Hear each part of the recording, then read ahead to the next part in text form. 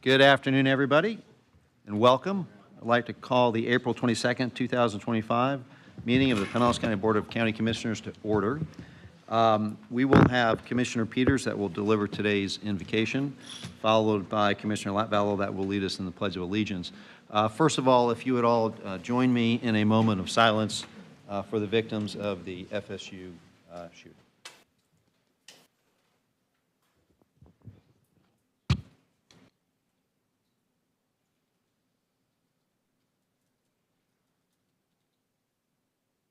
Thank you. Okay.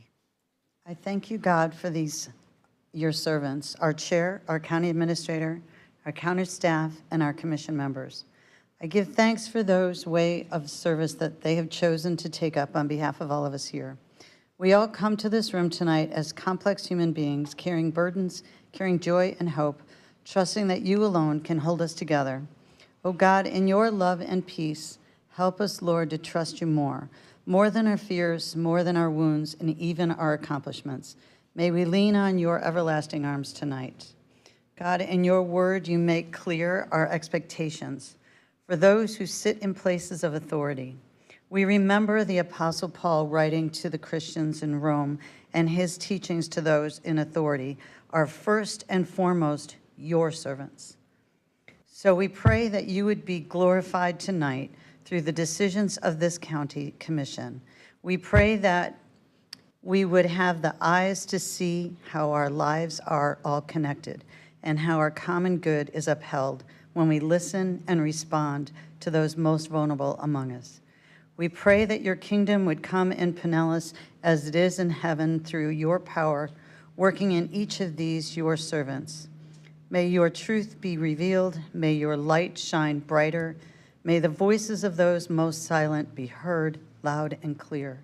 Defend their cause, O God, through this governing body tonight. We pray for wisdom, for strength, for courage to do what is right and good for all citizens. May we put the interests of others above our own. May we act with love for the common good. May we be good neighbors, recognizing your image in every person here. We thank you again for this commission, our county staff, our first responders, and all those who work to make this place we call home such a wonderful community. In the name of Jesus, whose perfect love sets us free from all our fears. Amen. Amen. I pledge allegiance to the flag of the United States of America And to the republic for which it stands, one nation, under God, indivisible, with liberty and justice for all. Yeah. Yeah. Thank you. Thank you very much, Commissioner Peters. That was lovely. Okay, next we will go to public comment. All right. First we have Mia McCormick. Come on up.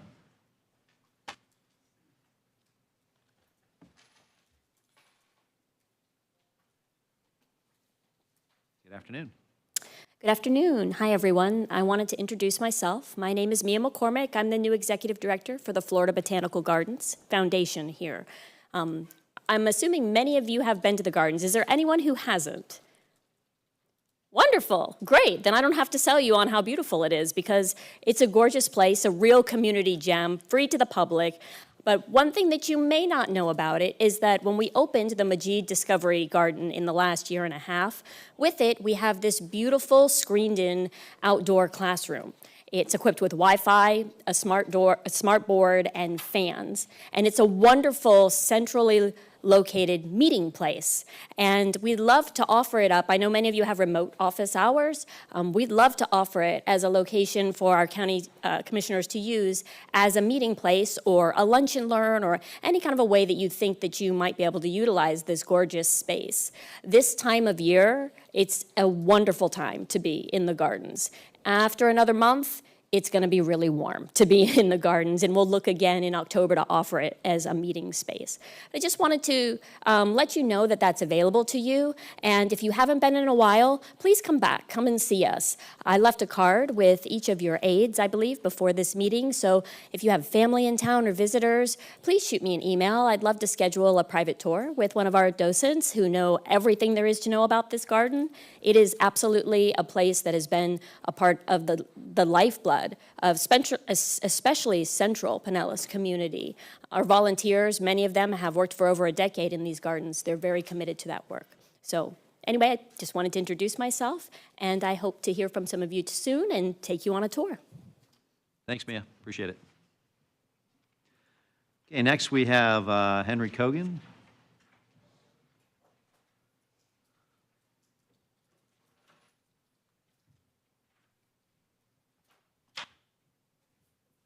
Good afternoon. My name is...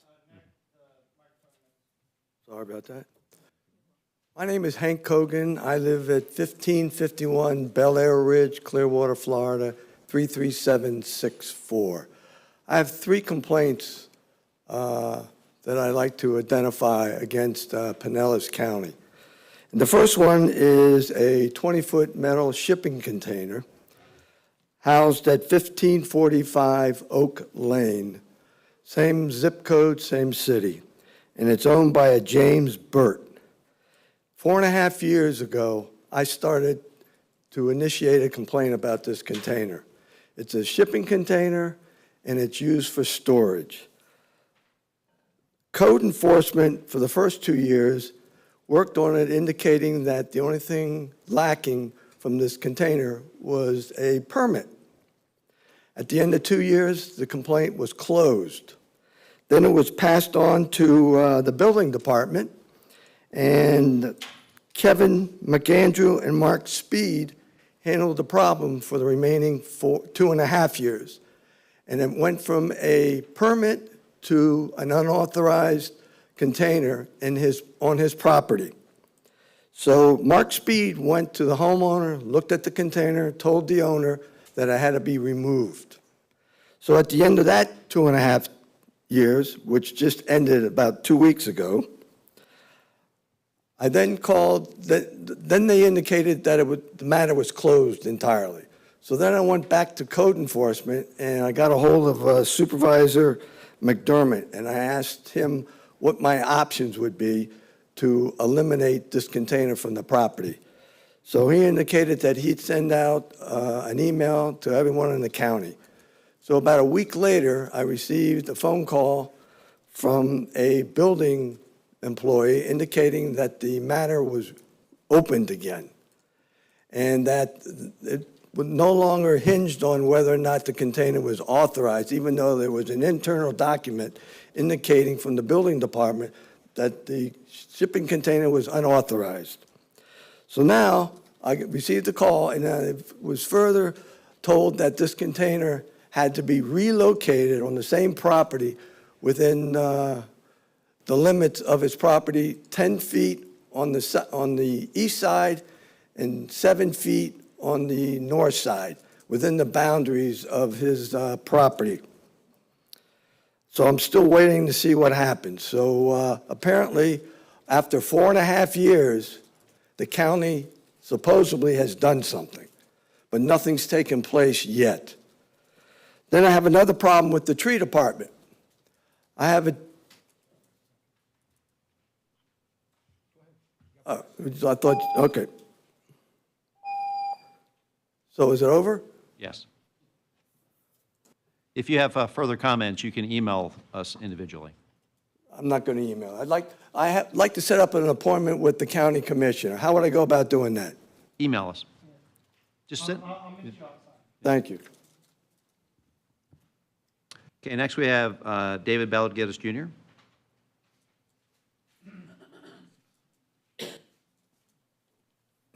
Hi, good afternoon, Commissioners. David Ballard Geddes Jr. I live on Georgia Avenue in Palm Harbor. In recognizing the utmost moment between anarchy and tyranny, attempting to make novel refinements to an erroneous theory, Federalist Paper number 9, recognizes this Constitution as a falsehood, as a false impression. It labels it as a constitutional act of sophistry used as an infatuated, desperate expedient, further calling it an incurable disorder and imbecility, hoping to extend, enlarging its spheres of power and contempt thereof, and its giving rise to this Constitution, extending the novelty of tyrannical water jurisdictions as its constitutional refinements, making refinements to the novelty of the 14th Amendment, constituted on the erroneous theory of false impressions and the sophistry of our current Constitution, which is declared as arbitrary and candid in the Declaration of Independence. And using this infatuated, imbecilic, arbitrary, candid Constitution as sophistry, as its expedient, this government is erroneous in thinking that they are going to assume to extend their sphere of influence and contempt any farther than where they already have come. In accordance with the book of Job, chapter 38, verse 11, you shall go no farther. Federalist paper number 48 recognizes in advance of the errors to which this government has fallen, forecasting the 14th Amendment as being spontaneous shoots of an ill-concerted government, basing its sphere of power on legislative pretentiousness, as again written in the Declaration of Independence. Our current government is being used as a medium to aid and abet tyrannical water jurisdictions under the 14th Amendment, intending to give rise to a second constitution equally as rebellious and prideful as the first. And this is where it stops. Thank you. Thank you, David. And Commissioner Latvala, thank you for going out meeting with Mr. Kogan. Next, we have Ron Walker.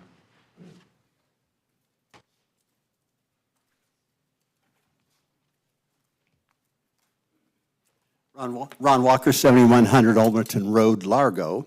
I want to read to you a purpose of an ordinance of two counties, Brevard and Dade County. The purpose of the ordinance is to deter persons from knowingly causing or assisting or causing the county to pay claims that are false, fraudulent, or inflated, and to provide remedies for obtaining damages and civil penalties for the county when money is sought or obtained from the county by reason of false claims. Further down it reads, any person who knowingly makes, uses, or causes to be made a false record or statement to conceal, avoid, or decrease an obligation to pay or transmit money or property to the county. Because of these two counties' false claims ordinances, very simple, 8 pages, they have recovered tens of millions of dollars that would normally be stolen from them. I have in mind the fraud that the leaders of Clearwater perpetrated on their people on that recycling fiasco. They collected fees and then took the recyclables, dumped them in with the garbage. I know this, those waste management truck drivers knew it was going down, but none of them came forward because Pinellas County doesn't have a law to protect them or reward them, so they're not going to give up their jobs. Further, when they put that roof on that stadium in St. Petersburg, a number of guys are going to steal fortunes. And Pinellas County has no method to have those knowledgeable about the theft to come forward and be protected. I suggest you copy Dade County's false claims ordinance. It is perfect. Copy it to the last period, and I rather think you too will recover tens of millions of stolen dollars. Thank you for your day, and have a good one. Okay, next we have Jess Nibbett, followed by Greg Pound.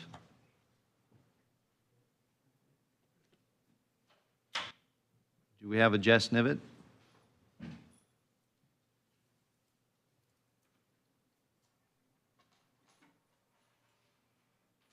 could be Todd. Is it maybe a Todd Nivet? Looks like Jess, but. Okay, we'll go with that. Okay, thank you.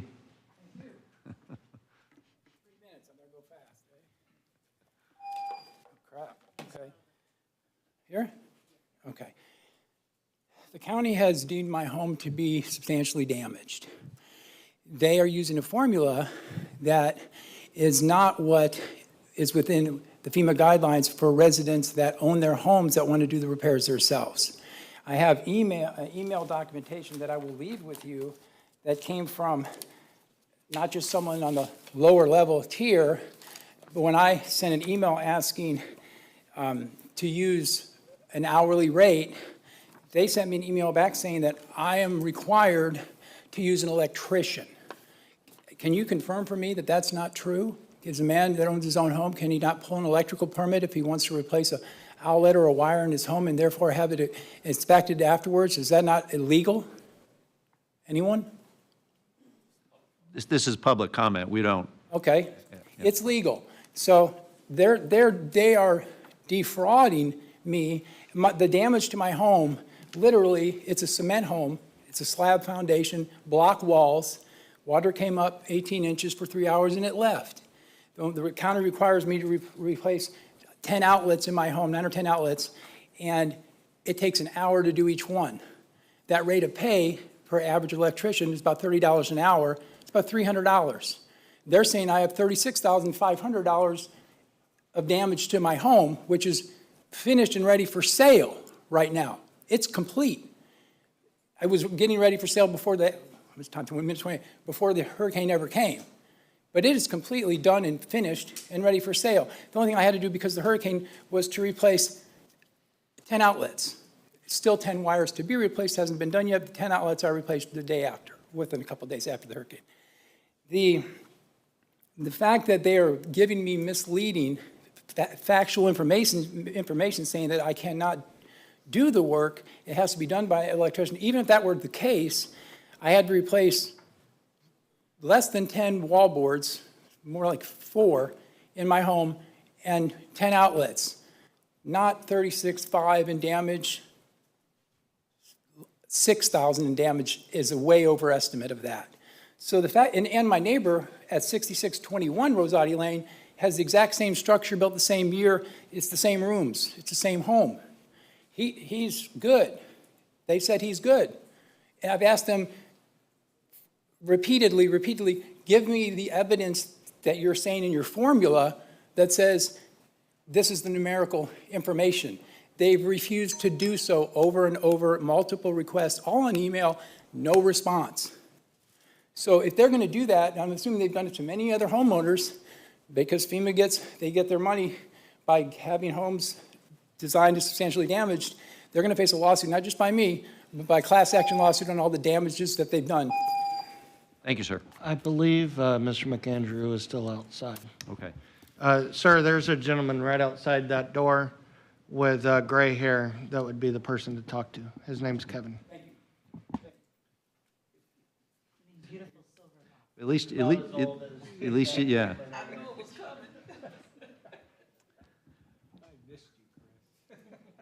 But not that much. Right? Greg Pound.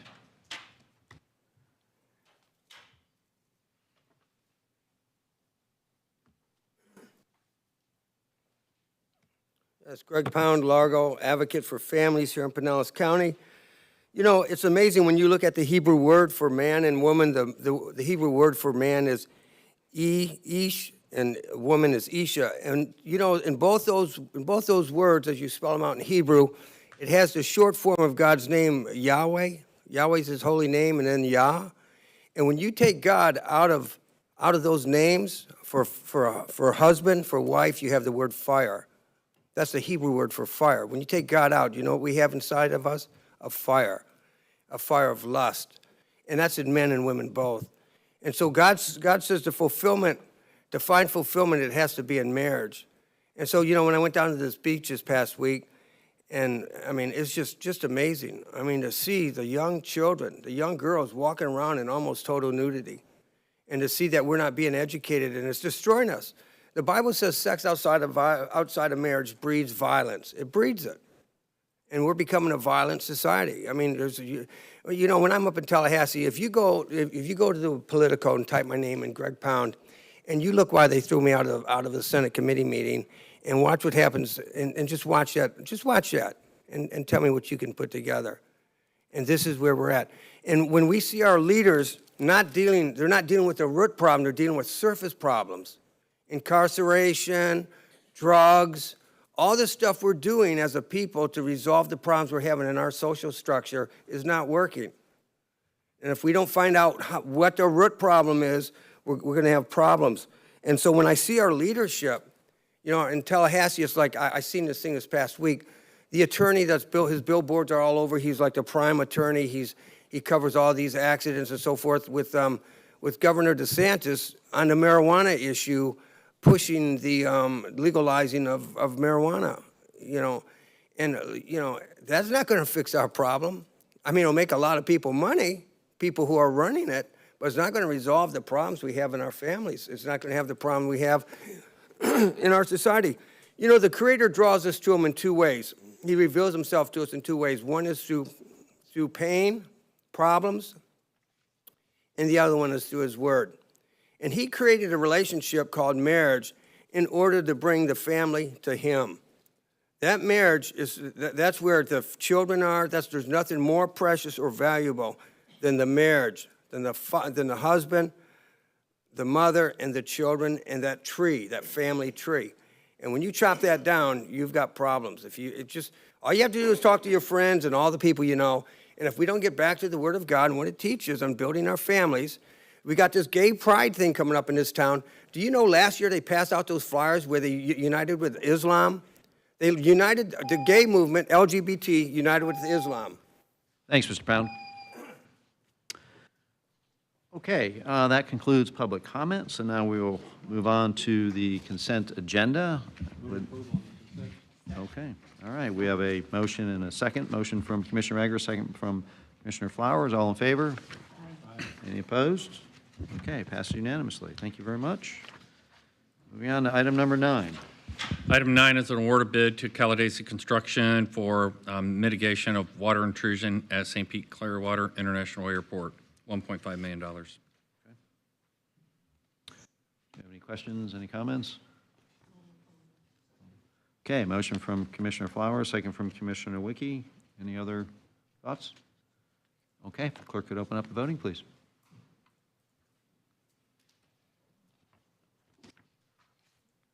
All right, passed unanimously.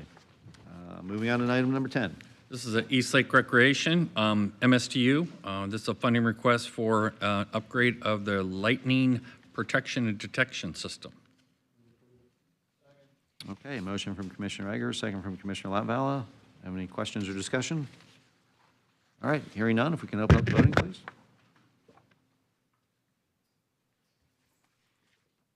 Passed unanimously.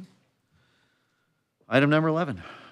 Same thing, an MSTU. This is for the Palm Harbor Main Street, though. And so your newly established Main Street. And so this will be able to have community engagement activities, be able to have durable goods, reusable educational materials, streetscape enhancements, things like that, to be able to run events, things like that, kind of get them up and running. Right. Okay. Motion from Commissioner Flowers. Second from Commissioner Eggers. Do we have any questions or discussion? Hearing none, if we can open up the voting. Okay, passes unanimously. Item number 12. This resolution is approving the required 5-year update and adoption of the 2025 Pinellas County Local Mitigation Strategy, known as the All Hazards Mitigation Plan. Okay. Do we have any questions? Any thoughts? Okay, motion from Commissioner Peters, second from Commissioner Latvala. Any questions, discussion? No? If we can open up voting, please. Passes unanimously. Item number 13.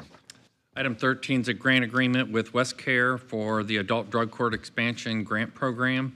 Again, this is for the Adult Drug Court for the criminal side of this. Provides an annual allocation of $309,000. It's a SAMHSA grant for this period. Okay. Motion by Commissioner Flowers, second by Commissioner Peters. Any discussion? Okay, hearing none, if we can open up the voting.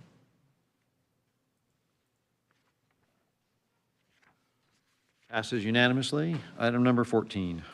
This is the same thing with West Care, and this is on the child welfare side. So this provides supportive wraparound services for families and expanded the need for offenders suffering from neo-trauma.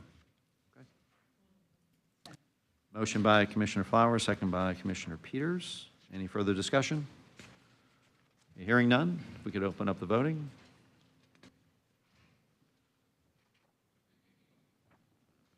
Passes unanimously. Item number 15. This is an application to receive E911 trust monies from the state of Florida for the console furniture replacement at the 911 center. Motion by Commissioner Flowers, second by Commissioner Eggers. Any further discussion? Hearing none, if we could open up the voting.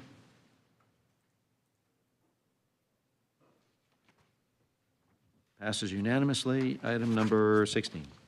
This is the First Amendment with Druga Group, Black and Veatch, and Kim and Creed for utility engineering consulting services. Each one of them are identified for specific projects within the utilities operations and the amount associated with those contracts. Motion by Commissioner Peters, second by Commissioner Flowers. Quick question. Yes, Commissioner Eggers. Just assuming that the money that these firms were awarded in the original bid of $2.5 million, they needed extra to get their part That's of it? correct. Why? I'll have to ask Jeremy to come up and address. Those, No, it's an extension, a multi-year contract, so this is adding additional time period for them to continue to do for work. these three particular contractors? That's correct, but I'll let Jeremy address that. Rather than me here, Jeremy Walt, Director of Utilities. You're correct. This is an extension for just those three firms within the existing contract, which awarded to multiple firms. So those three firms are embedded in specific projects that it doesn't make sense to switch teams in the middle of the project. So within the same, we're awarding more funds within the total project amount to those three firms. And each of them were granted up to $2.5 million, right? Correct. And that's been expended? Correct. Okay, on all three? On all three. Okay, thank you. within, Or will be within the task they're on, so this. Understand, This will understand. extend them. within the overall project budget of each one of the tasks. Correct. Thank you. Okay, any further questions? Move approval if we haven't already done that. I think we already have that, so. Okay, if there's no other questions, if we can open up the voting. Passes unanimously. Moving on to item number 17. Item 17 is an interlocal agreement with the City of Pinellas Park for the sale and purchase of wholesale reclaimed water for a 10-year period. We have some discussion on that last Thursday. So I'd just like Jeremy to address that because there were some, I think, some misconceptions. This is a longstanding relationship where they trade back and forth. So I wanted him just to address that prior to your discussion. Correct. The contract or the agreement before you is a new agreement. So we entered into a sales agreement with the City of Pinellas Park to sell reclaimed water to them in 1995. It was a 30-year agreement. At the time, we needed a place to distribute the reclaimed water. That agreement expired February of 2025, and so this new agreement extends or creates a new agreement for the next 10 years to continue to sell reclaimed water at the wholesale rate. The board approves yearly the wholesale rate, so you do get a voice on what the rate is. The agreement just agrees that this is how we will sell them water and how we'll deal with the meters and how we inspect the meters and how we bill them, et cetera.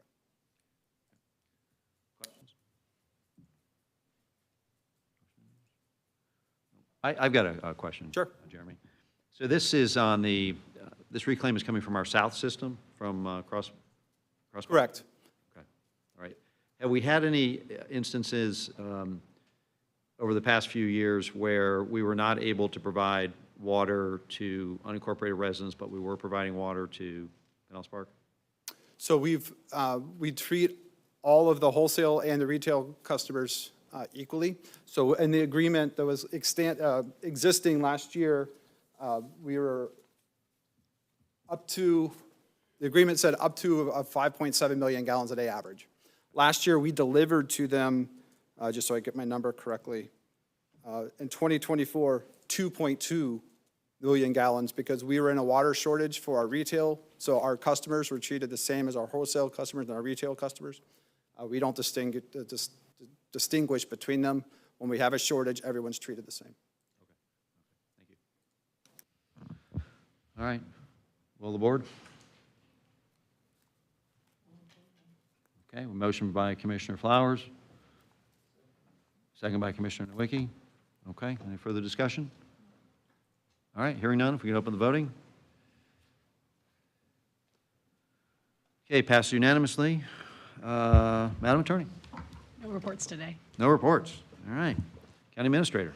A couple things, Commissioners. One, it's been a lot of discussion regarding beach nourishment and the work Commissioner Peters and Kelly and many others have been working on.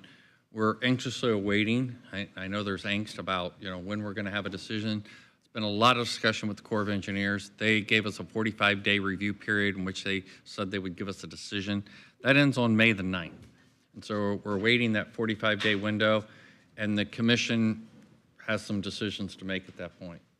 Are they going to modify the Corps' policies, which is what they've stated, or at least at higher levels in DC, or not? But that's 2.5 weeks away. If you said go today, we can't go today. We've got it out to bid. Okay, so we've got the permitting process done. We've got it out to bid. When those bids are back, we're going to evaluate those bids to where we'll be lined up, and we'll know whether the Corps of Engineers is in, or whether we need to make a recommendation to this body to go it alone. So I just kind of remind us on the time period and what we're kind of waiting on. There's been many building blocks, and I think we're at that period. We're going to have to decide. Kelly's really given us kind of a June drop dead date that we start putting sand on the beach to be able to prepare and have that in place before hurricane season. And I say hurricane season, we know the bulk of the hurricane season, which is in the fall.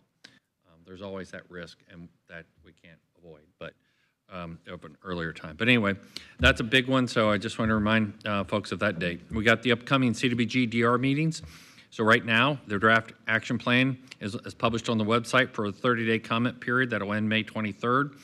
We have 3 remaining public hearings on April 24th, May 13th, and May 15th, and then the public hearing here with the Board of County Commissioners to approve the draft action plan on May the 6th. Also remind for the commissioners, we are in the heart of budget meetings.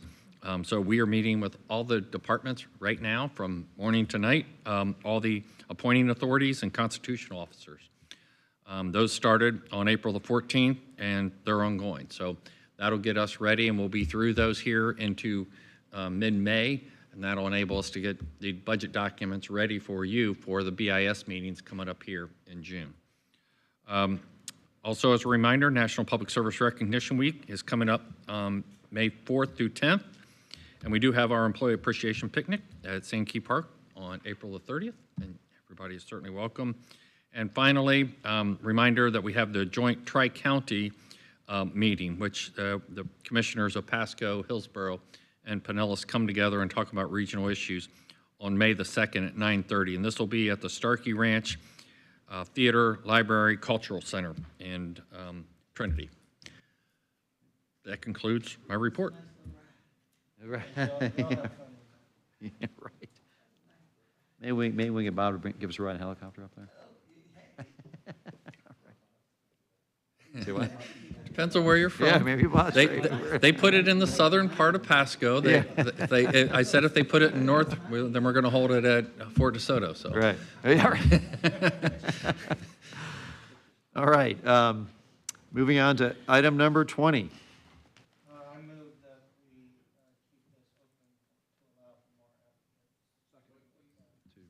Mike?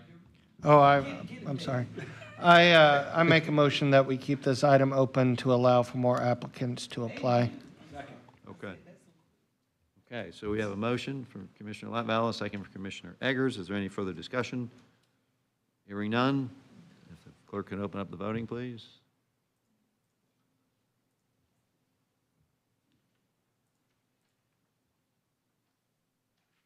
Okay, passes unanimously. Item number 21.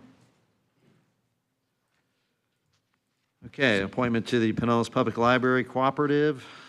Approve one appointment. Okay, do we need a ballot on this one? Yeah.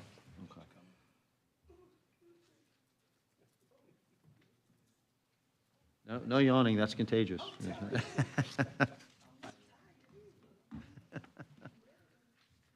very much. All right.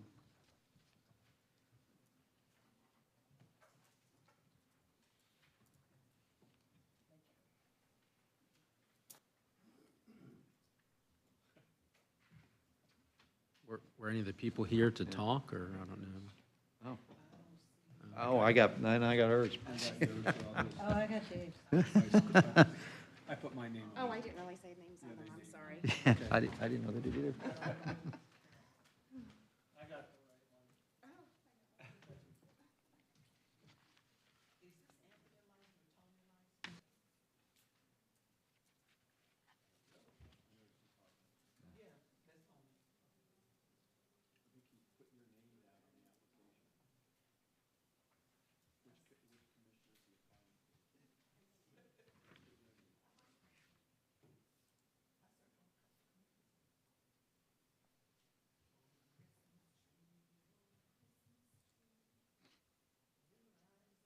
Christmas in April.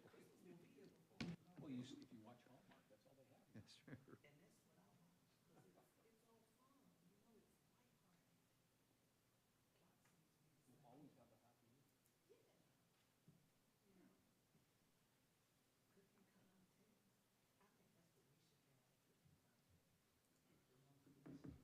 Yeah, I think you'll win.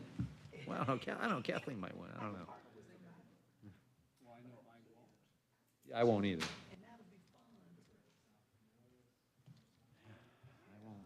I won't win.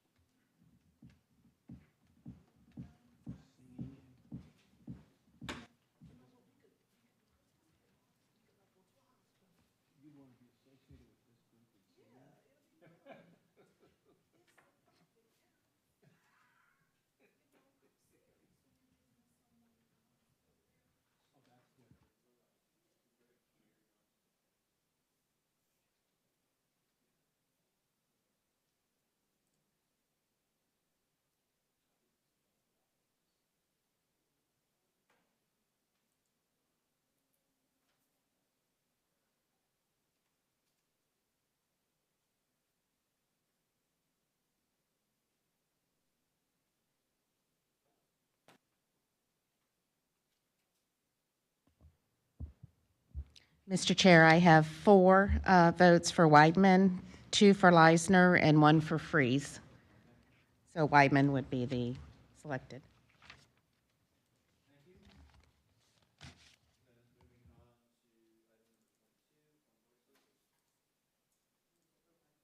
All right. There's only 2 applicants, and we have to appoint 2. Right. So I make a move to approve the 2. Motion by Commissioner Peters, second by Commissioner, was it Flowers or Nowicki? Okay, we'll go with Commissioner Nowicki. All right, any further discussion? All right, if the clerk can open up voting, please. Passes unanimously, thank you. Okay, now we're on to Commissioner New Business. All right, Commissioner Nowicki, start with you. Awesome. Thank you. Thank you, Chair, and thank you, colleagues. First off, just start off by reading the actions of my resolution that's been on the agenda for a little while now. Number 1, termination of Duke Energy Clean Energy Connection Program. The county administrator is hereby directed to indicate the county's withdrawal from Duke Energy Clean Energy Connection Program to prevent further subscription costs and halt any long-term obligations. Restriction on electrical vehicle procurement. No further public funds shall be allocated toward the procurement of electrical vehicles unless a comprehensive financial analysis is first conducted and presented to the Board of County Commissioners. Such analysis must clearly demonstrate the fiscal benefits of the proposed acquisition, including projected savings on the maintenance and long-term operational costs. Any further electrical vehicle purchases shall be subject to a formal review and approval by the board. This restriction shall not apply to the purchase or use of electric utility carts. Relocation of resources. Energy program funding shall be redirected to fiscally sound investments that prioritize operational savings, including conventional infrastructure upgrades. The county shall emphasize financial outcomes over symbolic compliance. Realignment of clean energy goals. While the board recognizes the importance of environmentally sustainability, it is determined that the previously stated and our current clean energy targets, including 50% renewable energy by 2030 and 100% for county operations by 2040 and 100% countywide by 2050, are not aligned with the county's fiscal realities, infrastructure capacity, or long-term operational priorities. Accordingly, these specific targets shall not be incorporated into the county's policy framework, which they currently are. Instead, the county shall prioritize energy strategies that are financially sound, scalable, and measurable in their impact, ensuring that taxpayer resources are directed towards initiatives with proven value. And all of the provisions of this resolution shall be incorporated into the Sustainability and Resiliency Action Plan, as well as relevant department strategic plans, capital programs, and administrative policies. And staff is directed to ensure consistency with this resolution across all applicable county operations. And newly added by our county attorney, resolutions 20-146 and 21-127 are hereby repealed and declared null and void and of no further effect. So it's my understanding that Duke is here to answer any questions, and county staff is here to answer questions. And I'm prepared to ask questions for both. But if there's no need for that and everybody supports this, and or maybe they want to make it stronger, make it a bit more restrictive, I'm okay with that too. So, but I'm prepared to ask questions for Duke and county staff. If my colleagues would like to see that before discussion, I'm happy to oblige. But I make the motion to adopt this. I'll second that. Okay, we have a motion by Commissioner Nowicki, a second by Commissioner Scheer. Discussion? Questions? Commissioner Eggers? I think philosophically, when we were bringing this up, when it was passed originally, I had some issues with some of it myself, and I guess I circled a word symbolic compliance because that's something that I'm not interested in at all. However, I do think it's important for us to continue to do our due diligence without an eye towards symbolic compliance on alternative energies that might be on the horizon or might be out there that we should keep up to speed with and keep, we have these workshops for a reason to make sure that we understand all of the energies that are coming towards us that we might want to look at, that we might want to maybe not take any position on, maybe not create a new resolution. But I don't want this to be something that stymies that effort by staff to look at alternatives for us and for the residents of Pinellas County that makes sense. When I look through the resolution itself, I have no issues with the number 4, which is really numbers that I thought were just way out of line to begin with. Reallocation of resources, I have no problems with that one. I just want to make sure under restriction of electrical vehicle procurement that we continue to do that homework, whether it's, we never really even had much discussion in the past about other alternative energies besides electric for our utilities here. I mean, Clearwater has natural gas, and others are used. So I just want to make sure that restrictions on electrical vehicle procurement are not, they're done only after we've had a chance to review the policy and the information. And I just want to make sure that we don't slam the door shut on our staff finding new information, new fiscally improvement information that might help us and our residents. So I want to make sure that the overall tenure of this resolution does not stymie that effort. And I'll just leave it at that for now. I don't believe it does, so I don't think it. Excuse me? It doesn't. I mean, the wording particularly leaves the door open for staff if something's financially capable to bring that forward and to leave it up for the Well, board to again, approve. it's one thing to say that, it's one thing for us to send a signal to staff and to our staff that that's something that we're open to, and that it's not just words. I agree. So, and so that's my only concern. Mr. Flowers? Yes. Thank you, Mr. Chair. I'm not going to support the resolution. A couple of things. When I first came on this commission, resilience and sustainability was a concept that was talked about, and there was a lot of conversation about how we would implement those things and not just push them out for the community that we serve, but how we would also implement those things within our own institution. It's kind of like, do as I say, do, and do as I do. And so within that framework, I believe the county has taken the lead on a number of initiatives to include the purchase of electric vehicles, which is the direction that we seem to be going. Do I think that the utilization of fossil fuels will go away soon? No, because there are still some electrical vehicles that will run on fossil fuel and electric. Priuses, for example, will do that. However, I do think it is being adaptable to the direction that we seem to be going, not just in government fleets, but also in individuals' personal lives, and encouraging the purchase of electric vehicles. I think that despite the PACE program, but I think in other areas, giving individuals the opportunity to utilize solar as an energy source and/or resource is very reasonable.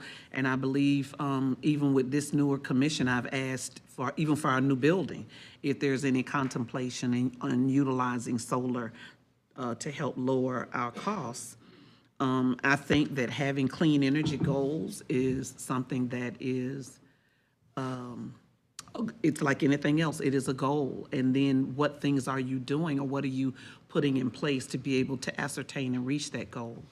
The other reason I'm not comfortable with this is because unless I missed it, I don't think we've had a workshop that kind of looked at and addressed just where we are. What was the savings? What is the operational value to us implementing and putting into performance the electric vehicles that we have purchased that were out back. They wouldn't let me drive, but they did let me sit behind the wheel. So I don't recall us having any report like that. So before I could support anything that would take a step back, I would like for us to have, and not just a soft conversation, but a true conversation about the directions that we're going as it relates to Duke Energy and its clean energy goals and how they align or do not align, and what will be the operational value of those goals when we move into our new facility, because that's going to be, I think, an opportunity to implement a lot of things, since we'll be basically redoing that entire layout. So I could not support this resolution at this time for those reasons. Thank you, Commissioner Flowers. Anybody? Commissioner Peters, then we'll go to Commissioner Scher. So I'm not familiar I'm not all that familiar with everything that's in that Clean Energy Connection program. So would you mind if they came up and explained to us, because you want to terminate the Duke Energy Clean Energy Connection program, And I'm not familiar with what all that is. What does it look like? What are the goals, the objectives? I'm not familiar with that. So if we wouldn't mind having Duke Energy come up and explain to us what that is, so at least we know what we're terminating. I want to be clear about what we'd be terminating. Sure. Yeah, Duke Energy. Jeff, I would appreciate it. like to come up?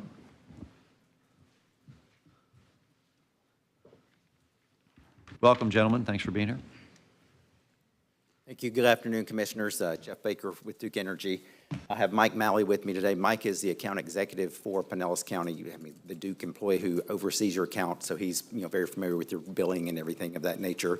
Travis Now, sit behind me, is our program manager for the Clean Energy Connection program. So any questions you have specifically, Commissioner Peters, about the program, he can answer. Well, could we get an overview, a high level, not detail, but a high-level overview of the program, what it does, what the benefits are, what we've seen benefits to date, if we have that? Yeah, the Clean Energy Connection was a program we started several years ago where our customers, we were having customers request the opportunity to have more renewable energy. So we purpose-built 750 megawatts of solar throughout the state. And allowed our customers, both residential, governmental, businesses can subscribe. It's one of those things where you pay a fee for this, but you also get a credit based on the energy that is produced from these solar panels. And based on our projections, this is a 33-year program, but based on our projections, not only will the county ultimately save money through this program, it does, provide you the opportunity, to have that renewable energy that, Commissioner Flowers spoke about, that, the county at the time we did the subscription was wanting. So that's the high-level overview of the program. But Travis, is there anything more you would like to add? In addition to the credits that you receive on the bill for the generation, you also are receiving renewable energy certificates. To date for the program, you guys have received about 119,000 of them. That is how you're able to actually meet your sustainability goals. These facilities are not directly tied to any of Pinellas County's buildings. They're out there on the grid. So our ability for you to be able to recognize what you're paying for and participating in is to be able to issue those renewable energy certificates for you to be able to reduce that from your overall usage to meet your sustainability goals. I believe by the end of 2025, you guys will be around 52 to 53% of your usage, making sure that you guys have actually attained the sustainability goal that you guys are shooting for. Sure. So if a resident wants to participate, are they paying extra money to build the solar fields? The facilities have already been built and they're being maintained by Duke. Anybody that wants to participate in the program pays a subscription fee. It's $8.35 for a kilowatt, and then the generation that comes off of that is given back with a credit of about 4 and 3, I would say basically 4 cents a kilowatt hour. Okay, so they're paying $8 a month? It's $8 a kilowatt per month. $8 a kilowatt per month, and the return is $4. half? So for 2024, the number probably would have been around, for an average customer buying just one block, 1 kilowatt, the return probably would have been around, they would have paid $14 to participate in the program for the entire year. Okay, so it's still, they're not getting a cost saving at the end of the year? In the very beginning of the program, there is a fixed rate for the first 3 years. The credits that you are returned for the generation remain the same. Every year after that, the credits go up by roughly 1.5%. The subscription fee of $8.35 never goes up over the duration. Customers can quit at any time. There is no long-term obligation. So it just gives customers that maybe are renters or they have HOAs or they don't have the land or the initiative to want to be able to produce their own electricity. So it's a way for them to be able to participate in the program and get credits back on their bill as opposed to reducing their electric if they were to invest on it in their own home. So it does appear that it's still costing them money, not saving them money. In the very But they get beginning, to, that but is they true. get the feel goods. That is true. In the very beginning, the So- program is a premium. And at our waste disposal plant, when does our contract, does that end already, or did it end yet? It ends this year. It ends this year. Okay, so we're taking a big loss on that one, correct? Oh, yeah. And that, last I heard, it was 70-some million? I wouldn't want to state the numbers, but Okay. it's a lot. It's a lot of money. So, and the reason Duke Energy is no longer paying for that electricity is because by putting in solar, you can generate electricity cheaper than you can buy it from us, correct? That was a power purchase agreement that was 30 years long. Yeah, I know. And when I will was in the still buy the power. legislature, and I remember when I was chair, there was this discussion because they wanted to make sure that we weren't forcing you guys to buy biofuels or buy anything else because the energy companies wanted to be able to, whatever was the cheapest they could do. Right? And so solar can be the cheapest that you can do, and that way you don't have to pay anybody else for any other power. So I was hoping you were going to tell me that when people paid their subscription, they ended up saving money. And it appears that it's not. Maybe 10 years they are, or So 15 one- years they are, but I'm So- kind of disappointed in the number you just gave me. And this is a way, by you building solar, it's a way for you to have cheaper energy. So our bills shouldn't, our rates shouldn't be going up. And I know you guys ask for rates a lot to go up. I'm very disappointed in us losing that contract, and I know other counties were disappointed to lose those contracts. I know it's something that's happened in other places, not just here. But as you build solar farms and you're generating electricity at a very low cost, I'm disappointed that the subscription that these people are buying into and paying you money, which I'm assuming is going into the building of these, right? Or to offset the cost of setting up solar or offset the cost for something, because they're paying, but yet they aren't getting the benefit, they aren't getting, other than the feel good, they're not getting a return on their investment. How many years does it take before they get a return on that? Yeah, the latest forecast that we have says that the payback period for somebody staying in the program would be around the 12-year mark. Okay. So Commissioners, if I can add, under staff's analysis of the program, at year 12, that's when we start to, we have credits greater than the cost of the subscription. But it takes, for us, it takes into year 20 to where all that, for those first 12 years, we're paying higher amount, right? And then at 12 years, we start, the credit's greater. But then to fully recover the cost that we paid in for that first 12 years, it takes you out to year 20. that's And how where- many years have we been Then at doing year it? 20, we're saving money. And how many years are we in? I think we're in year 4 now. We're in year 4? 3 or 4? 3? We got in the program in 2022. Okay. All right, that's all the questions I have. Okay, Commissioner Scheer, and then we'll go to Commissioner Nowicki. Yeah, thank you, Chair. First of all, I do support this, this change that we're going to make, but I did have questions to clarify why I'm here. So far, 2020, or 22, 23, 24, we've somewhere around 5.2 million we've spent on the subscription fees. Is that about right?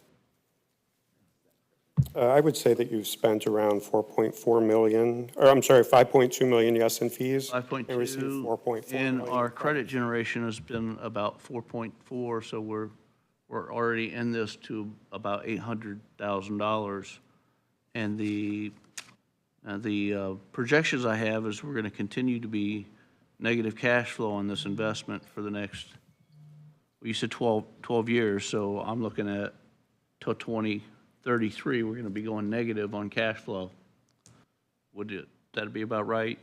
Yeah, I would say your overall return would be until you were into about year 12. That's, I think Kelly Levy provided this nice little. Oh, okay, I'm sorry, Jill. Thank you, didn't mean to do that to you. Robert, thank you. Anyway, now, one of the other problems I have with this, the credits that we get are not fixed. They're based on the power that's produced.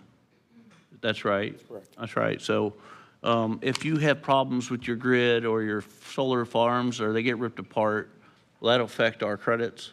It does. And in fact, in the very beginning of the program, we did have some issues, as we would with any brand-new facility, but we continue to increase our capacity factor each and every year, so. So these aren't guaranteed credits that we have in our cash flow pro formas? That's correct. I also, I have a little bit of issue on the CO2 projections that we're going to limit. I don't know how you did that. Did you factor in the amount of carbon that's used to produce the solar panels themselves, or just? I'd have to get back with you on those projections. I don't have Okay. anything like that in front of me at this moment. So, all right. So anyway, I just see a budget, I just see a cash flow that's going out for the next 9 years. I don't think we're going to recoup our cash that we put in until 2041. And I just, cash, and I haven't seen a net present value calculation on this cash flow. And so I don't even think it's going to break even if we were to stay on target with kilowatts generated. And, this was I looked up the 2020 presentation, and the first 4 years of the program, we were looking at an $80,000 net cash flow going the other way. But it actually turned out, because we increased our purchases, right now we're at $800,000 that we're into this program, where we should only be in for 80. So I just think it's a big bleed, and we might want to, rather than putting another 1.2 million in over the next 9 years, we might want to just call it quits, and this is a great opportunity to do so. I'm good. Okay. Commissioner Wiggy? Thank you, Chair, and thank you, Commissioners, for your comments and input so far. So to Duke, so just to clarify, the county doesn't actually receive solar power directly, correct? We're buying billing credits, not energy. That's correct. You get renewable energy certificates. So when we flip the switch in a county building, there's no guarantee that the energy came from a solar plant we helped fund, correct? That is correct. And Duke owns 100% of the infrastructure, the panels, the land, the output. We have no equity in any of that, correct? That's correct. And did we receive any share of the depreciation tax benefits, carbon credits, or solar investment tax credits? No. So for roughly about $124 million, the county gets no power, no panels, no property, and just a monthly billing adjustment for 30 some odd years. Including the renewable energy certificates that help you to meet your sustainability goals. Our sustainability goals, but not our financial goals. Right. So to Commissioner Scheer's point, when our solar output drops, whether from weather, aging panels, equipment failure, we still pay that full almost $4 million a year and just receive less credits, correct? That would be correct, as if you were to build your own facilities and damage happened, correct. Right. Do we have any independent audit rights over Duke's solar production reports?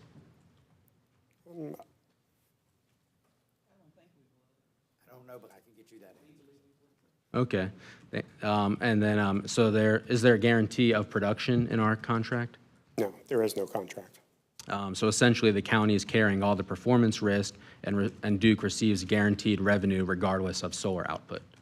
As long as you participate in the program, correct. Is there a defined ROI at the end of this program? No. With the variability of generation, that would not be. Right. It's all estimates. Correct. So when Duke's rates increase 2 to 3.5% a year, and our credits only rise 1.5% a year, how is that protecting our value? It is not meant to be a hedge against the future cost of electricity. So our credits are lagging Subscription fees behind. do not increase over time, and you're given the generation increase. Right. So our credits really lag behind Duke's rates every single year, and we're losing more the longer we stay in. I mean, if that's your viewpoint, the program is for sustainability. Okay, Though you can save money over time, the point of the program is for those people that want to participate in the sustainability program. but isn't the point of investing in solar to insulate ourselves from market volatility? That would be a question for Let me add to that. Mike Malley, Duke Energy. I think that's the benefit of the program. I've been a Pinellas County resident all my life, and I think since this is Earth Day, I think a good analogy might be this program's kind of like planting an oak tree. It's a long-term program that you're going to get benefits as you go along. Let's talk about financial. The benefit of this is you don't have to purchase, you don't have to capitalize a solar installation. We're installing the solar, as Commissioner Rickey said there. We're installing the solar, and you get the benefits that it is, as you said, there's a fee every month for that asset that's installed. But the KWH, that energy that it produces, it is Mother Nature, dependent on the sun and depending on weather. So that could go up. It's going to go up through. I know we had estimated 12 years for the recovery before the credits get higher than the fees. But if you were to install solar, you would have to, you're going to be in the same position of not knowing what your energy production is. The other benefit of this program of not installing it is that if something happens to the panel, like we've had hurricanes and sinkholes that happen, and that did lower the energy on that, any person that installs solar would have that same issue. We absorb that cost doesn't get passed on. Right, and so thank you for that. But to your point, like you said, if we plant an oak tree, but at least we would own the oak tree, we would get the benefit of being able to go there, get the shade. We would get the benefit of that. So we're paying to build solar for the future, but we don't own none of it. We don't control none of it. And so to that point, I mean, do you believe public institutions have a responsibility to exit financial arrangements that no longer serve the public interest, regardless of how they were framed years ago to meet sustainability goals? I believe it's actually prudent, and that you do look at all the numbers, and that's what the benefit is. Long-term, this is a saving program. It's voluntary to get in, voluntary to get out, and customers have been increasing their subscription to it. It's absolutely prudent to look at numbers. Okay, and then just, one last question I have, or two parts to do. So, just to walk it through kind of line by line, and if any part of it's inaccurate, stop me. We joined this program in roughly about 2022 that would help reach 100% clean energy for county operations. Duke only awarded us 40% of the capacity we needed to get there, making the goal from the start mathematically impossible. We were told in the original, or this board was told back in 2020 that the break even would be in 5 to 7 years, and now it's pushed out for a recovery point out to year 2042 it would take. And we're told that the value of the credits would eventually outpace the subscription fee, and that the county has increased subscription by $38 million last year to only receive a $5 million more in return in savings. That's an 8-to-1 loss ratio. We own no panels, we own no land, we own no infrastructure, just billing credits that only rise 1.5% a year, while Duke's own rates climb 2 to 2.5% a year. When production drops from aging equipment, bad weather, or outages, we still pay full price, we just get fewer credits, and if the solar site fails or go offline, Duke still gets paid and the taxpayer takes the hit. And there's no clause requiring performance, no shared risk, no audit rights, and no equity. And yet we can exit this program, to your point, today or tomorrow with no penalty, no strained assets, and nothing lost. Is that correct? I agree that as far as the renewable percentage there, that is I believe you're around 50% renewable right now based on your request, and we had to spread out the request among many people. And a lot of customers market that as the county, for instance, would be 50% renewable. But the other points I agree that, and I think that's a benefit. You don't have to, that you don't own it and have to maintain it. So are you telling this commission it's a good financial deal for Pinellas County? I still see value in the long term based on it is upfront loaded with the fees, but the credits do outweigh it in the end. So last question, I promise you. If you see the value, are you willing to write a guarantee that the county will receive the full projected return by 2054? Write a guarantee, giving it to us. Are you willing to do that? I don't believe that this program will do that because it's a solar program and it's dependent on on the sun, and I believe in it. I'm registered and I'm subscribed at my personal home, but I don't think any solar program will guarantee it. Thank you. That's all the questions I have for Duke. Okay, do we have any other further? Could I make another comment? Is that okay? Yes, please go ahead. So we are currently in the summer, right? So the generation credits are greater than your subscription fees. So I would just say that if you guys decide to exit the program, that you probably consider when those subscription fees will not be outpacing your generation credits will not be outpacing your fees, because you're going to leave money on the table. Thank you. Commissioner Flowers? Well, that was going to be one of my questions, so thank you so much for chiming in for that. For the utilization of electricity that we receive from Duke Energy, not solar, but just that we receive, does the county own any of that? No. We don't own any of that equipment. We don't own any lines. We don't own any power stations. We don't own anything, but we pay you for those services. When you are seeking utility rate increases, who do you seek those rate increases from? All of our rates are, reviewed by the Florida Public Service Commission, as is this program as well. Okay, I know the answer to it. I'm just putting that out there so the individuals could see that it's not something that we have the ability. I mean, we certainly lend our voice to an increase or decrease in rates, or when it was the projection of building the additional coal utilization plants up in Leon County. You all heard the cry against that and acted accordingly. So I don't think you have the support here today if I'm kind of hearing just the comments, but I will say that while I appreciate all of the information and it's evident that there's been a lot of research into this, and I appreciate that. But I also know that just on the utilization of energy and its resources that we do, mine is solar. The same thing could be said for that. We don't own any of that. We don't have any of that as our stable stability. We don't operate any of that. We don't manage any of that. We don't get any rate of return on any of your structures or any of the hardware that you utilize in order to provide us with services.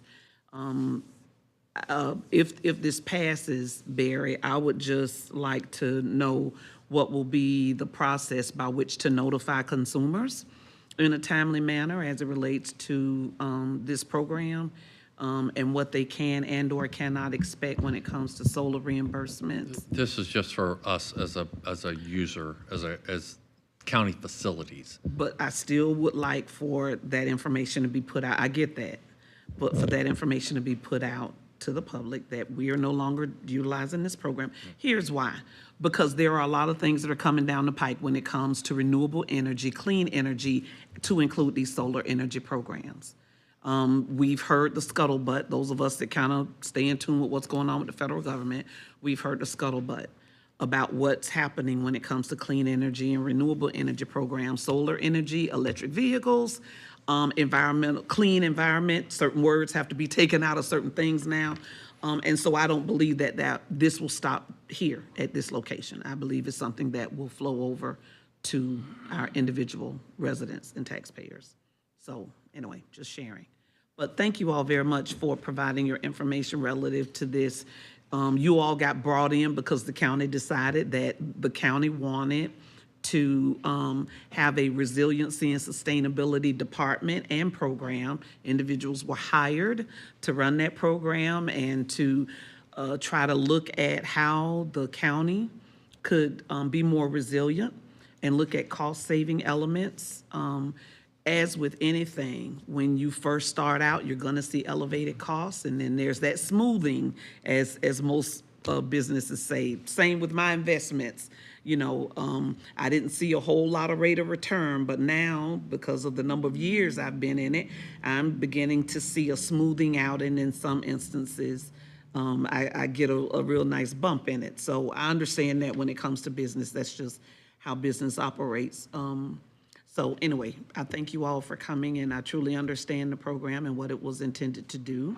and the time frame by which it was intended. And the reason that you all even addressed this program was because the county at that time, and, you know, of course, persons can change their minds. Absolutely. But the county at that time decided that they wanted to be a leader when it came to resilience and sustainability, and utilizing the county first to say, we're putting this in place, and we want to utilize it here so that perhaps others out throughout the community could look at ways that they could also be connected to resiliency and sustainability efforts. Absolutely. So I appreciate it. Well, thank you so much. You're welcome. Okay, thank you, Commissioner Flowers. Any other comments?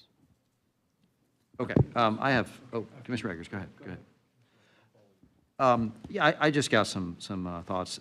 I think it's, you know, for a long-term program like this, I think it's really good that we check in on these periodically just to see how they're doing and see if they still make sense or not. I'm a little bit on the fence on it, to be honest with you. I mean, there's no guarantee, but, you know, we've already put about $800,000 out, and if we leave now, we're going to lose any potential benefit in the future on it. Aren't we supposed to have next month sometime at a work session talk about Ready for 100?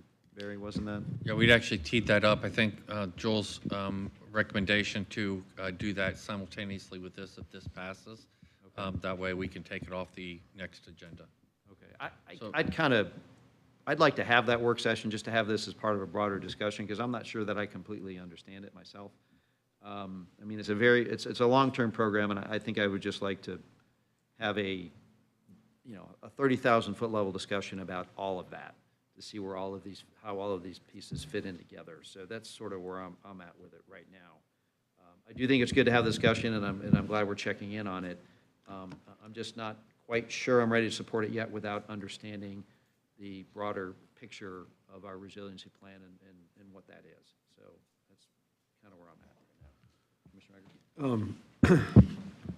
Yeah, I'm not quite sure I'm there either, only because, you know, I think about what's going on in our country, in our state, our area, et cetera, but, you know, pendulum swings, and sometimes it can swing too far one way. I don't want to be part of an effort that makes it swing too far the other way before we're ready to have I think we need to have a conversation.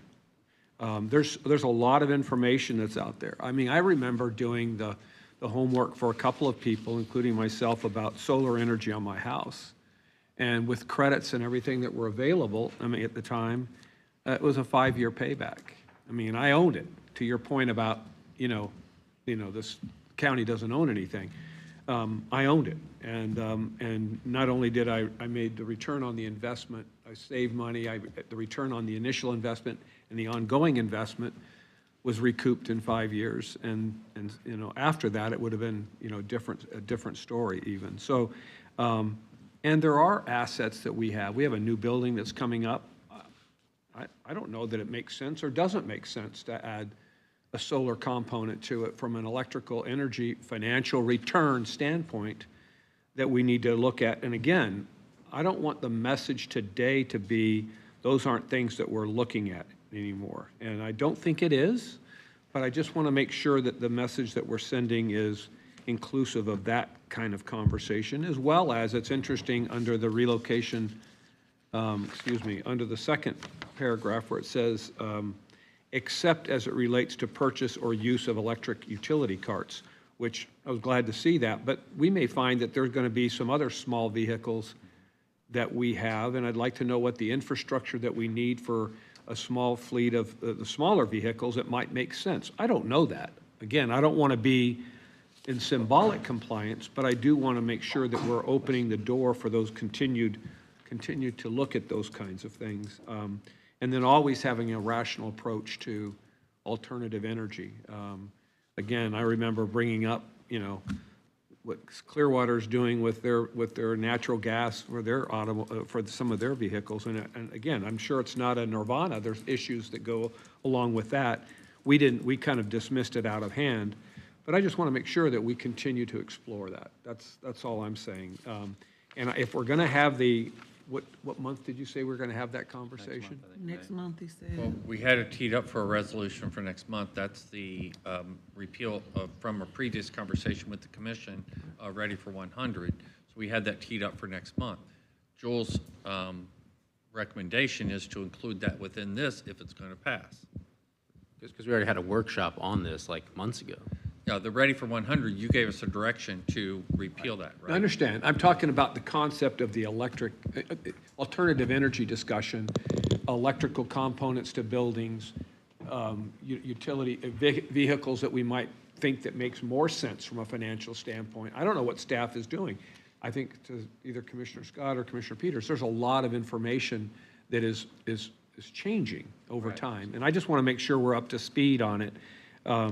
So I mean, I can support getting rid of it, but I want there to be an immediate continued look at these resources. So I'm not quite sure which way to go, because I don't want to pass something that puts it to quote bed, and then anything I want to bring forward gets, I don't get support for it. So to the extent that we can, I think we need to have the conversation anyway, that Ready for 100 in a different sense, in a different way, try to see what kind of issues that we want to look at going forward. Maybe that's all that becomes, is a launch point for staff to look at different elements, if you will, of the energy spectrum.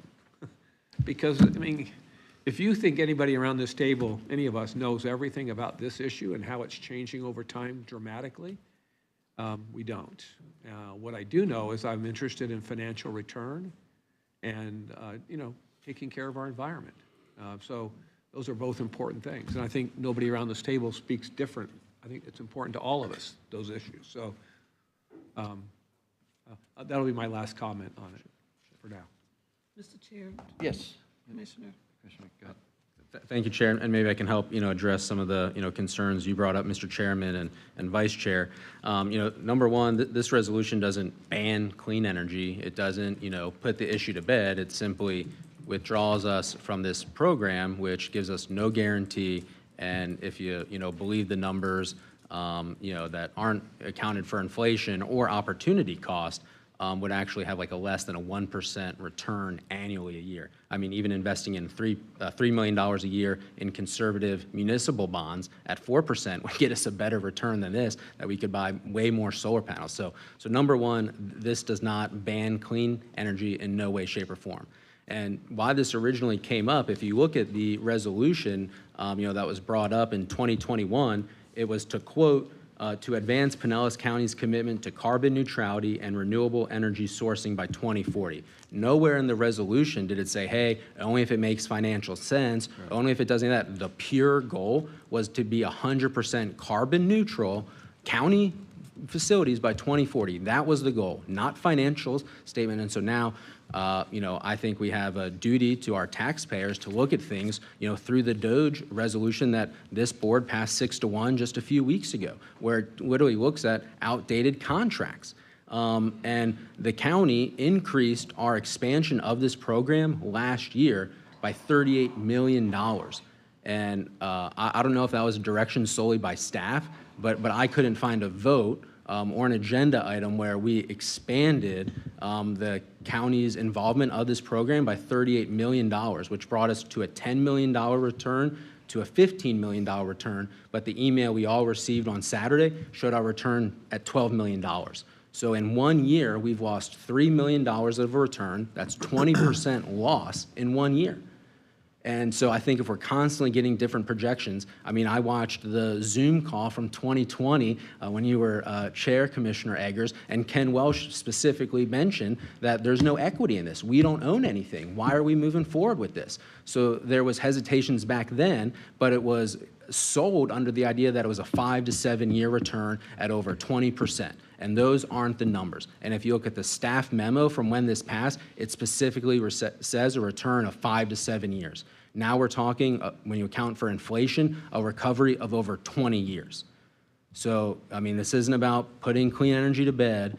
This is about removing from a program, looking at other options, and it does say we can purchase electrical utility vehicles as if staff brings a financial benefit, so it covers those points. And I yield back, Chair. Thank you. Okay, any further comments? Commissioner Sorry. Thank you, Mr. Chair. I wanted to applaud Commissioner Nowicki for bringing this forward, because I think just because a past commission decided to, make an agreement does not mean that we should be bound by that. And so I think that we should be looking at all sorts of, contracts and agreements and things, that past commissions did. Just don't be looking at stuff that I did, because those were all good ideas. Look at some District 4 stuff. But I think it's very important in protecting, tax dollars, especially when, it comes to protecting tax dollars. And I'm by no means an expert in, this stuff. I used to think that it was being an environmentalist and protecting the environment meant that you were supposed to drive a Tesla. Now some of those same folks tell us you're not supposed to drive a Tesla because the CEO doesn't share their political values or whatnot. So I'm confused with a lot of this stuff. And so, overall, I'm in favor of this. And if we're voting on this today, I will be voting yes. But also if y'all want to look at doing a workshop on this, I'm in favor of doing that too. If it looks at, other issues.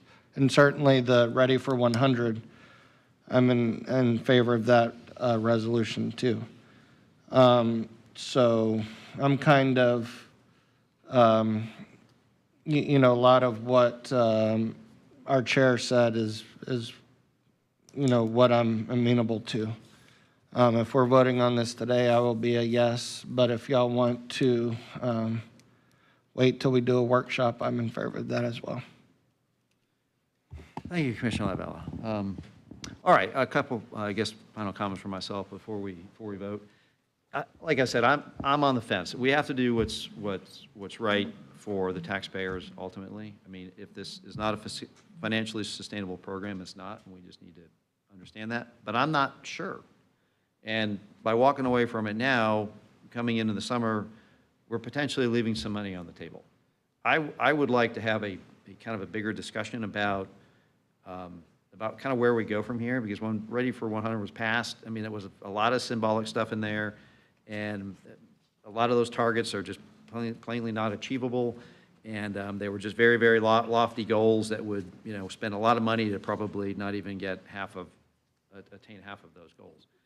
So technology's changed a lot. I don't really know where it's ultimately going to go, but is it plug-in electric? Is it hydrogen fuel cells? I mean, who knows where all this is going to go. So I would personally, I probably will vote no, just because I'd like to have a workshop and a broader discussion before we decide where we want to go with this. I think it's great to have the discussion, and I'm glad we're talking about it, because the projections are not what they claimed that they were originally going to be, and that's a problem. That's a big problem.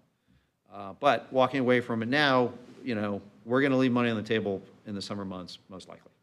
And I would rather, if we could recoup a little bit of money between now and the end of the summer, I'd like to do that, because we could always pull the plug at the end of September as well. So. Question. Yes. Barry, do we have time between now and, say, September-ish, when we kind of, our last really hot months, where we're leaving money on the table, where we could have a couple of pieces of the workshops to talk about the issues that were, not necessarily the resolution, but the subject matters around the resolutions? So we would need some time to pull kind of a full report together. I mean, this is different than the other things that you were asking about. Yeah, I This is understand. specifically on that program. The other pieces about how we're doing with our other programs, we just need some time to pull that together.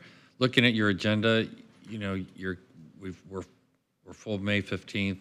We got the BIS meetings in June, and so you're really talking about July. It would be the next realistic time for a workshop, end of July. So. Okay. Which is still in the middle of summer. So, Commissioner Peters? So, I think that this was a great thing to bring forward, but I think what I would have liked, instead of a resolution coming just as a resolution of vote, I would have liked the workshop too. I would have liked to add an in-depth conversation and put it all together. If we're going to vote for it today, you've got my support. We can vote for it today, but I think if we look at all of it at once, we come up with, like you said, come up with a comprehensive plan for everything. And I am apprehensive about leaving money on the table. So, you know, instead of effective today, maybe it should be effective October 1, or, you know, and so I think I think you have the support for this.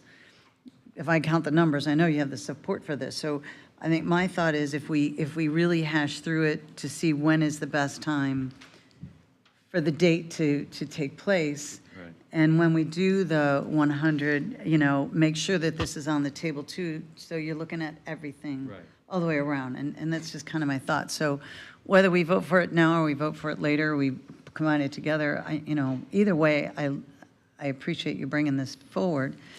You know, I get the concept of the plan where you're paying in and you get it later, but, you know, I don't know. I think we need to be really good stewards of taxpayer money, and he's right. We could invest in CDs for that matter and make more than we're making on this long term. So, you know, if a tornado were to hit where their solar farms are, we lose it all, right? So, We make this effective the end of the summer, September? well, see, but I don't have we don't have the numbers. We don't know what, it's like we're throwing darts at a dartboard. Nick's done the homework, or Vince has done the homework, and, you know, he knows more than we know about it because we haven't had it workshopped. And I would whenever we do resolutions, we always workshop it. But we didn't workshop this. We didn't have Duke Energy here. We didn't workshop this. And I just like that we workshop stuff. Instead of workshopping it in a meeting, we workshop them beforehand. And so, you know, those are just my thoughts. So I know you have a motion on the table, a motion and a second, so. So why don't the maker of the motion and the seconder, would they consider making it a later date this summer, effective date? So, I mean, I'm talking about, again, I don't know enough about, I'm just talking about the comment that was made by Duke Energy with regards to, you know, quote unquote, leaving money on the table during the summer months. And I think that gives us time to have a July workshop on this, to have some discussion, and that if we make it the end of the summer, which is like September 30th, we've exhausted the summer months, and maybe we even slip in a second meeting before the end of that month. And if we change our mind, we change our mind. Otherwise, it's effective September 30th. I mean, I think it's maybe the responsible thing to do. We gather in more information and kind of press everybody to work towards a date that doesn't take money off the table. well, so, I mean, to that point, I mean, you know, if you just look at the email that we got on Saturday from Jill Silverboard, so even if we stayed in this program, we'd still be losing $43,000 this year. So there's no money being left on the table because we'll just be paying for future losses. Because then next year, we're losing, or the counties and Duke's own projections, we're still losing $108,000. The following year, we're still losing $260,000. Okay. So it's not that there's leaving money on the table. That's the whole point, though. I mean, I'm hearing through a memo, I'm hearing from you, I'm not hearing, I know, I'm saying we haven't had the conversation in a workshop. And so we have a chance to have staff here to talk to them, to question them, to grill them, to, you know, bounce ideas back and forth. I think this is great stuff. I mean, the very fact that we're having the conversation about this, I think, is very healthy. And I, you know, to your point, that's why I just brought the point up, that the gentleman said that we're going to leave money on the table. If that's not the truth, then staff come up and tell us that's not the truth, and then let's change that request of moving the date back. The idea behind delaying it is so that we lessen the hurt to our residents financially. If we're not doing that, tell me. Somebody. And, I mean, I think the point we're trying to make, Commissioner, is that because of the sunshine, we can't walk into your office and start asking questions about this. Since we've never had a workshop about this and really delve deep, we're now having a workshop right before we vote on something. Right. That we're like vaguely familiar with, but we're not nearly the expert that you are on it. And so, like, we're supportive of it, but we still are, like, we're supportive in concept, but we still have questions. And so by pushing the effective date off, a few months, that gives us time to, if we vote for it now and then find out during a workshop, okay, this is something that we want, let's, keep it. It still allows us to keep it instead of, giving us a sheet of paper right before a meeting and saying, yay or nay on this. And I know we got this Thursday, but we haven't had a workshop. Yeah, and I mean, again, I appreciate that. And I mean, it's been attached to the agenda for 2 weeks, and, we were having conversations in our Ready 100 workshop about this particular program where Commissioner Scheer and I were asking questions about this program. And so I get what everyone's saying, and I'm agreeable, I guess, if we put the effective date September 1st, and pass, the resolution with an effective date September 1st, I'm agreeable to that. But I think, staff was ready to talk about this today, was my understanding, and to be available for questions. And if you just look at the projections, I mean, we're not making any money until year 2042, but I'm happy to amend to having it be an effective date of September 1st, if that's the will of the board. And if Chair. First of all, I see where it's going, and I am 100% against this program, and I've been studying it a long time. I was studying it when we brought it up at the workshop out at the beautiful Botanical Gardens. But it's not an emergency, and maybe we can pick up a few bucks if we wait a few months and over the summertime. I'm comfortable with that. I do want to end this program, but I'd be in favor of a delay for another reason. Maybe give a chance to go for Duke to say, hey, maybe we could better negotiate a better deal with the county because they're getting ready to pull the plug on $5 million in revenues every year. So I don't like these feel-good projects where I know we're losing money and people think we're saving the world and we're not. So, but that being said, like I said, I'm willing to be patient to everybody get up to speed where Commissioner Nowicki and I feel like we are. So is that an amendment of your second to his? I'm not making an amendment. I don't even know how the process works. If you want me to pull my second. He had the motion, I think you had the second, right? I had the second, yes. Okay, so he agreed to amend it to. So it's. to amend it. Well, actually, Robert's rules, somebody can make an amendment to the motion. Can we amend can we make an amendment to this to not cancel it right now, but make it effective September unless we change our mind, or we just want to? Well, September's still summer, it would really be October. October 1st. September 30. September 30th seems to make sense to me, because that's truly getting towards end of summer is what, September 21st, according to the I don't know how the Duke's billing cycle works. all the so I solar wanna make sure we- panels are north of in the panhandle, so it gets a little cooler and less sunshine up there. I don't want to cut off the billing cycle with Duke one day early and not get that full month's credit. I mean, what is the bill? I'll do I don't October know. 1st. Well, we have, That's why they I sent us the suggested bill, so October let's 1. look.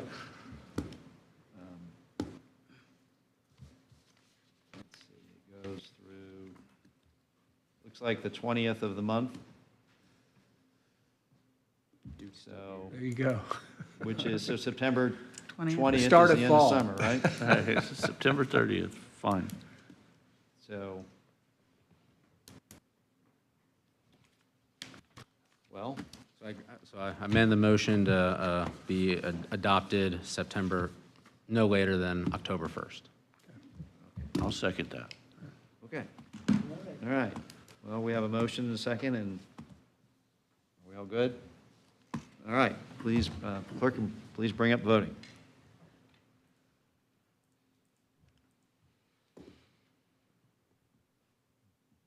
Okay, passes 6-1. Thank you very much. Good Commissioners, discussion, everybody. I'll tee up this larger discussion for either July 17th or July 31st. Okay, Okay. sounds good.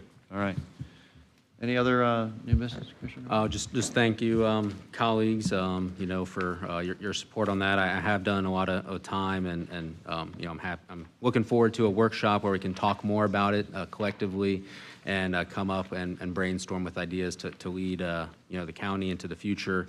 And always, support my colleague on the left, Commissioner Flowers, even though she disagrees. I'm always happy to have a healthy dialogue, and it's good democracy to hear everyone's viewpoints. So I appreciate her comments, and I yield back, and that's all the new business. I think that's enough new business for me. Okay, Commissioner Flowers. I'm not as exciting. I attended my area agency on aging, Pinellas Pasco meeting on Monday, and some sad news. We're looking at a severe decrease in funding from federal dollars for the program that services seniors. Many of our seniors are on the Meals on Wheels program, and of course, they get meals 5 days a week. Meals on Wheels is looking at their budget and are thinking they're going to have to reduce that to 2 days a week. So that's, in my opinion, and if you think about seniors, that's going to be detrimental on them, because food banks are also facing reduction in their funding and their ability to provide. So Anne Marie Winter, who's the executive director, has been in conversation and discussion to see what we can do to work with Meals on Wheels, or Neighborly Senior Services is the name of their program, but to see what we can do to try to help stretch that funding out through September. And that just gives us time to work on a more concise plan as it relates to how we'll continue to service our seniors. We have our exit for the DOEA funding for Area Agency on Aging on April 25th. No news is good news is my thing when you are going through federal audits like that. So far, they haven't, asked for a whole lot of extra stuff. So I am thinking that that's going to be a decent exit interview. If anyone is interested in serving as a chair, vice chair, or policy leader for any of the Florida Association of Counties committees, please make sure you submit that application by May 1st. You can find that online, and if you don't see it, I'm happy to forward that to you. And you can also look online to see what committees, so you can select something that you may be interested in. I know some of you already serve on committees, but if you're interested in a leadership role, if you're not already serving on one. Senate Bill 1264 was a bill that was going to look at taking the regional planning councils out of state statute, which is where they currently are. It's my understanding that Senator DeSigley had a not so nice experience when he served on our local Tampa Bay Regional Planning Council, which was way before me. It wasn't during my tenure. So I'm going to be reaching out to him just to, kind of get an idea of what that was and invite him certainly to come meet with us, because I'd like to know what that was and then how can we work to serve better. That there was an amendment that did remove regional planning councils out of that particular bill, Senate Bill 1264. So far, it looks like we won't have any issues and/or concerns with the Tampa Bay Regional Planning Council and other councils that exist. Happy Earth Day today to everybody. And then it's my understanding that the COC, I don't serve on that anymore. Commissioner Nowicki serves on that, but it's my understanding that they were awarded $6.6 million from HUD to continue their initiative to combat homelessness. So I think that's really cool. And I don't know if you all saw an email, but apparently, if you are a member of the Florida Association of Counties, you are able to have a Amazon Business Prime account. It's a part of our membership. So if you're interested, go ahead and sign up. It's not free. It's part of what we pay for dues. I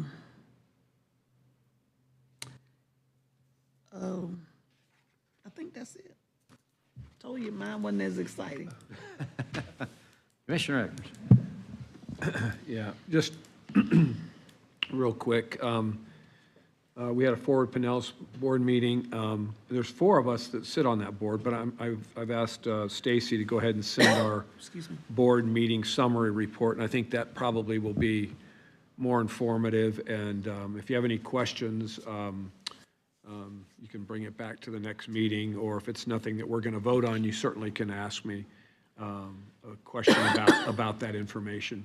It'll kind of cut down on the amount of time that I have to, that we take here. In that same vein, on Tampa Bay Water, there, from time to time, there will be some things that I will bring up here, but there's a new dashboard that's been developed, and it's a 2-page dashboard, and I'm going to start having that sent as well to you all. So just get kind of an idea, terminology, discussion points that might be coming forward, just to give you a little synopsis of what's going on at Tampa Bay Water. So we'll start doing that. Could be already happening, or tomorrow, or this week. Had a great Habitat for Humanity up in Tarpon Springs, the Wilson family, single mom, 2 kids, just really neat kids, a lot of family there. And they moved from St. Pete to Tarpon Springs. And I said, wow. Now I got to talk to the mayor of St. Pete and tell him it's, Nirvana can be found in Tarpon Springs, Pinellas County. So anyway, it was really, really a special day, and a lot of good things. Commissioner Scott was there as well. Was anybody else? I don't think so. Again, congratulations to the sheriff on a great annual awards event earlier this month, and the CDBG-DR in Dunedin for Mid-County was really good. It's good to have the commissioner from District 4 present, or District 5, excuse me, present, and we'll be having now a North County one up in District 4 territory for another one. So I'm looking forward to inviting you back to that as well, Commissioner Latvala, anytime. And this Thursday, we have a Holocaust victims reading. I think I'm there at noon, but it's just a really somber time to reflect on the awesome history in our country and our world, and a chance to read some names of folks that died during that time. So anyway, that's all I have, Mr. Chair. Okay. Thank you, Commissioner Eggers. Commissioner Scheer. Thank you, Chair. Yes, on the 10th, I too attended the Pinellas Sheriff's annual award ceremony. It was inspiring. It's the first time I got to do that. I really appreciated the invite, just to see through the cameras, on the body cameras, what they go through and how they make their split-second decisions or save lives. It was awesome, and we all appreciate them so much. So that was great. On the 15th, I met with Sabrina Dugan, who owns a company called SwiftGov, and we talked about her AI. I know that you love AI, Commissioner Scott. So this AI, a program of hers, has the capability of reading and evaluating and providing comments on building plans and site plans within hours of it being submitted, and it can also perform pre-application reviews. So I think that would be something that we can look at. I believe that there's a proposal to test it in the county, and I'm looking at that. And I just, time saver. Also met with on my quest to build wastewater treatment containment systems.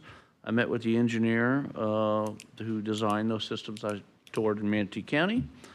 I participated in and attended a Chichi Rodriguez fundraiser on the 15th. The 15th was a busy day, and learned about their program to help disadvantaged and at-risk children with their school. That was great. On the 18th, I met and visited with Chief Holloway down at the St. Petersburg Police, their main headquarters, and I wanted to know more about the interactions between the St. Petersburg and the county, and I did. He taught me a lot. And he also toured me through the 911, the EOC data centers down there that apparently are our backup 911 and EOC. And I just wanted you to know the TVs are there and the chairs are there that we put in there. So I reported the inventory's there. So that was neat to learn about. Did you take any 911 calls? I didn't take any. And never say it's quiet when you go in there because they don't like that. They're happy about that. So also on the 18th, I was a guest speaker for the Bay Area Apartment Association. And the reason I bring that up is, you know, they provided housing to tens and tens of thousands of people here in Pinellas County. And the things we talked about was they should be more involved with meetings with PSTA and Ford Pinellas to help us plan our communities better. And they never even thought about it. So it was a great meeting. And then over this last weekend, I had an opportunity to meet with Clearwater Mayor Bruce Rector. I discussed my plans with him for emergency containment around some of his plans. He was very receptive, and we also toured his marinas that are under construction or damaged. The one downtown is still damaged. Their marina's coming along nicely, though, over on the beach. So it's a really nice project. So anyway, it was kind of a busy 2 weeks, and that's what I got going on. Okay. Thank you, sir. Commissioner Lavalley. Thank you, Mr. Chair. I also attended the Mid-County CDBG-DR public input meeting in Dunedin. And it was nice to hear from residents and get their input, and I wanted to thank the county staff for putting that together. But I will add that whoever came up with the idea, and I won't mention names because I know who it was, but whoever came up with the idea that Dunedin should be considered mid-county needs to invest in a Pinellas County map. But I digress. I also attended the Chichi Rodriguez Youth Foundation Sunset on the Causeway dinner last week. It was very nice to see the impact that they have on the youth in Pinellas County. And also, congratulations to Bob McIntyre, who won the Humanitarian of the Year award from the foundation. I met this week with Kedron Kundal, the new CEO for CareerSource Hillsborough Pinellas. And we had a really good meeting, and she is focused on Pinellas County, which is important, and I stressed that to her. And as she was leaving, she said, you know, what else should I do? And because she's trying to meet with 90 people in 90 days.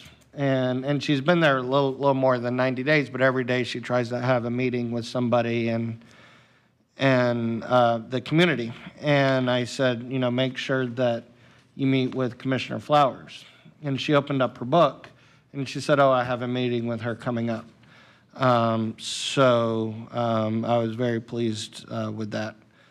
But I think and I'm confident that she will do a good job for both Pinellas and Hillsborough. And there are people that are pushing to do a name change, and I told her that was a horrible idea. So I got to keep the focus on Pinellas and badmouth some people across the bridge, which is always fun. And also, speaking of Commissioner Flowers, one of our favorite events is this Friday. Oh, yes. The Clearwater for Youth banquet on the beach, which if you've never been, it is a really fun time and great food. And last year, she introduced me to one of my childhood heroes. So she has high expectations this week. So. Hulk Hogan.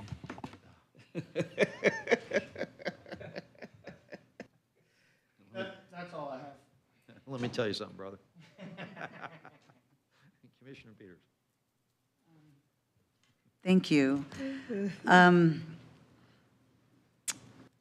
I've been doing some meetings at Rotaries. I've been doing the circuit to promote mental health, the CAM program, and Pinellas Matters, and let them know what we're doing and where we are with the opiate task force. So I spoke to Rotary today on the beaches and Friday in St. Petersburg. We had a Tampa Bay Water meeting yesterday. And they've done a lot they've got lots of capital projects that they're funding, but they've gotten creative on selling some debt and changing it. And so that I think they've done a really good job at finding a way to save money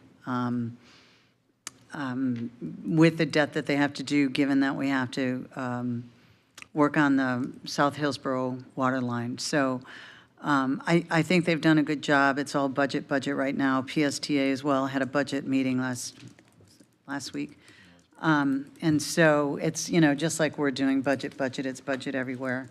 But I think Tampa Bay Water has done a really good job at finding some efficiencies and keeping their budget low, even though we have large capital projects to build. So other than that, I think I know the Sunscreen Film Festival starts this week. The best example I think we ever had of a return on investment with film was clearly Dolphin Tale. And that turned out to be $1 billion. I mean, I don't know, I don't forget the number, but it was with a B. The return on investment on, having film filmed in this area. And so, I think our arts are struggling a lot in Florida. They've lost a lot of revenue. But, if you're interested in going out and celebrating the film industry this weekend, they've got something every day for 4 days.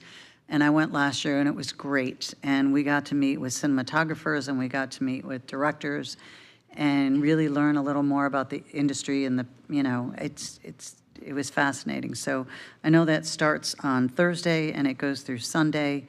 And I do I'm planning on going to that. I know it'll be a lot of fun. So, thanks. Thank you, Commissioner Peters. Okay, my turn. So we've got the first letter of inquiry from the Executive Office of the Governor regarding DOGE. And I'll read off to you what they have requested. Budget and spending reports at a line item level of detail for each department. Position descriptions and salaries for each employee.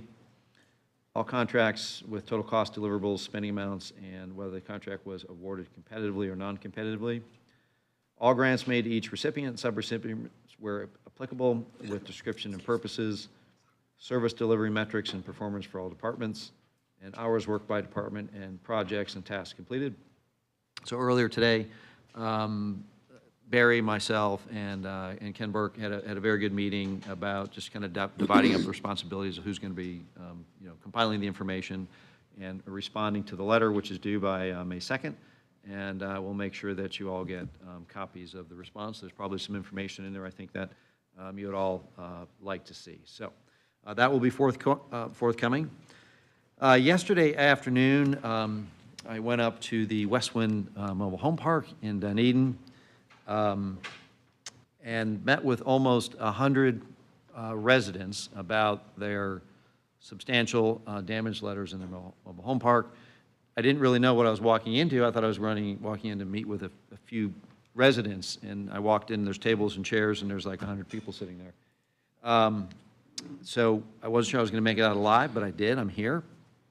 There was, they were angry, upset, about the process, substantial damage process there, a lot of confusion, and I think just some general, I think when you have lack of information or understanding, people fill in the blanks and not always necessarily correctly, which causes a lot of other confusion and concern. And I think that there was some concern that the county was trying to come in and run them out of there and take over the land and sell it to a developer or something like that. And I assured them that nothing of that kind was in place. But they had received about 80 residents in that park have received substantial damage letters. A few of them have been overturned. And I was talking with Barry earlier today, and I know Kevin and his team has been doing a great, amazing job with this, but I think this would be possibly a good opportunity to, take a half a day and go up there and set up a few desks and with a few staff members to help walk them through the process. I think that would go a long way in that community if we could perhaps do that. So, at staff level, correct? Yeah. So, but anyways, it was good. It was a good meeting. It was tense at times, but I think in the final analysis, it was a good use of time. So I would like to place user codes on our shared printer on the 5th floor to just make sure that it is only the 5th floor using that printer, number one. And also, just so we can understand the usage and track expenses as we get into budget season, I would like for us to have a discussion about considering eliminating that shared cost center budget for anything other than just salaries. And then we, as our own offices, then we just manage our own expenses. So anyways, there will be 8 codes, one for each office, and then one for for Catherine, the aide on the floor. And then we can look at the usage, and then we can have that discussion later and see what we want to do moving forward. Next week, I will not be here for our work session next Thursday. Commissioner Eggers will lead that discussion in my absence. Before I forget, I would like to thank Deputy Winnick and Deputy McSweeney for keeping us safe today. Since our last meeting, we did have a Forward Pinellas Board meeting, which Commissioner Eggers talked about. Our first PSTA budget workshop. I also toured Baseball City in St. Petersburg, and I know a couple others have toured that as well. Very interesting what they've. I actually remember driving the Rays there probably a decade or 15 years ago to do spring training practice there. So it's a very, and when I was there, this was, I don't know, a couple of weeks ago, there were teams from Canada there, high school teams from Canada. Playing baseball games. So it's definitely a tourism driver for sure. And they've got some really good plans and unique things that they want to do there. I held office hours at the East Lake Library. Was it last week or the week before? Had steady stream of residents for the whole time that I was there.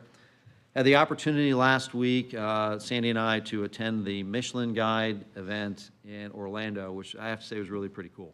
And Commissioner Peters, thank you for sharing your invitation there with Sandy.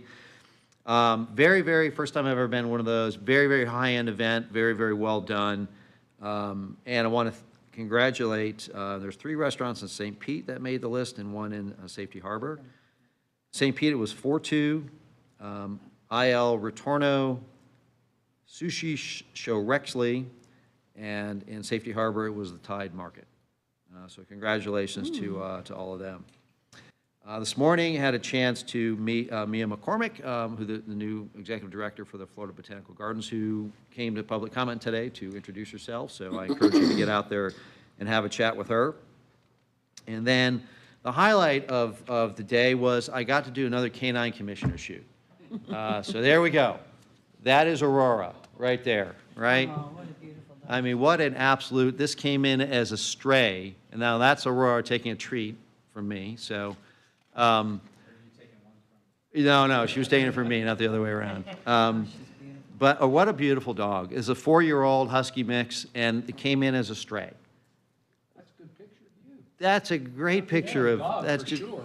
well, I mean, hey, I'll take it however I can get it, but what a great dog. I took her for a walk around the gardens. What a sweetheart. So I hope that she gets adopted very soon. She looked right at the camera, too. Oh, she was great. I mean, look at that smile, right? I mean, look at that tongue hanging out.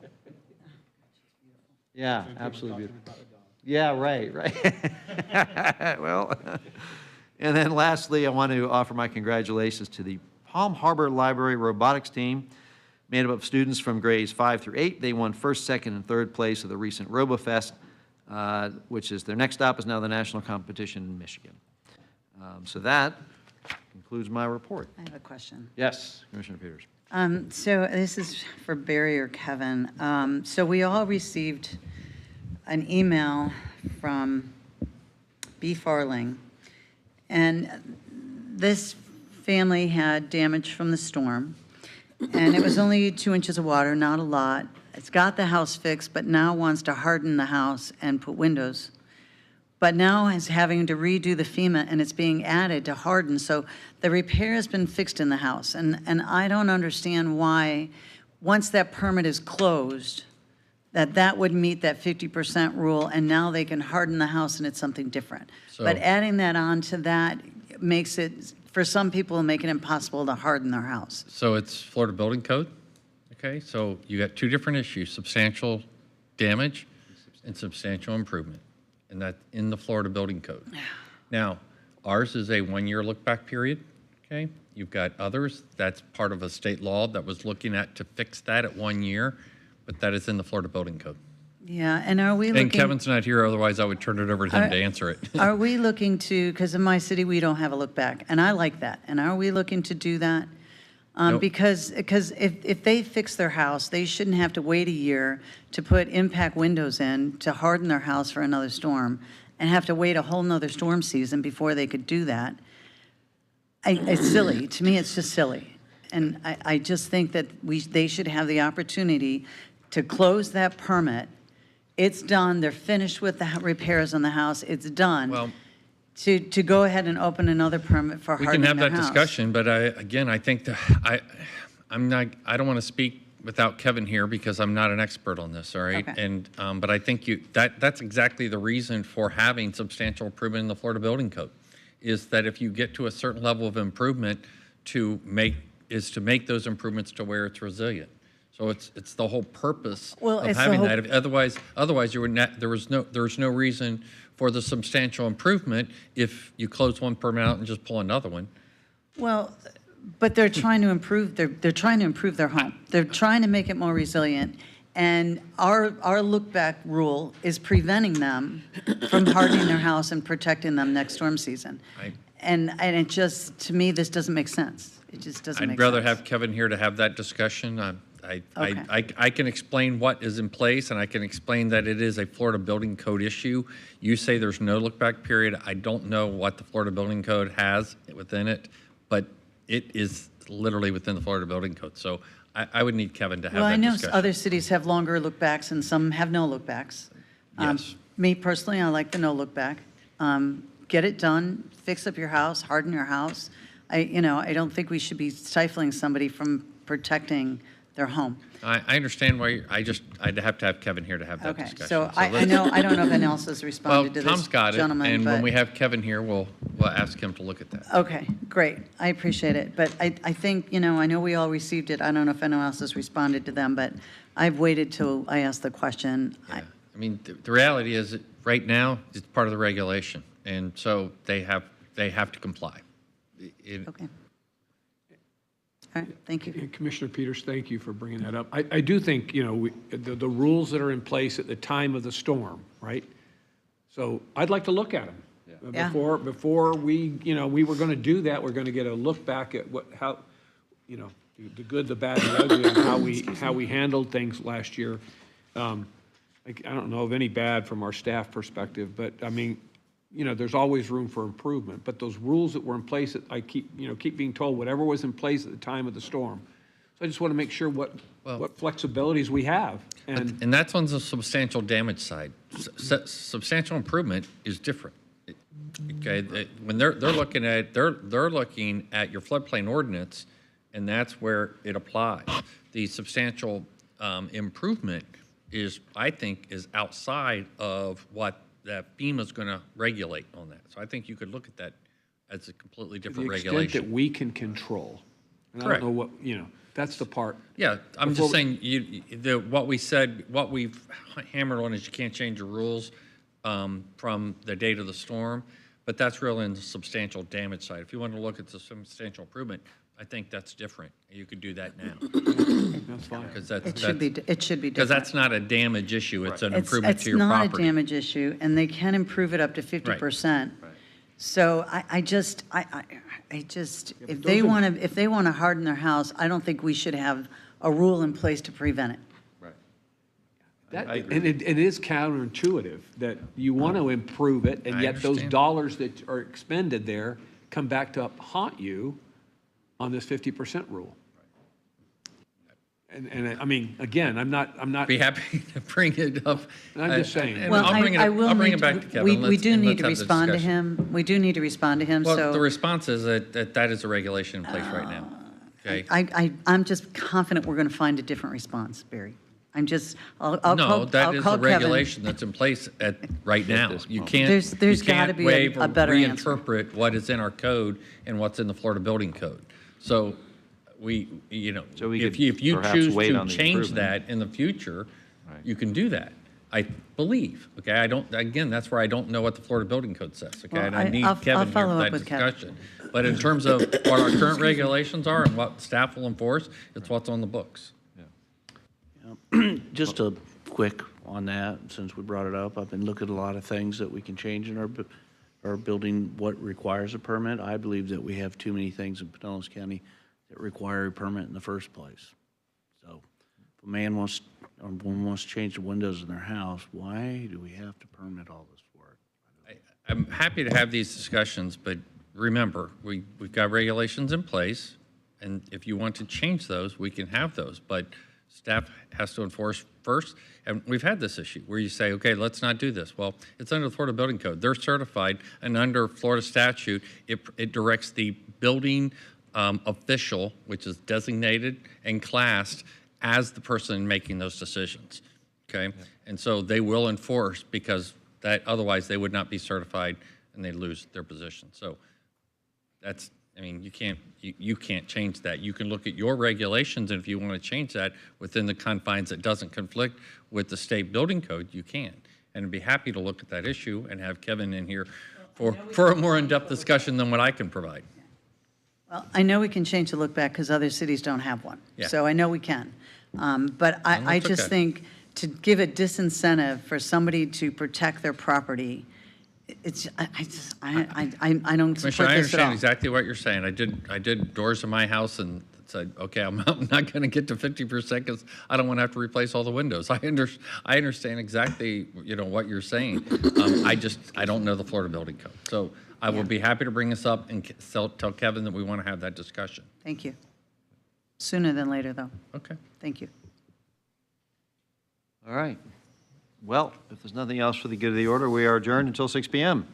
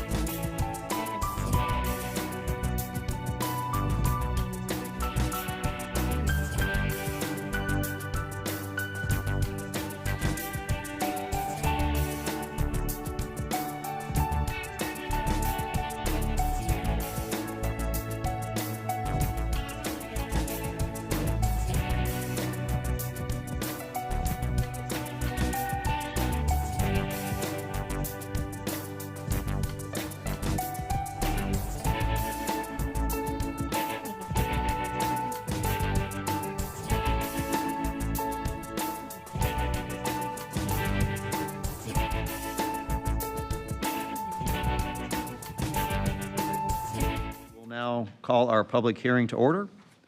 Item number 24. Mr. Chair, item 24 and 25 are companion items. I would like to read both into the record, and then those wishing to speak will be sworn in. Item 24 is case number FLU 24-03. This is a request by Duchant Galante to amend the future land use map from residential suburban to residential low on approximately 1.02 acres located at 2281 Kersey Road in unincorporated Largo.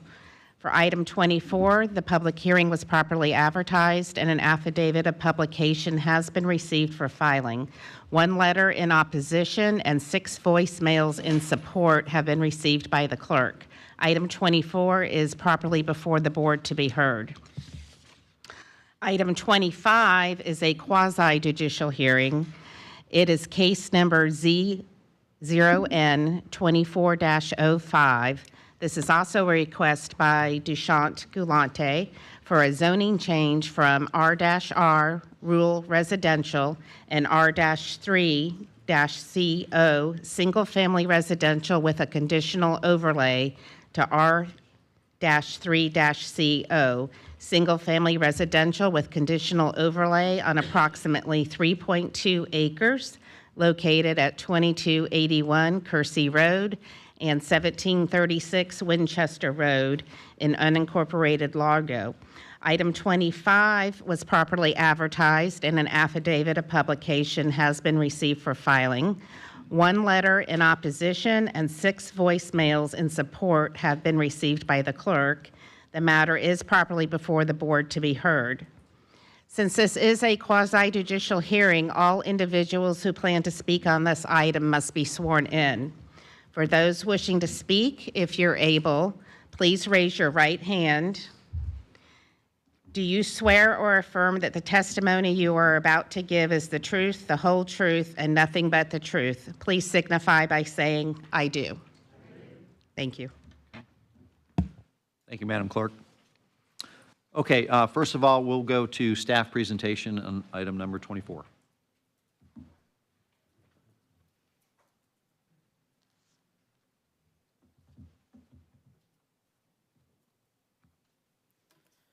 Good evening. Commissioners, Michael Schoderbach, Zoning Manager. I will be covering both item 24 and 25 in this presentation. I'll start with this. This first is a request for a land use change and a zoning change on a property.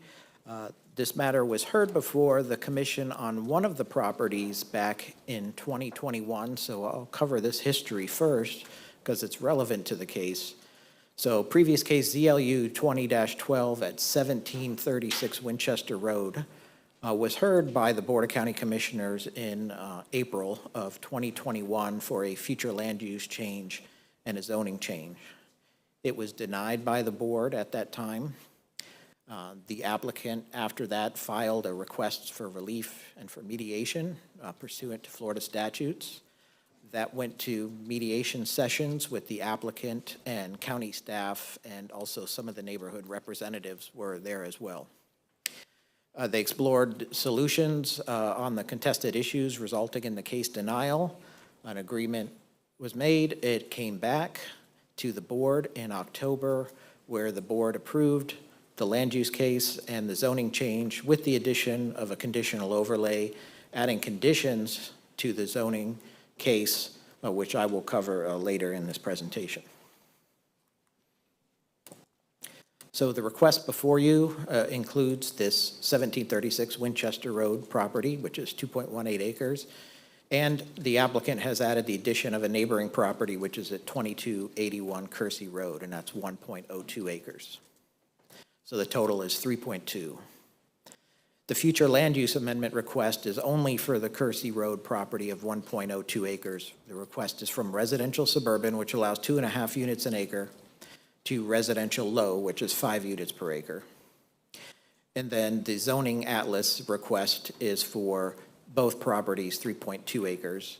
The Kersey Road property is currently rural residential, And the Winchester Road property is R3CO, which is single-family residential with that conditional overlay. And the request is to bring both properties to the single-family residential with conditional overlay, R3CO, with a modification to the conditions. And the proposed use is a single-family subdivision. You can see the two properties here on this aerial. The future land use map property, the Kersey Road one, is outlined in green, with the Winchester Road property outlined in red. It's located to the southeast to get your orientation of intersection of Belcher Road and Bel Air Road is the main in the upper left. The property borders Kersey Road on the north and Winchester Road on the east. It's surrounded by, this area is predominantly single-family detached residential.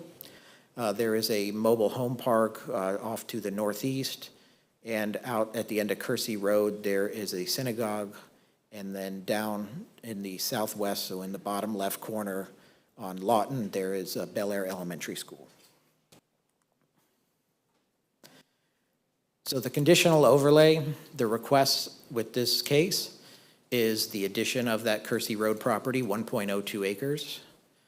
Also a request to increase the maximum number of lots from 7 to 11.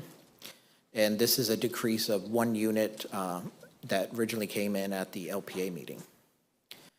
The applicant is requesting to remove the minimum 9,500 square foot lot size condition, remove the 80-foot lot width condition, keeping the minimum setbacks 25 feet from the east, and then 15 feet for a rear or 11 foot from a side setback from the south property lines.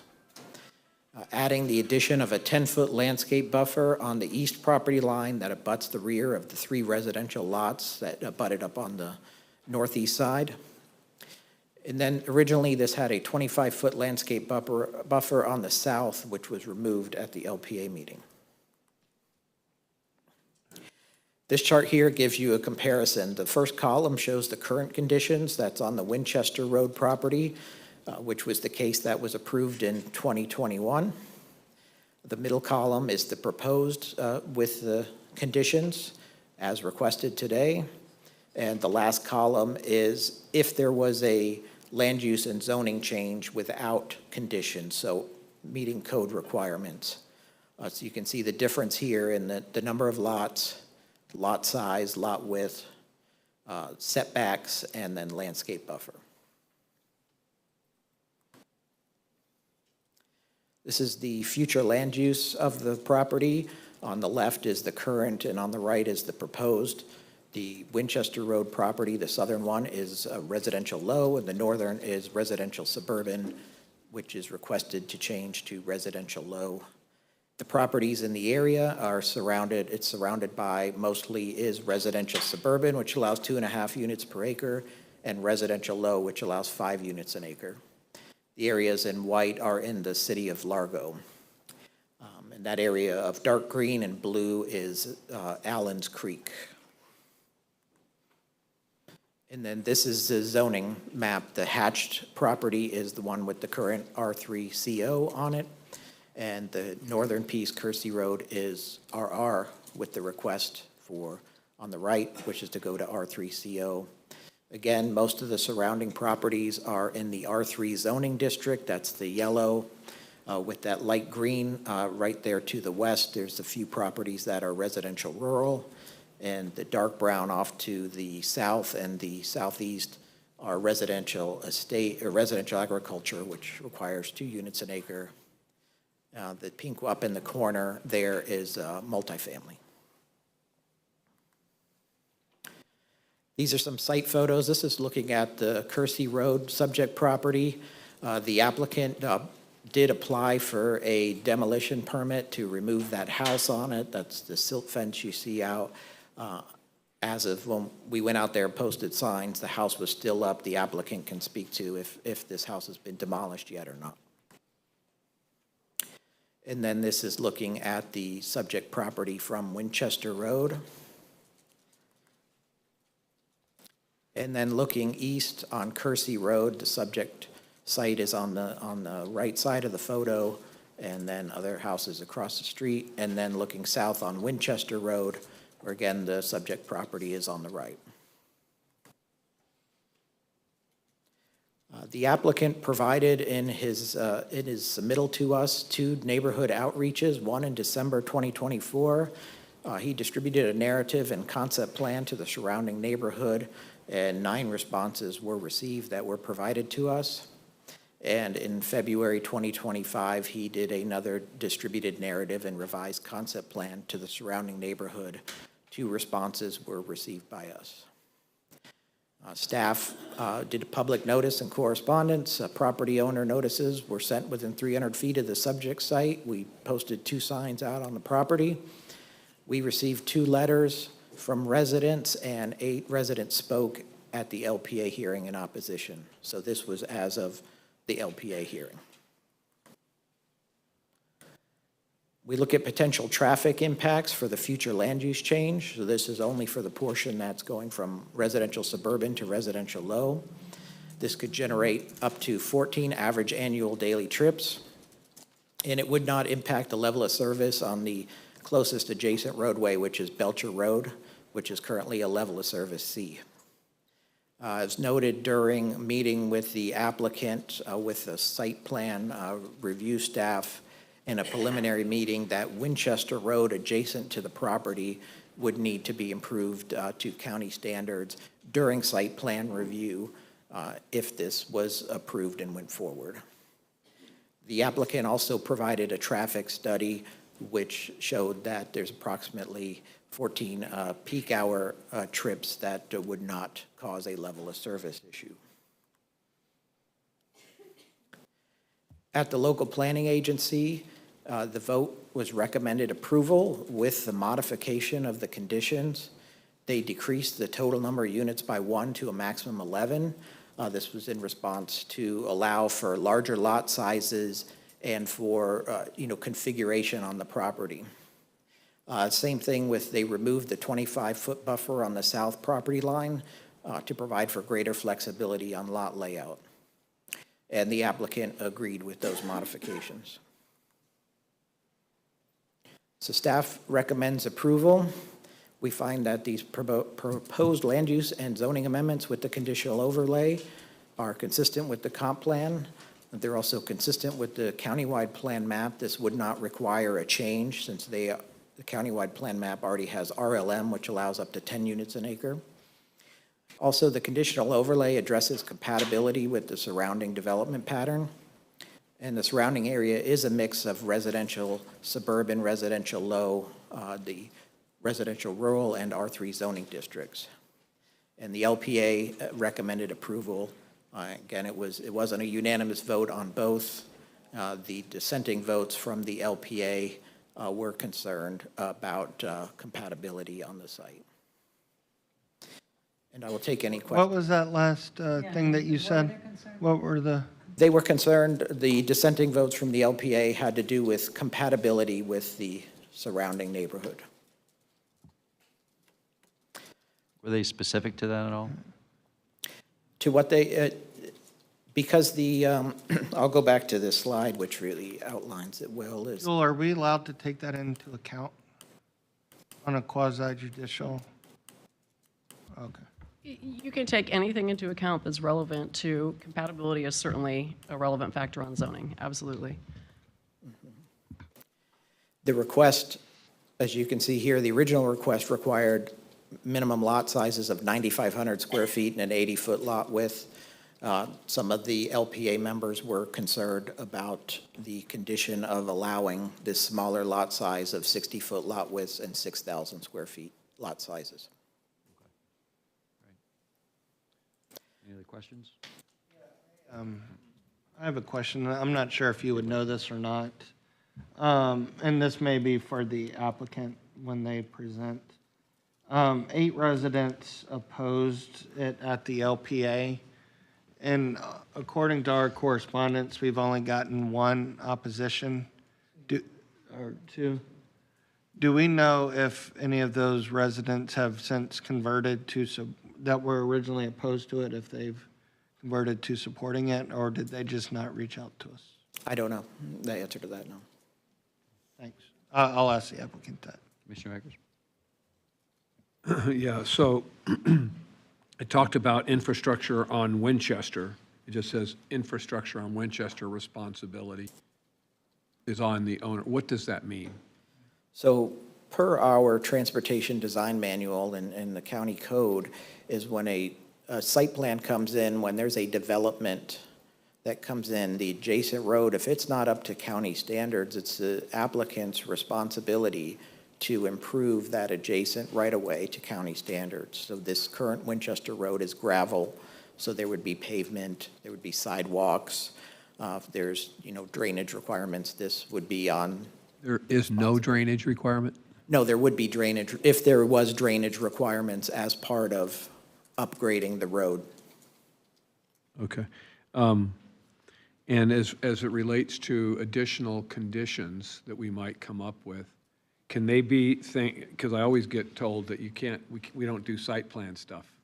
That's correct. But on conditions, can we put conditions that border on site plan related items? You can condition the density, you can condition intensity, the setbacks, lot size, buffer, and the allowable uses. I miss anything, Jewel? You're doing what? I'm sorry, I'm going to pull the ordinance up right now to make sure Okay, that we thank can give you. You always have to know how much you can untie my hands, so. Yeah, but we can't look at a concept plan, but we can require certain setbacks, buffering, number of units, Go back type to of the city units. if I want to do that, right? Hmm? If I want to do that, I have to go back and do that at the city level. Yeah. You can do that, okay. That's all I have for right now. Thank you. Commissioner Nowicki, did you have a comment? Yes, sir. Okay, then we'll go to Commissioner Flowers. Thank you, Chair. Is the removal of the 25-foot buffer and reduction in lot size, does that contradict the compromise reached with neighbors in 2021? It is different from what the compromise was reached was. Those conditions were to address compatibility. I don't know the full details of that agreement. Glenn Bailey's here who could speak to the 2021 case that he handled. Yeah, I think there was a compromise reached, and now it seems like this is going past that compromise. Yes, those, let me bring that, my notes, 1 second here. In 2021, when that was brought back to the board, it was to address, the reason why they did those was to address concerns that the neighbors had brought up. So as part of that agreement was put in place the setbacks, the lot size, lot width on the property, and the number of units. So this would be undoing the agreement with the neighbors. This would be changing, yes, that agreement. We did run this through by legal staff, and since this came back to the commission, it was approved by the commission by ordinance, then the applicant does have the right to come back and ask for modifications to the conditions. Okay, I mean, I'll see what my fellow commissioners have to think about that. Thank you, Chair. Joel, did you have something to? Yeah, just to follow up, with your conditional overlays, which is something that has been written into your zoning code, your land development code, and this is from section 138-1202, the restrictions that you can impose using one of these conditional overlays include prohibiting certain types of uses, which Michael mentioned. You can decrease the number or average density of dwelling units, increase minimum lot size, minimum lot depth, or minimum lot width requirements. You can limit the maximum floor area ratio, limit maximum height, increase minimum yard and setback requirements, limit building or impervious coverage. You can impose specific, limit building or impervious coverage.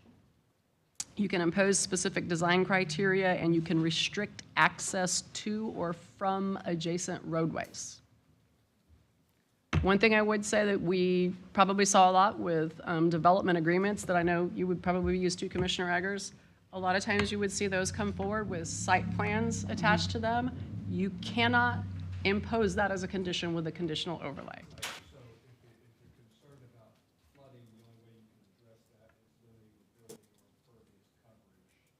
You might. Okay, so the only way we can limit the concern for flooding would be through limiting the building or impervious coverage area. Most likely from that list of Okay, conditions that you can okay. impose, that would be the one, correct? Thank you. Commissioner Flowers? Thank you, Mr. Chair. Commissioner Nowicki kind of hinted on something that I was going to ask, but in a different direction, because I'm noticing that the south property line for current conditions is 15 feet rear, 11 side, but seeking a 25-foot buffer from the proposed development. So you've already answered that question. So for the applicant, they wanted 12, they were requesting 12 units. The sweet spot that was found, if you will, was 11. That's correct. The persons that attended the land use meeting, they wanted fewer units. I'm asking a question. They wanted fewer units so that the home sizes or the per square, it's getting late, y'all, per square foot for the homes would be amicable to the ones that are currently there, which is about 9,500 square feet per home. That is correct. So the applicant really wants to do a little bit, they want to make a little bit more money on the units. Well, they've added additional lot size, so they did add an acre of property, which, added additional units, the ability to have additional units on the property. If there was no conditional overlay, if this was approved just as straight land use and zoning, they could go up to 16 units Oh, okay. in density on the property, so the 11 is a limitation per the conditional overlay. Okay. Thank you, Mr. Chair. Any other questions? No? Okay, thanks, Michael. All right, now we're going to move on to the applicant. Good evening. I'm Dushyant Gulati. I live at 2207 Belchrico Drive, Clearwater, Florida, 33764. And I have with me, can this be turned on? 4 gentlemen. We did a traffic study. So Mr. Don Skelton is here. He will speak about the traffic. Flooding, drainage has been an issue for everybody. Location of the retention pond and the egress thing. So we have an engineer and an architect with us who will be speaking. And about some neighborhood issues, Attorney Matthew Sullivan will be speaking. So let me start with the question which was raised just a minute ago. I had 2 choices. I could combine the 2 properties or leave it as is. So if you look at the bottom here, this is the plan which was approved. The 7 lots, they meet the size, they were discussed, they were developed with engineers and a lot of the comments which were brought by the neighbors. This was agreed upon. I think there are 2 board members who remember the long meetings we had. And then I added 1 acre for which I had the option of adding 5 lots. This one, if we leave it as is, actually a lot less superior for the neighbor. It works for the issues they were bringing up. One thing is that they do not want any traffic going towards Winchester Road. And the utilities which were available are on Kersey Road. And by combining the 2 lots, that was the reason to combine the 2 lots, was to take care of some of the issues which were brought up again and again by the neighbors. So I can leave it separately, and I will show you that with respect to the setbacks which were agreed upon during the first, in 2021, we are still keeping all those setbacks. There was concern about traffic on the Winchester Road. In that, under that situation, 100% of the traffic from the 2-acre parcel will go to Winchester Road. Now, by having the access to Kersey Road, we're going to try our best to have a cul-de-sac, so all the traffic goes towards Kersey Road. And that's one of the issues some of the neighbors who are here will speak about. So that's the advantage of combining the two things, two lots. They were also concerned about number of average daily trips which will be on Winchester Road. If we don't combine them, all 19, which were the number which was developed at that time by the county staff, will have to go to Winchester Road. Now, even if we have access to Winchester Road, they'll just split between Kersey Road and Winchester Road. So these are all the advantages. There are some other issues about the runoff and the flooding. They'll be discussed in detail by the professional staff. So in my opinion, this is actually the worst case scenario for the neighbors, and that's one of the reasons I taken the time and effort to combine it, and that was one of the reasons I purchased the 1-acre lot in the front with access to the Kersey Road. With respect to this particular, staff has provided fairly good information. I'm just going to add a little bit information for the sake of time. As you see, this project is located between Gulf to Bay and East Bay, about halfway there. And if you see all around it, it's all residential low medium. So we actually qualify, I could have applied for residential low or residential low medium, but I chose to keep it with respect to the spirit of what was negotiated before.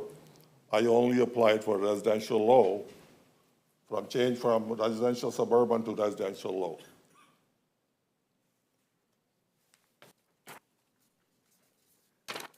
And if you look at it, if you look at all the standards, the county standards for residential low and residential low medium, this site qualifies for all of those standards.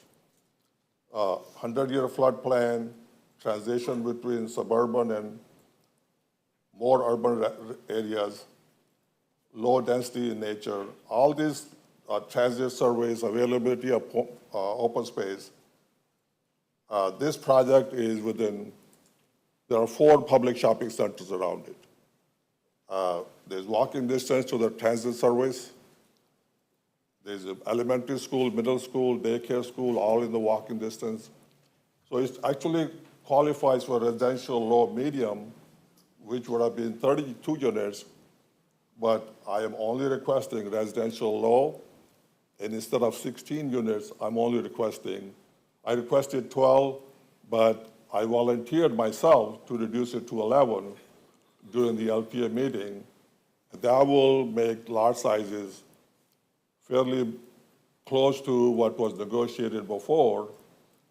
Only reason to not have the, or have the option to be able to design in such a way that some lots may be smaller, but the number of lots will be, if you have 3 acres, you divide by 11 lots, you get at least 8,500 to 9,000 square feet lots, which will allow me to, if we can make a cul-de-sac, which will allow me to make a cul-de-sac.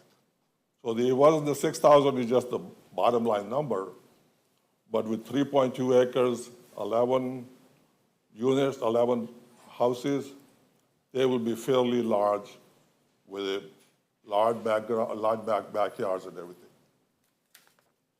And with respect to the, with respect to the zoning, actually consistency and compatibility is even much greater because this project is surrounded by R3 all over in our neighborhood. Only reason these two parcels, the parcel which I have and the parcel next door, are residential rural because they have been owned by the same families for 50 years. So that's why they never changed, along with everything else was changing. So these two parcels were left, and they are very compatible and consistent with the request.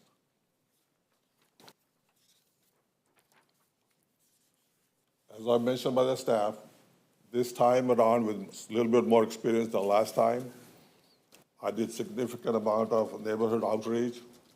We sent 175 letters. And the whole idea was to get their feedback while I'm going through this process, so when I give all this information to the engineers, they can design a site plan based on all the feedback I received from the neighbors. And then based on some of the response, I went the second time. I have spoken personally one-to-one with a number of neighbors. And the second time, we sent 40 letters with at least 6 different concept plans. So these concept plans were designed more to be able to, there's an option for locating retention pond at some place, or build more than one option for which way the roadway would be. And that was the purpose of buying the Kersey Road parcel. And I'm going to now pass on to Mr. Skelton for the traffic study.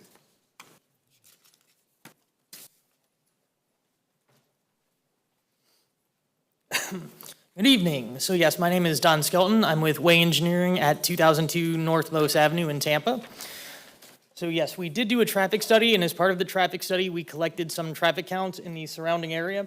We collected counts at 4 different intersections, 2 of them off of Kersey Road, since that Kersey Road entrance is going to be the main entrance to this proposed development.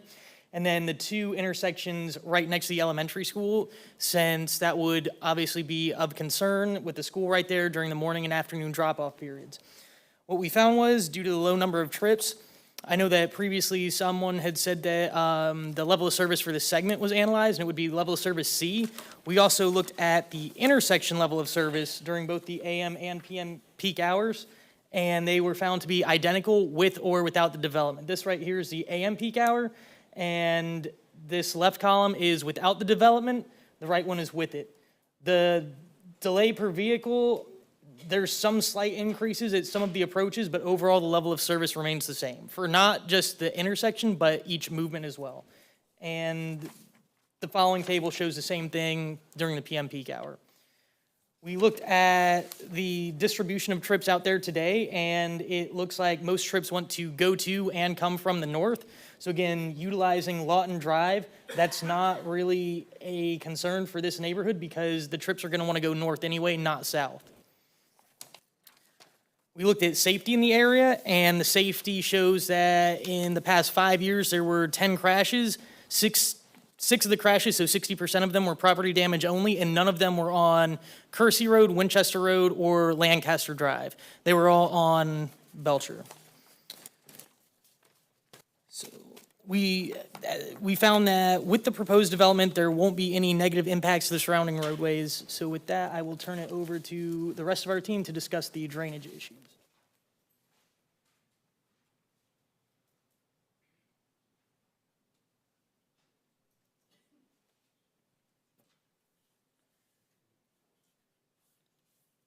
Good evening.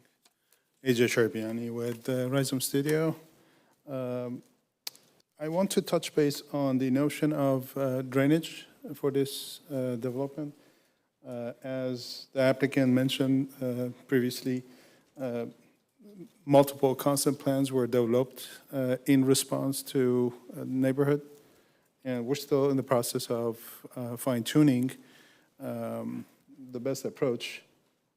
But I want to reassure the board that obviously whatever is selected at the end will be not only not modify and change the current drainage pattern off-site, and also the site itself will maintain, collect, and treat its own runoff without increasing and contributing to the outfall. Regardless of the number of units and number of lots that are awarded to the site, the ratio of pervious impervious will be respected. So no additional impervious will be added to the site. So whether we have 11 or less or more, the total pervious impervious will not change. So that's critical to keep in mind, that the site will not divert any drainage to the current outfall. It will not increase or cause further flooding to the site, not more than what it is today. Now, off-site improvements in terms of the Winchester Road will require drainage improvements, and that would help with the overall flood management process. I'll pass to my next team member.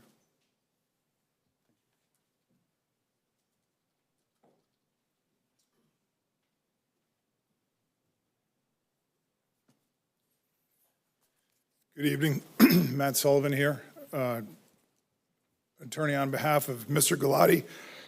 Excuse me. I'm here ultimately to address a letter written by William Yudakis. Hopefully I read that correctly. In objection, because I have 3 minutes, I'll get to the point. Ultimately, the letter is concerned with drainage. That would be speculatively or arguably that's going to flood the neighbors or the adjacent property. Number one, that's not the case at all. Just like to point out that the April 6, 2025 letter is purely speculative. The author of the letter basically wants two things, wants larger setbacks in the rear. However, best practice, the best practices as prescribed by the county are much lower than that. But ultimately, the author of the letter wants, quote unquote, the developer to conduct a thorough hydrological study to assess the potential impact of the development on drainage patterns and to implement appropriate mitigation measures. I put it to you, board members, ultimately when Mr. Galati obtains his construction plans or submits his construction plans, he's going to need to obtain a swift mud permit and also permits from Pinellas County Stormwater Management. In both of those cases, both of those entities will certainly look very closely at mitigating any potential flooding on the property or otherwise. And last but not least, I would strongly point out that the property owned by the neighbor who authored this letter has flooding problems of its own. By no means will Mr. Galati's property increase any flooding onto the neighbor's property. That's simply not true. Again, once he submits the construction plans, any concerns with drainage and flooding will absolutely be squared away by virtue of applying for the swift mud permit and the stormwater management permit. That's it. Thanks. Thank you. Okay, thank you. 3:57.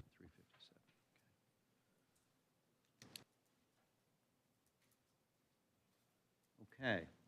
All right, we'll move on to public comment here.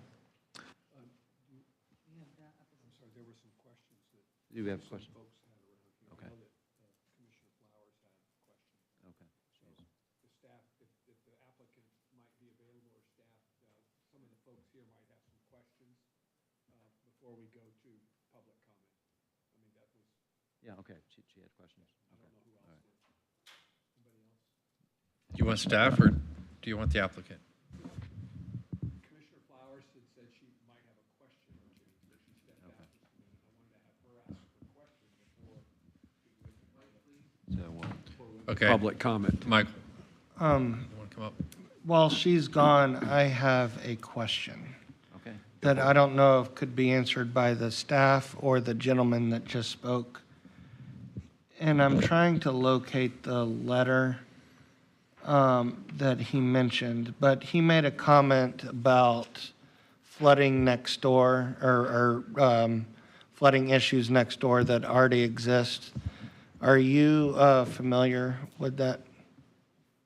Put up here on the overhead. I see the pictures This is our- in the this is our presentation. Flood map. The property you can see here outlined in red. So the subject property is in the X zone, which is X shaded, which is, it's a moderate flood risk. It's not in the 100-year floodplain, but within the 500. And that's the orange color.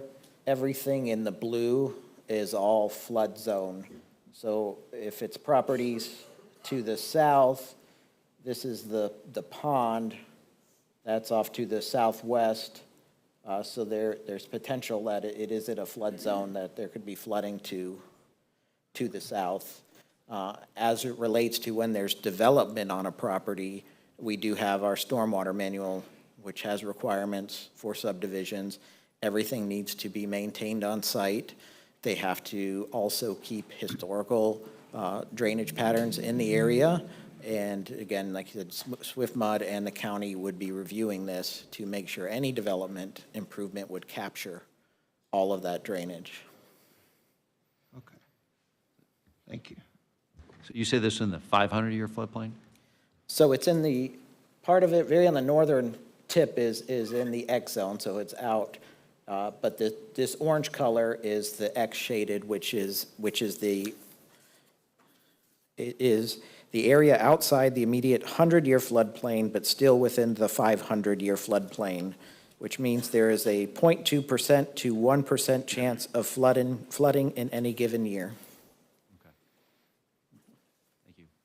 Commissioner Scheer? Yeah, I had just a quick question, Chair. That is a condition of this approval paving Winchester? I heard talk about Winchester. Is it? That's a condition of the approval to pave Winchester? No, that's part of our requirements per code when you do a site plan. When a property is developed, if since the access, if there's access to Winchester, which is an unimproved road, it would be the developer's responsibility to improve that right away to county standards. But if they did this with the cul-de-sac and didn't access Winchester, would it still be required? No. Oh. Because they would not be taking We're not access even from, concerned with that right now, about whether or not it needs to be paved. right. Okay, thank you. Yeah, do the elements that we put on the developer for stormwater, whatever those might be, have to be maintained by the, if there's an HOA developed there and/or individual property owners? That is correct, yes. And that, so that whatever requirements will go with the properties and be required if problems come down there. Because I always find that maintenance of these issues becomes a problem. And so if there's an HOA, that's one way to deal with it. But if it's 11 or 12 individual property owners, When we do developments, when there's subdivisions, the drainage ponds are on, they're separate tracks, so it's not on the actual home parcel. So they are separate, so that way it's governed by an HOA, an association. It's not up then on an individual developed property, which then if somebody comes in for a permit could accidentally fill in or something. so any elements in addition to the retention ponds that are required on properties, and I don't know what they might be, swales or anything else, they have to be maintained Correct. individually, Individually, yes, if they're requirements on them. if they're part of the site plan. Yes. Okay, thank you. I don't see her back, so. Any other questions before we go to public comment? No? Okay. All right, we're going to move on to public comment then. Okay, we'll start with Keith Magruder, followed by Jessica Jurek.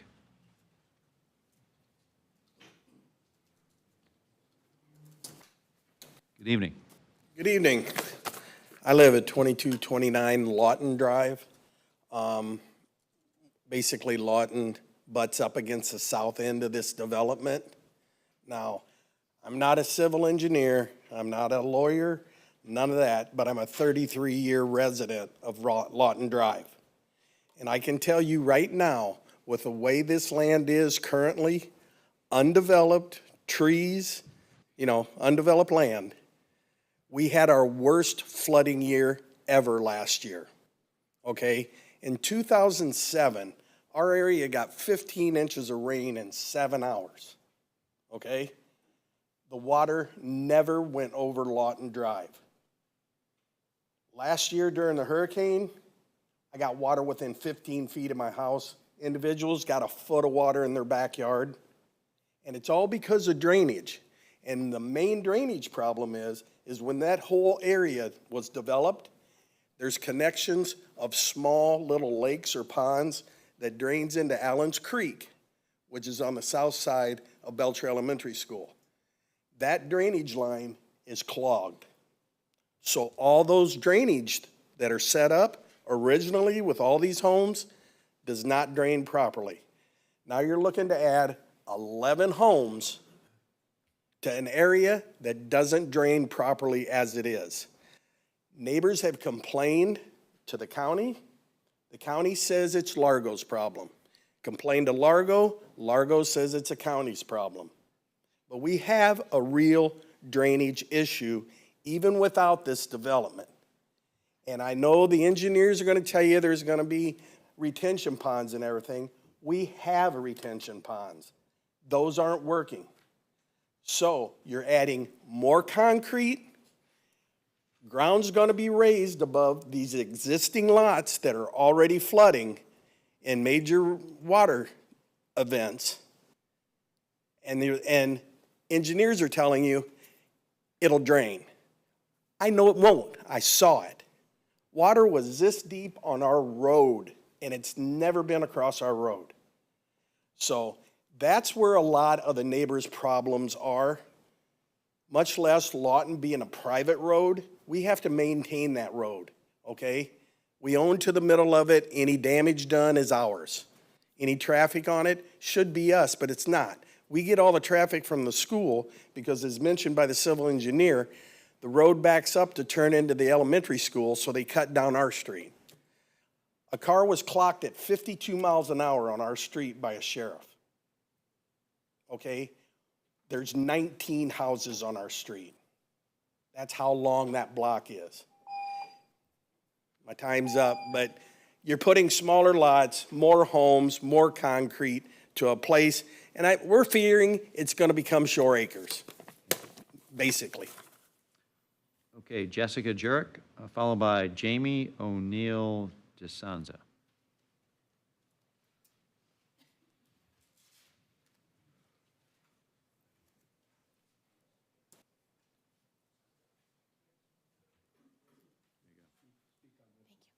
Okay. Hi, I'm Jessica Jurek. I live at 2232 Lawton Drive.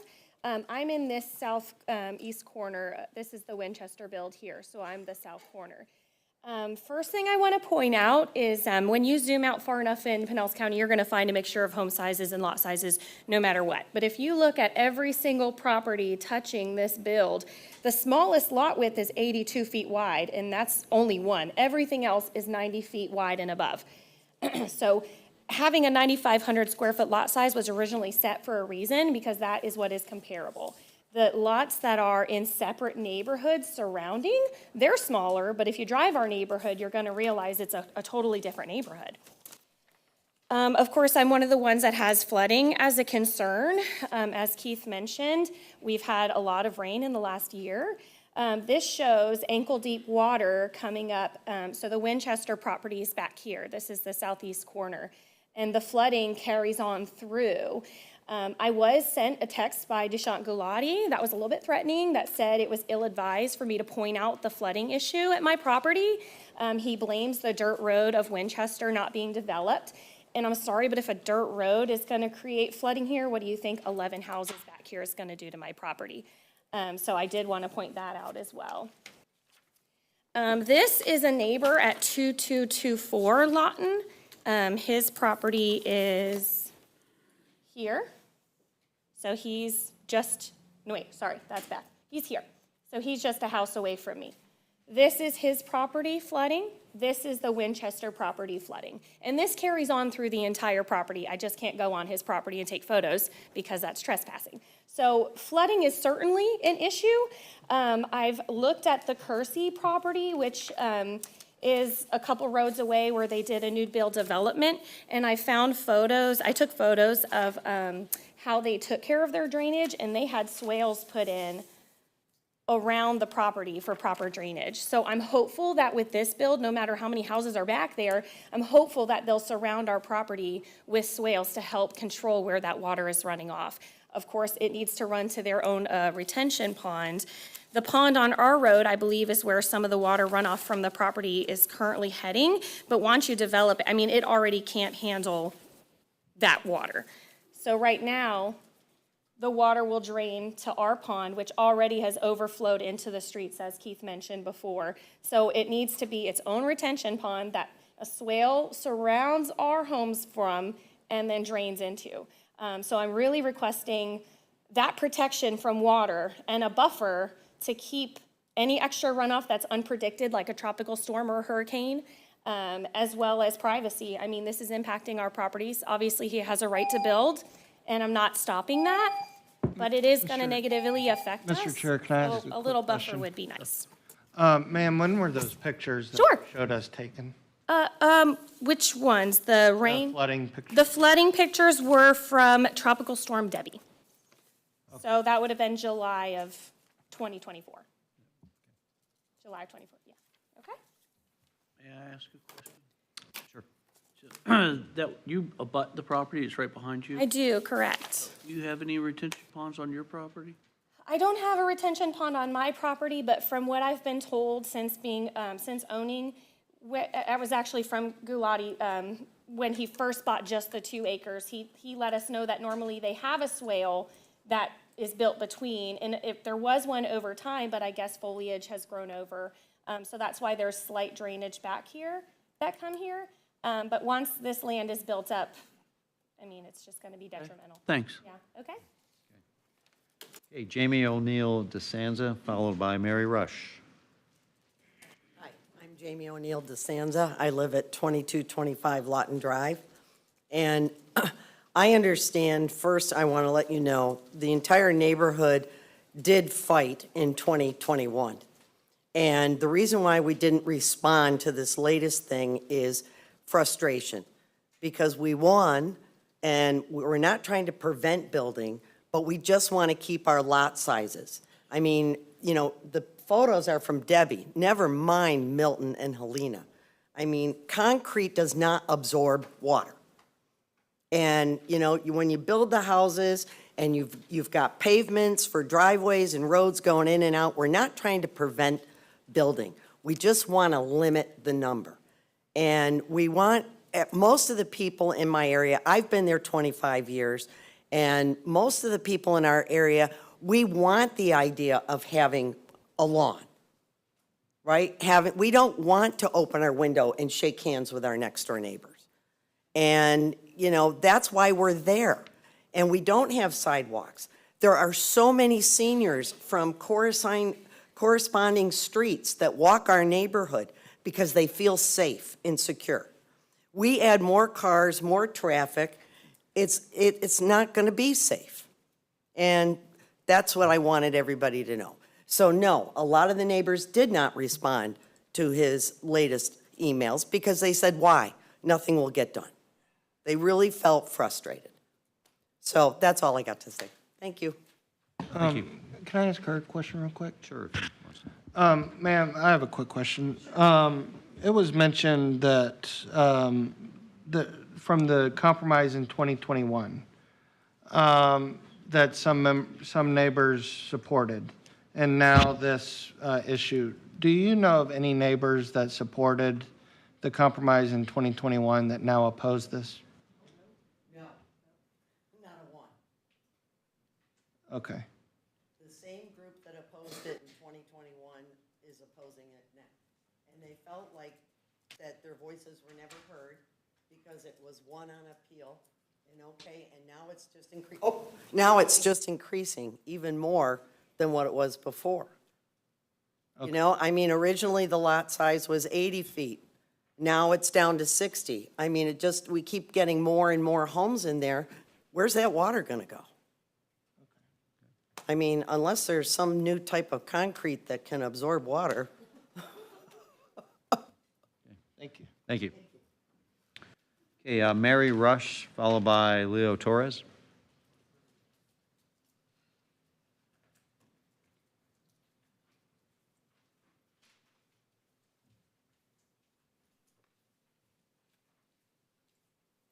Good evening. Hi, my name's Mary Rush. I live at 2228 Lawton Drive.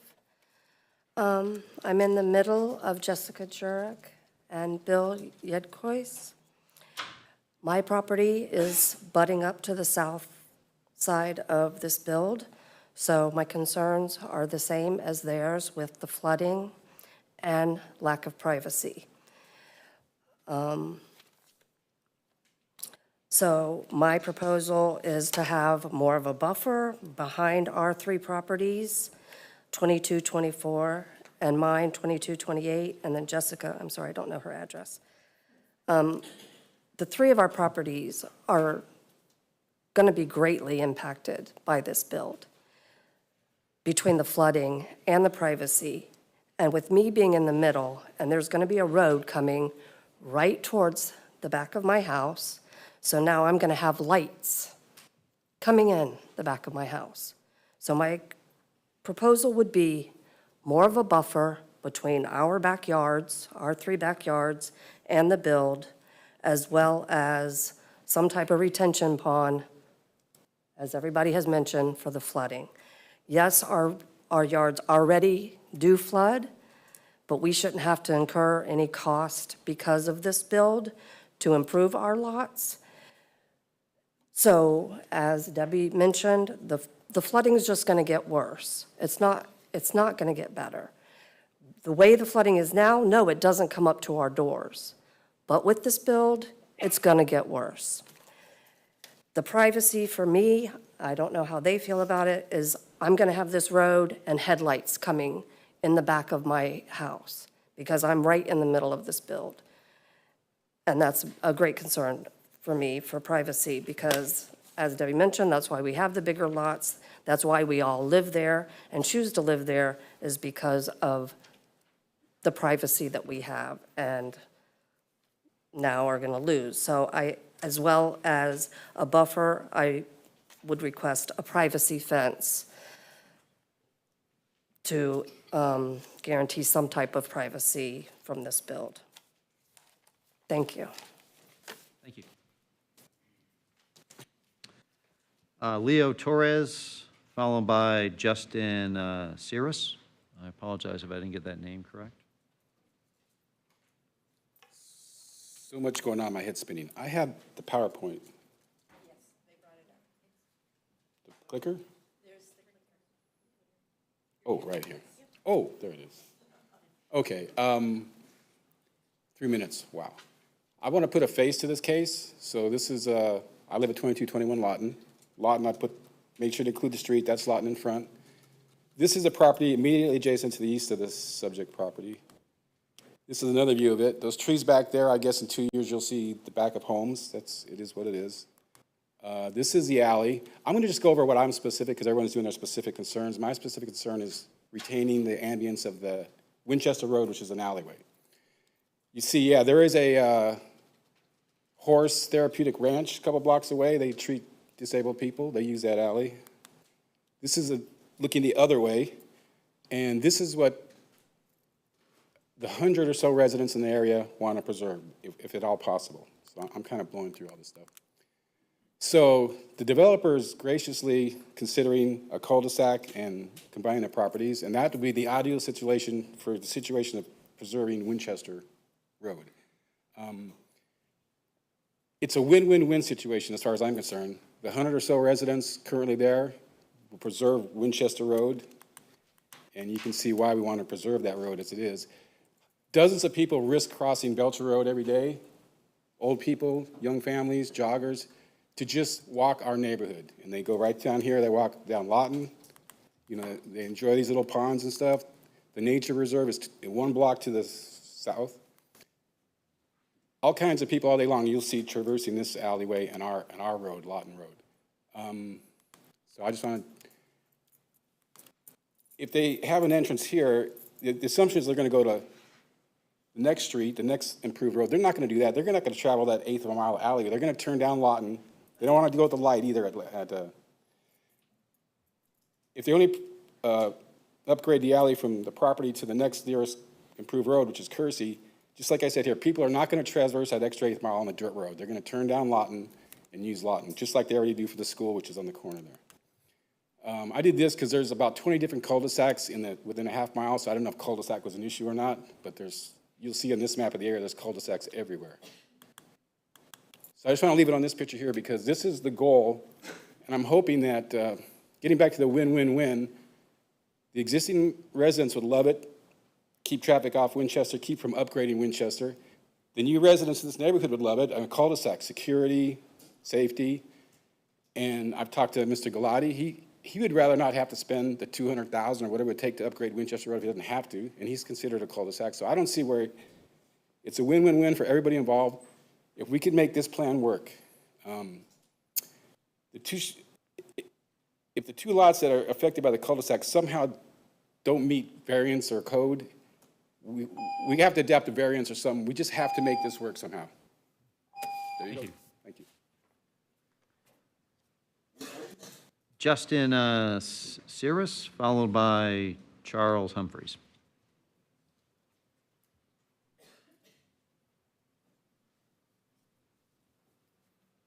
Good evening.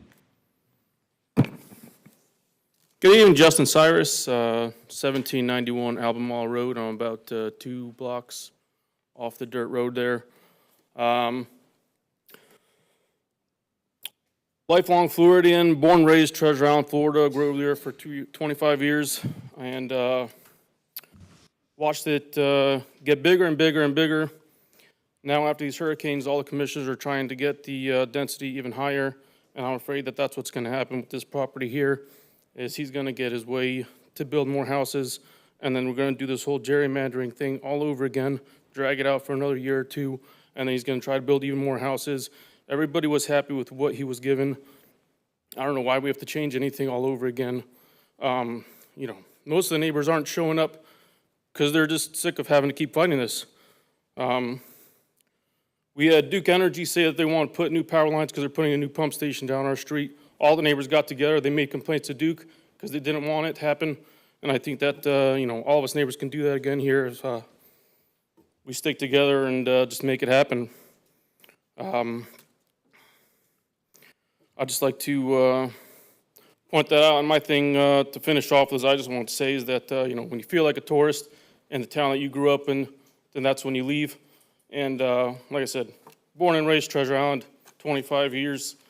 Me and my wife are actually starting to think about moving out of here after 10 years because of, you know, all the lots that were there when we bought the property are all getting built up, more and more people. My boys don't even like to play in the streets because there's so many cars, all the Airbnbs that the county doesn't let us do anything about.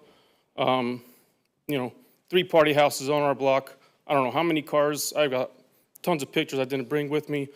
The entire block lined up with cars from parties. And I'm afraid that's going to happen with these houses here. Someone's going to buy them, rent them out as Airbnbs. It's going to cause even more traffic. Thank you. Thank you. Just for the record, it's not the county allowing the Airbnbs. Just remember that. It's from the state. The state has provided all of the changes, and we're trying to do some things to improve that. That was about 2 weeks ago, 3 weeks ago at a meeting, so just so you know. Yep. Okay, Charles Humphreys, followed by Juliana Lee. Oh, gosh, I'm going to just destroy it. Is there a Juliana Lee in the house? I hope so. Okay, good. Good evening. Good evening. Wasn't certain if I was going to speak tonight. You know, I feel I need to hear some of the other people speak, and I'm second or third and making it like a broken record, but people are tired of fighting. I was coming to this or thinking about coming here tonight and asked my mom, are you going to go? We got a meeting, 6 o'clock tonight. She's tired of fighting it. We fought when we fought. It should stay that way. We shouldn't have to keep going through it. As far as the experts, I don't live near it. I'm back on Doncaster. So I know flooding when it comes up to my yard. That was what was happening in the hurricanes this year. As far as traffic in the neighborhood, I borrowed this from somebody. So the new development on Temple Terrace, I come in that route quite often to get to the house. My mom uses that route. We all like to try to stay away from the traffic of the school because despite no parking signs and all that, people park in the street. They don't listen. They don't care. They make traffic hazards. You have to go around them. You got people coming out of school nearly hitting you. The traffic backs up all the way to the light. You can't even get in the neighborhood that way, and you have to go north. But with this development here, and the lot size and the houses that they built, they have no driveways. Barely anything. They get more than one car, and they're parking in the street, and you're going around them.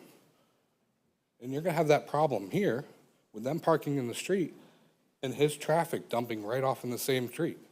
You're going to have basically a one-way road and multiple people trying to go through at chance times. And it's going to make a dangerous situation. Lot sizes in the neighborhood and everything, the aesthetic of the neighborhood is the lot size, the trees, how it's been. 41 years there. I grew up there. Rode my bike around that neighborhood. This, I wasn't here when it happened. I was out of state. I couldn't do anything, and I don't know if the fight was for it, but I don't want to see the neighborhood I grew up in all look like this. Shaking each other's hands coming out your door. We like our yards. We like our neighborhood. We like our space. And it gives a cushion. Any questions? Thank you. Thank you. Juliana Lee? Okay. Followed by Olivia Carbe. Carby? Good evening. Hello, my name's Juliana Lee Gardner, and I'm here today to express my full support for this initiative. As someone actively searching for a home, I've firsthand seen how difficult it is to find something both affordable and livable in areas like Clearwater, St. Pete, Palm Harbor, Safety Harbor, and Gulfport. Prices have skyrocketed, and many of the homes on the market, they require significant renovations or repairs or upgrades just to keep up with today's standards. I'm part of a community of young professionals who are also trying to enter the housing market. Like me, many of them are looking for small, newly built single-family homes that are reasonably priced. The reality is we don't have the resources, the time, or the expertise to take on major renovations. So for us, the ideal option is smaller homes, newly constructed homes, homes that are more energy efficient and therefore environmentally friendly. So currently, the places where homes like this are available are at reasonable costs are in suburbs like Brandon, Riverview, and West Chase. But these locations are far from where we are, many of us work and engage with our communities. The long commutes not only add to our daily stress, but also contribute to increasing traffic congestions on already overwhelmed highways. This is why I see the proposed development plan on Kersey and Winchester Road as a significant opportunity, not just for myself, but for many others in my demographic. This plan offers more than just new homes. It offers a lifestyle that aligns with our needs and priorities. Additionally, the availability of nearby recreational open spaces promotes a healthy, well-rounded lifestyle, which many of us deeply value. One important note that I want to mention is that these homes will be situated in the flood zone X, which makes a real difference when it comes to securing affordable home insurance. In today's economy, that kind of financial relief is critical to first-time home buyers. So when we talk about the importance of accessible, affordable housing, it's not just about finding a roof over our heads. It's about creating communities where people can truly live, grow, and thrive. I strongly believe that this Kersey and Winchester project development will align with that vision. And because of my strong belief in a thriving community, I also want to state that I fully support any amendments for requests for additional lots. And I hope you too also see and value this positive change and hopefully assist this in moving this initiative forward. Thank you for the opportunity to share my perspective, and that's it. Thank you. Okay, Olivia Carby, followed by James Leslauer.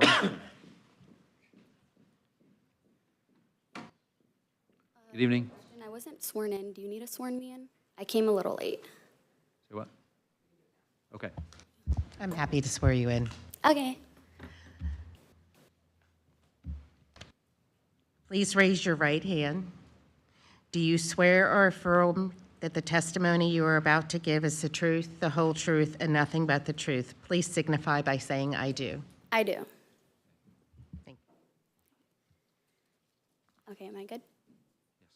Yes. Okay. Good afternoon. My name is Olivia. I'm a local Tampa Bay investor and real estate advisor, and I'm just going to hit some key points. I represent a growing community of first-generation professional women. Just to kind of piggyback off the last story, many of us are the first in our families to achieve financial independence and career stability. The reality we're facing, housing supply. It's leaning towards high-end development, ignoring the majority of middle-class professionals, and that's where affordable housing comes in his new development. What we need is what he's not asking to build large luxury homes, he's asking for affordable housing. We need more middle price point housing that reflects the economic realities of today's workforce. And that includes the local teachers, nurses, entrepreneurs, your firefighters, your policemen. We deserve a chance to plant the roots here in our local communities. Why it matters. If we don't act, we risk losing the very people who keep our local communities running.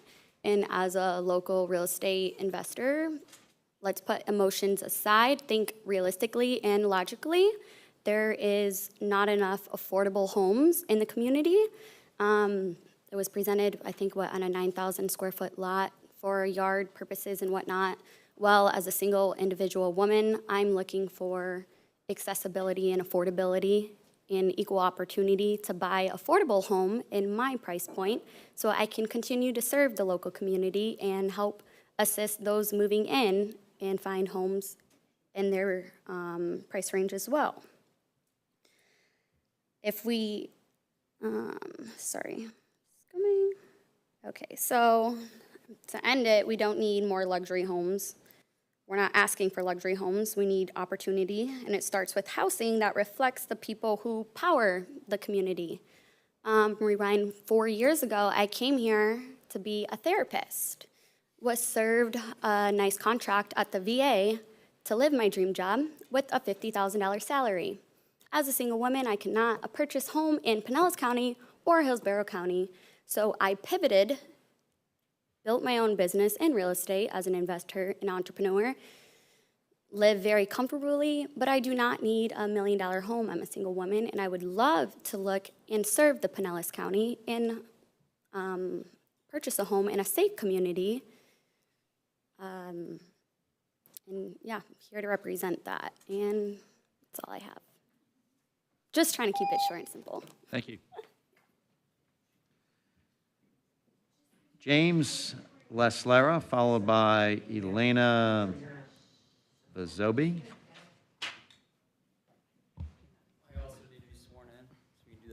Yes, James. Please raise your right hand. Do you swear or affirm that the testimony you are about to give is the truth, the whole truth, and nothing but the truth? Please signify by saying I do. I do. Thank you. Good evening. Good evening. My name is James Lisker. I've lived in the Tampa Bay area for the last 5.5 years, and I do infill development in Tampa for the last 3 years. Hearing the testimony of the applicant, the adjectives that came to mind were sensitive, thoughtful, and considerate. Pinellas County has limited parcels left to develop. Because of this, I encourage mindfulness of density in line with consistency of the development pattern in the surrounding area. Our area faces a shortage of available units, and allowing the most units consistent, the key word there is consistent, in residential areas will promote sustainable community development and bring much needed units to the area. This is the perfect opportunity for the county to approve building these needed units for working class families. I encourage this opportunity to approve the maximum number of homes in line with the staff reports. In times of uncertainty, I like to lean on the experts.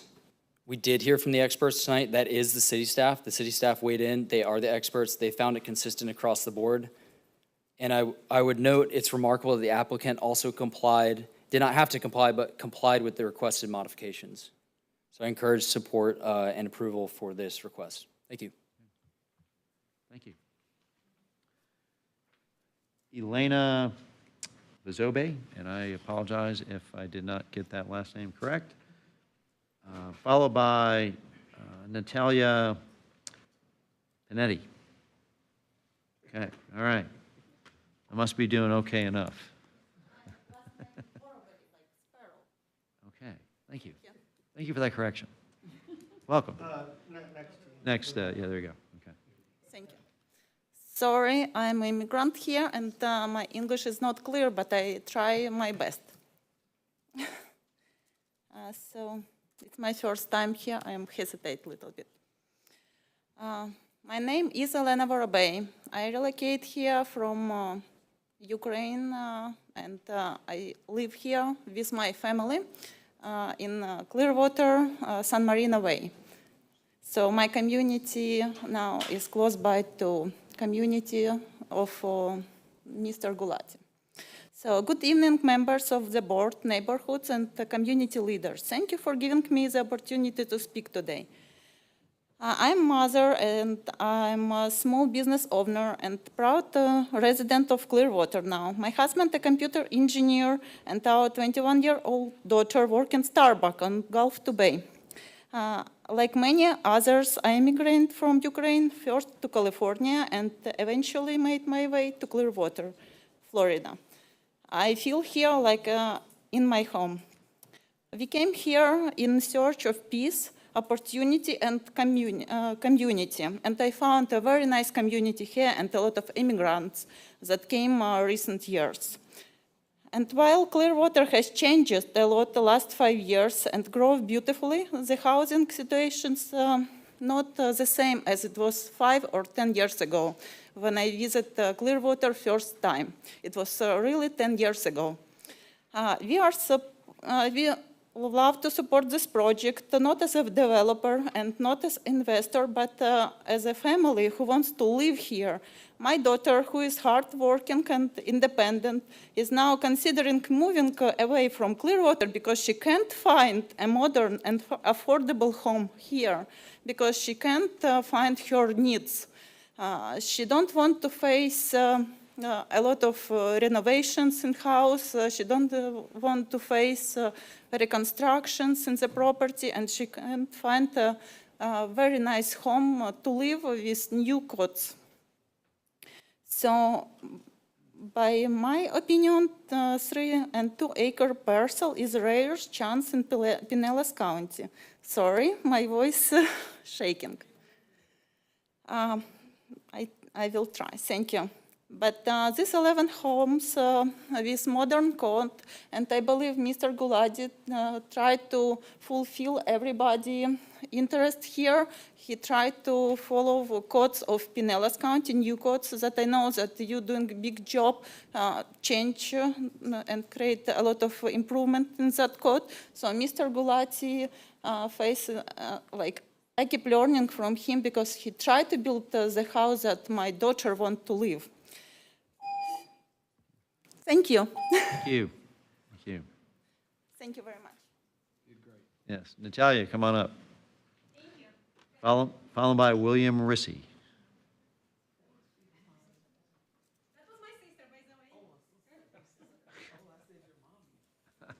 Yes, hello, good evening, and thank you for doing this. One over. The mic next There you go. Next one. Let's do it again. Do I need to repeat? There you go. We got. Okay. Time. Beautiful. Yes, good evening, everybody.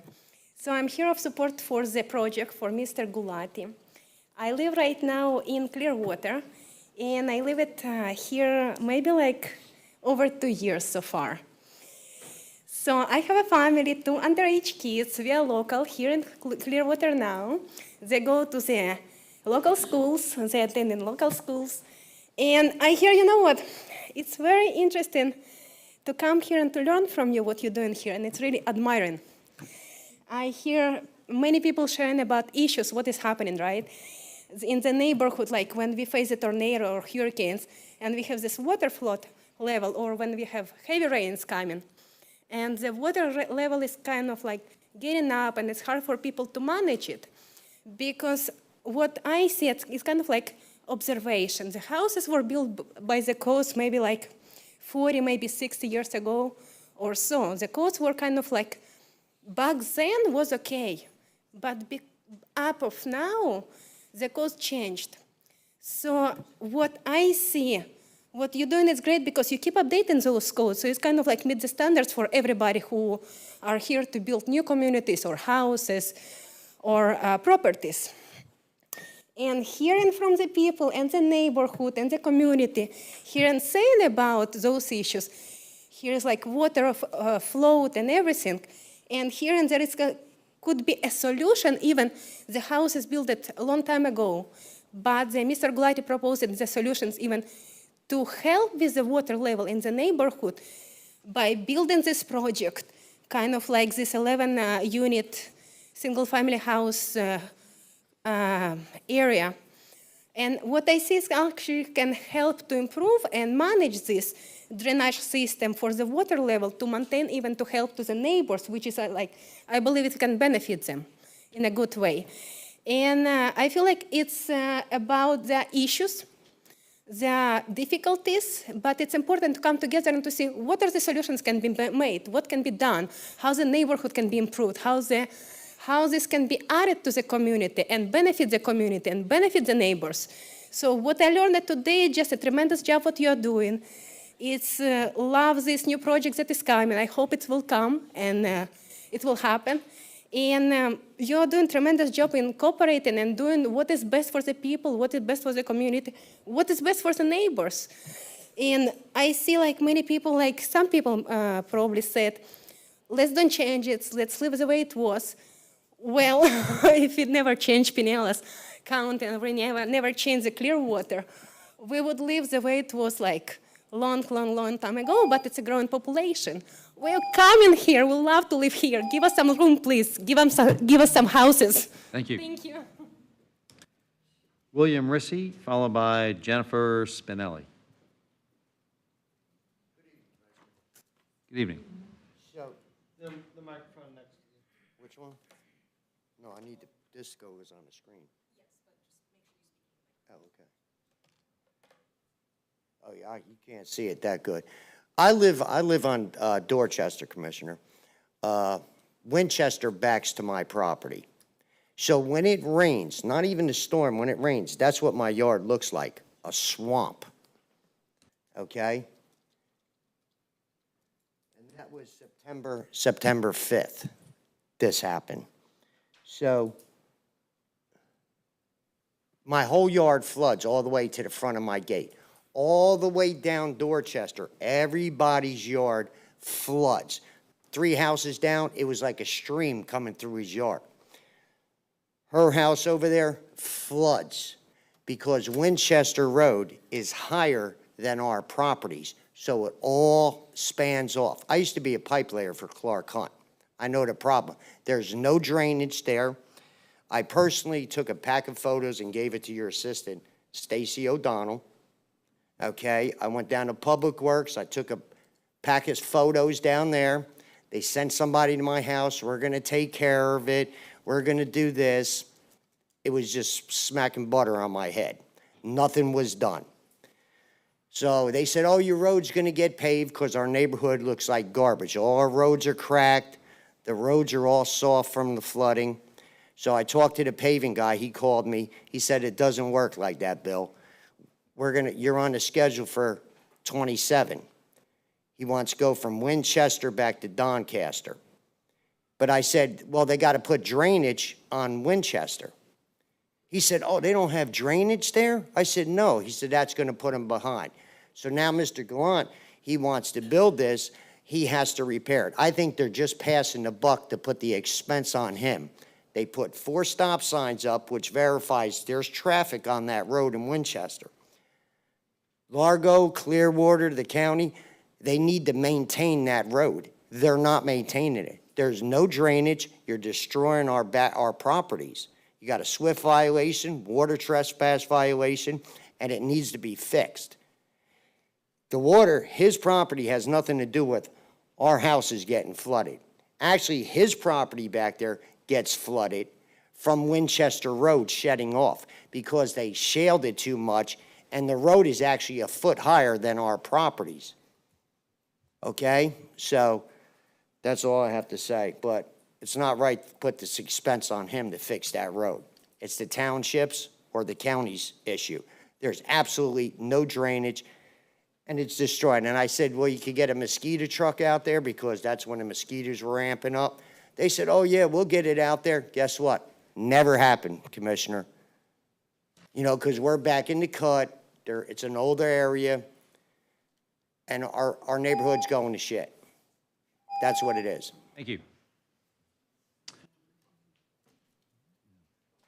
Jennifer Spinelli?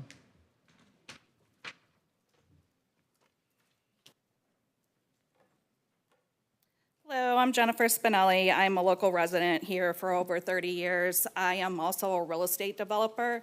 I have done multiple projects with the DDK, or Deshant, as you guys know him, locally in the area. So our last project just wrapped up about a couple weeks prior to the hurricane, and I do have to say, we have done nothing but improved our areas that we have developed on. We, after the hurricane, had no flooding. Our swales were up to code. Everything was done exactly what the city went and recommended for all the drainage and as I can see, most of the complaints are of the drainage issues. If you look, I don't know if, yeah, my phone's up here, you barely can see it. But all these surrounding houses that they are yet speaking about were built in 1950s. So obviously the building codes have changed drastically since the 1950s. Our drainage has changed since the 1950s. He has been beyond compliant with anything that the residents or the city has been asking of him. He then diverted the traffic off of Winchester over to the Kelsey Road, which then will divert that traffic on Lawton that is most likely, like they're saying, is coming from the school during those hours. I can't imagine someone racing down Winchester in that road, how it is. But I believe you because people are crazy. But like diverting and making the cul-de-sac there, he is being more beyond compliant of going down to 11 units, even though the 12 were proposed. He is going to be doing all the storm drainage and everything to code, which is actually going to improve behind for those houses that are butting up. As far as privacy is concerned, that's been spoke of this evening. There also is going to be a complete fencing system put up at least 6 foot tall, depending on what the ordinance or variance is going to be for fencing around the entire community. So there will only be one entrance in, one entrance out. As you can see, the new homes that one of the residents did put a photo up, and it showed no flooding over there with the new houses that were built just across the street on Kelsey Road. Obviously, they're up to code with the new drainage system. Obviously, a pump station is now being told that that's being put in also, so that's going to help the situation. So I am for the project. I am very well known as a developer in this area. I do only do Pinellas County, so I do know the codes change every minute. So, and being that our last project just wrapped up right 2 weeks before the hurricane, and we were completely fine, I don't foresee this having an issue with any of the residents in the upcoming. Thank you. Thank you very much. You said the codes change every minute, probably more like every second. Okay, do we have any questions for staff or the applicant? Yes, Commissioner Flowers. Chair, I appreciate you. I had to step out. For staff, how many units did you say that he could do if he were not doing the overlay? Was it 16?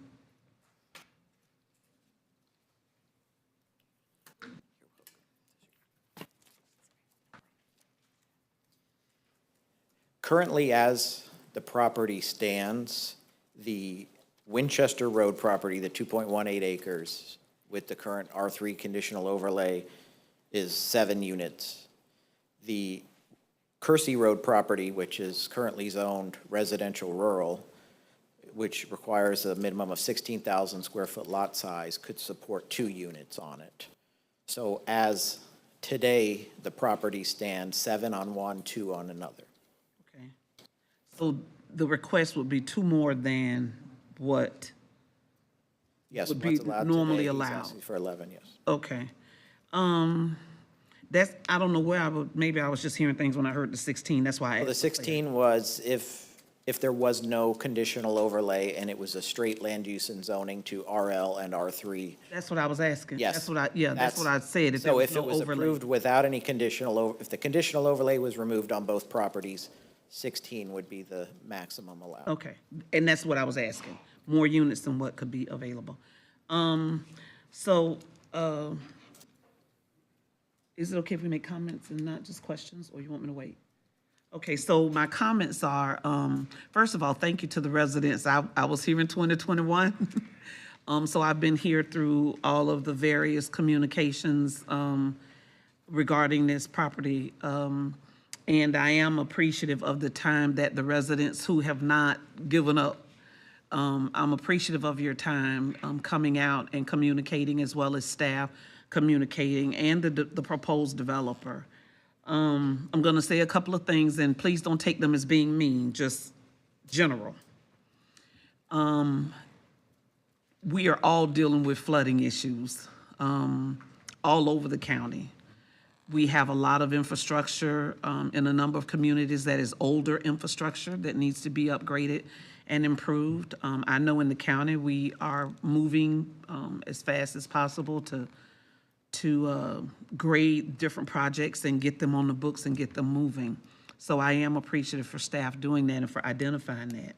But in the interim, unfortunately, we have these things called hurricanes and other bad weather, where we have our rainy season, and on top of the rainy season, we have hurricanes. So we don't have a chance to dry out before the next water event comes. For the young ladies that made the comment regarding percolation, you are correct.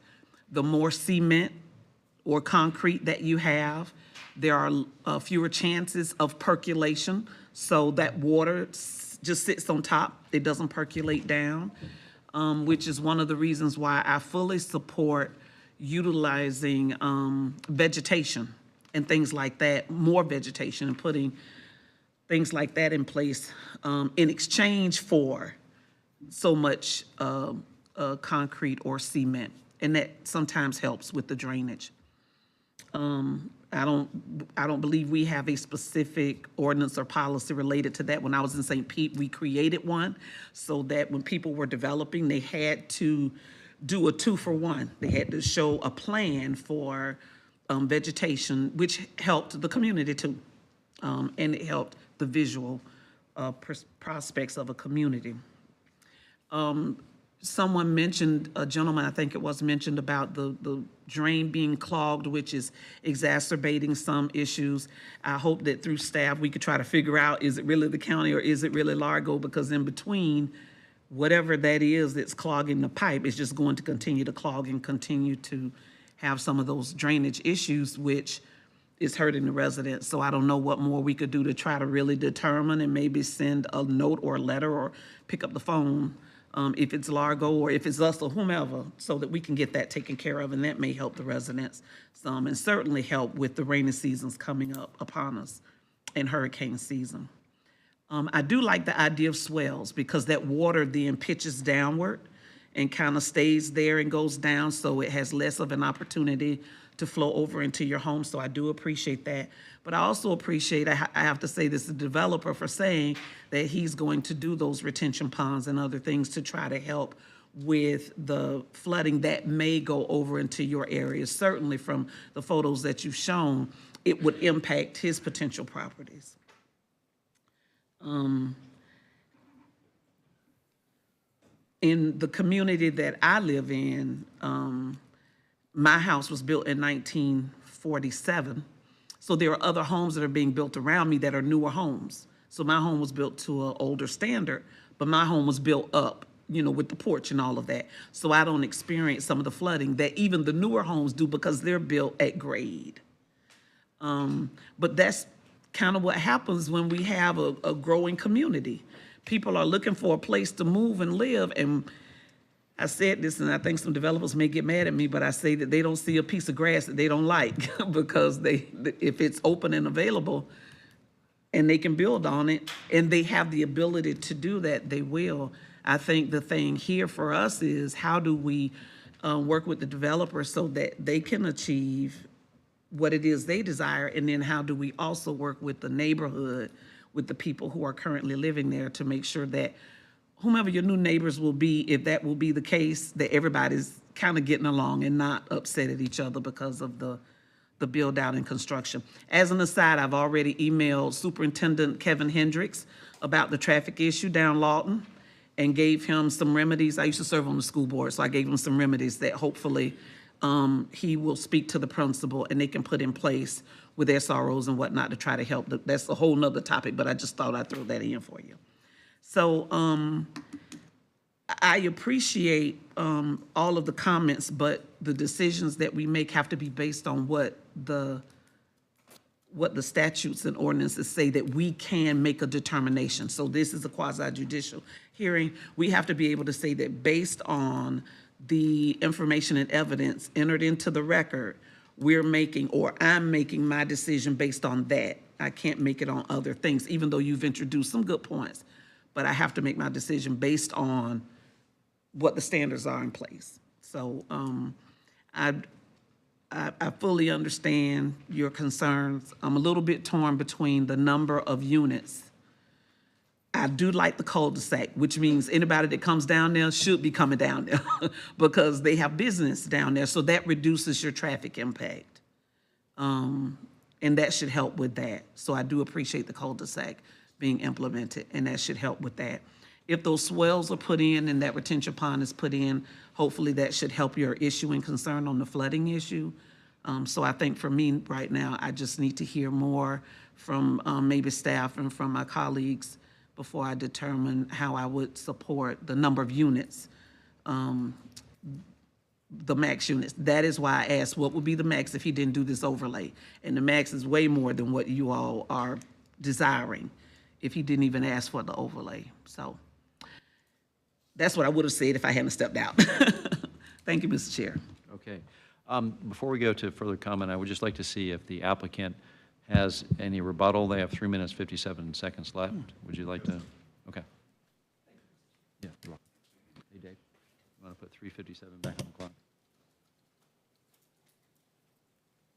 Just give us a second to get the clock set. About the drainage, but I like to Yeah, speak. hold on one quick second. Yeah, okay. All right, you're good. Thank you for the opportunity. Just one second. Okay. Can we have this here? Oh, stop Uh, If we stay status quo, I'm sorry. If we keep the things as they are, everything the neighbors are opposing is actually will be a reality. Because with this is what was approved now, as per 2021 board approval. Traffic will definitely go to Winchester Road. These 3 homes will be built right against the 3 people who are most opposing having a neighbor. The lot sizes are going to be very similar because I have similar land plus more land. So lot sizes, that's why I only asked for 12. Now I agreed for 11 because 7 were already approved, so those 7 will be similar size and the extra 4 will now be added. Every aspect of the new plan is beneficial to every complaint they have made. If I take this application out, they will be the most offended people. I sincerely telling you that this new plan is much superior in terms of their options of retention ponds, their options of different driveways, their options of different lot sizes. It is in their benefit to go with the new plan rather than force me to do what I can do, and it will be cheaper for me. I'll let the engineer speak now. Thank you again for the opportunity. I just want to touch base on a few things and maybe clear up some misconceptions. A new community design built today would be more flood resilient than what was built 50, 60 years ago. Current code requires finished floor elevations of homes to be anywhere from 12 to 18 inches above the highest point of crown of a road. So future storm events, not necessarily hurricanes, would protect, these homes will be protected for those conditions. It is impossible to mitigate a home that is currently under the flood elevation or below the road crown, especially when we have inadequate drainage system. So that's one thing. The applicant's proposal will have to address the dirt road conditions. A redesign or rebuild of this would bring this part of substandard infrastructure to current code and somewhat alleviate the drainage. I cannot guarantee that the drainage floodings will be eliminated, but it will be better than what it is today. The site itself, whether it's 11 units or 9 units, will have to follow county's site review standards, which means the total pervious versus impervious cannot change. And that doesn't matter how many units you have in there. At the end of the day, the code prescribes a percentage that you have to respect. So the site itself will have to collect and treat and discharge equal or less than what it's doing today. So I just want to make sure that these things are considered. Thank you. Okay, we had Commissioner Latval, and then we'll go to Commissioner Nowicki. I'm going to have a question for staff. While they're coming up, Barry, Hurricane Debbie was mentioned, and we saw some pictures from that. Do you know what the rainfall was from Debbie? And frankly, I don't remember that because of the 2 hurricanes that were Well, devastating. I think we're thinking about Milton, Yeah. and what happened with, I don't have the amount from Debbie, but you had Debbie followed by Helene, which was just a few inches in a 24-hour period, and then you had 18.31 inches in a 24-hour period in Helene. And it was the saturation and the volume that And then Milton was a big rain. cumulatively impacted that. 18, that's what I meant. But Milton was the big rain event. That's correct. Milton was the big event. If I said Okay. Helene, I meant Milton. And we were in the rainy period. I rainy do season remember, again, so. and I asked my aide Tyler to look it up while we were meeting this evening, that Largo specifically was hard hit from Debbie for some reason. And I don't, if the staff has any recollection or understanding of why that was the case, but I know particularly along East Bay, there was some flooding there. Yeah. But my questions are going to be on that topic. With this project, do you have concerns with your professional experience of any flooding concerns outside of historic hurricanes? So I'm not a professional engineer. Yeah. So I'm a professional planner, so really speaking into the technical details of stormwater and flooding are really outside of my purview. I can tell you that development on, if this property was developed with a subdivision, they would have to meet the county stormwater manual standards. And from what I've heard from developers is we have one of the strongest stormwater standards in the state. They have to be able to meet these new code requirements. They have to design where the water is captured on the property. The engineers look at to make sure that none of the designed grading is pushing water off the property. They have to treat for nutrient reduction as well. So it is they would improve, even if there is, they're adding impervious surface on there, they do have to account and capture that. If there is historical stormwater that flows through this property, they have to account for that. It's looked at once it exits the property. Our Public Works Department then looks at how would that drainage, where would it outfall to? Is it ultimately outfalling to Allen's Creek, how is that connection getting there? It can't flood other properties further down. And that's something that the county will be on the applicant to do, correct? Correct, yes. Drainage was mentioned.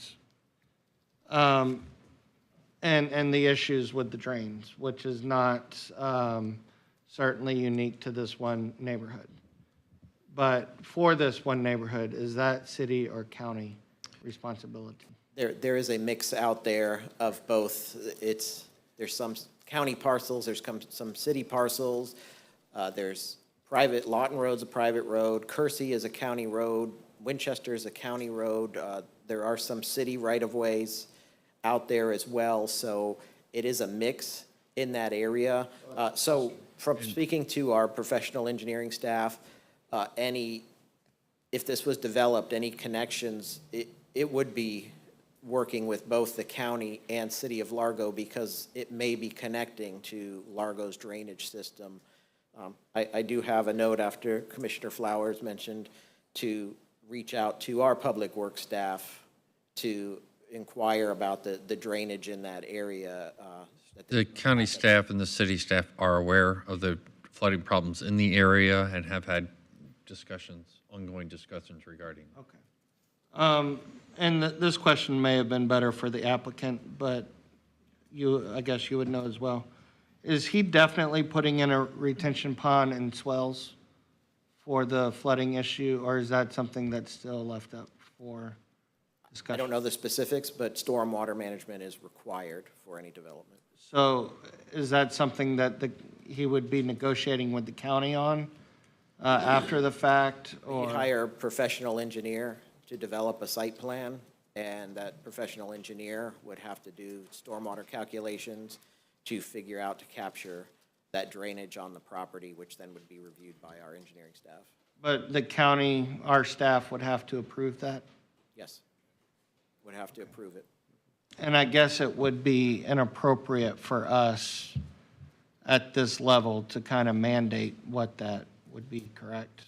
Since that's more of a staff decision? Correct, it's a code requirement, so you cannot get a site plan approved without it meeting the stormwater requirement. To answer specifically, this process is not one you could use to impose that kind of a condition. Right, The yeah, site that's planning- what I'm The site planning process, Okay, staff would work yeah. through that, correct? Okay.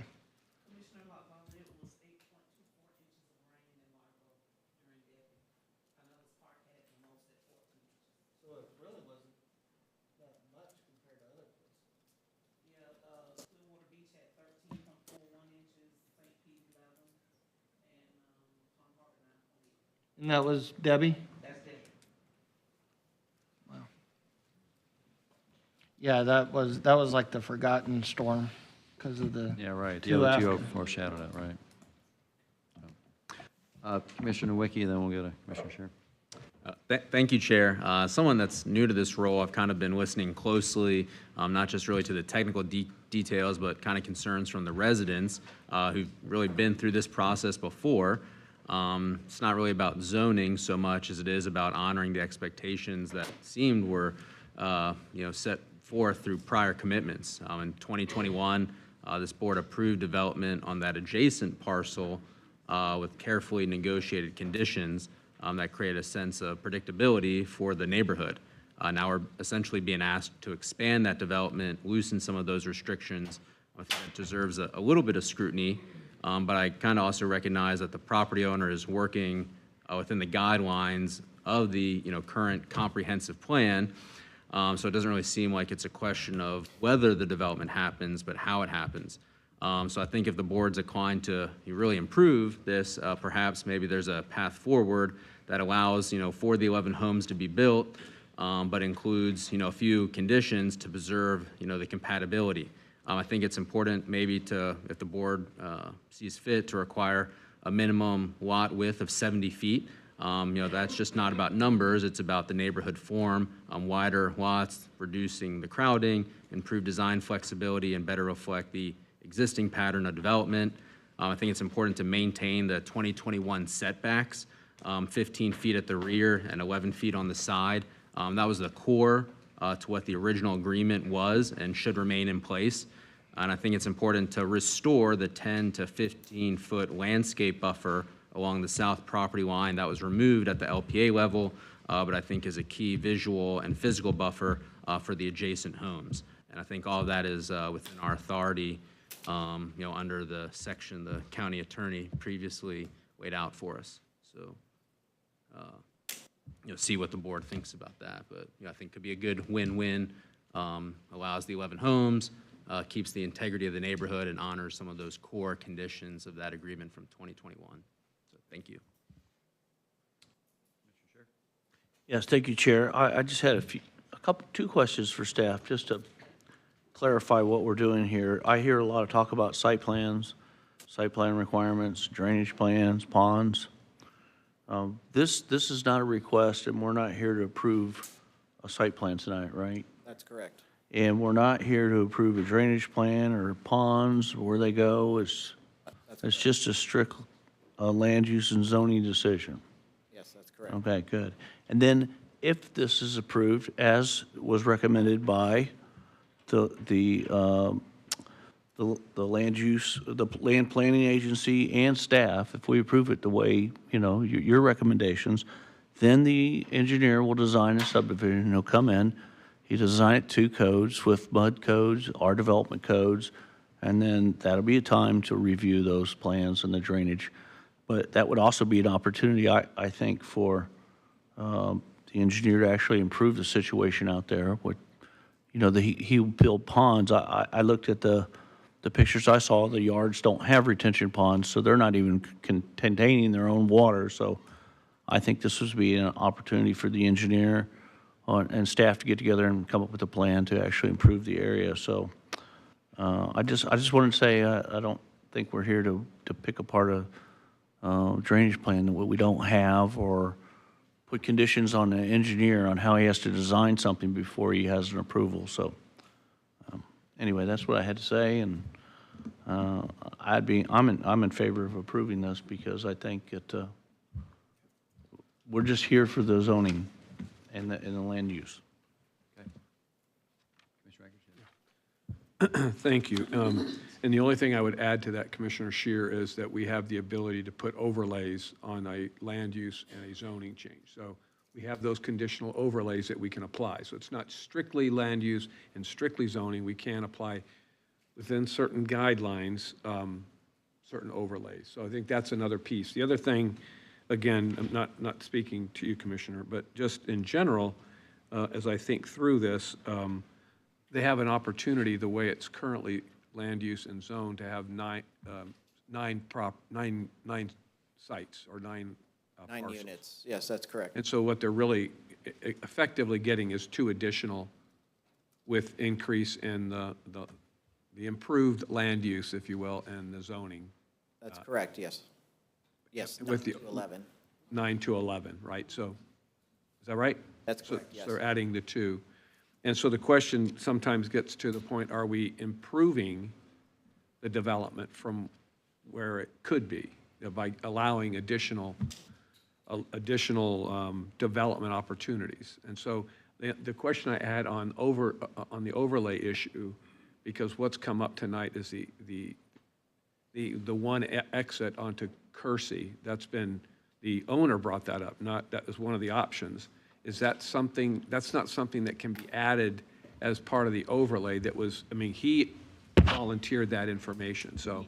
You actually can. One Okay. of the things that it specifically states in the code is that you may restrict access to or from adjacent roadways. Yeah. So that is one of the conditions that's allowed in the conditional overlay, and then staff would work that out through the site planning process. So from my perspective, by doing the exit onto Kersey, you're improving the development, in my opinion.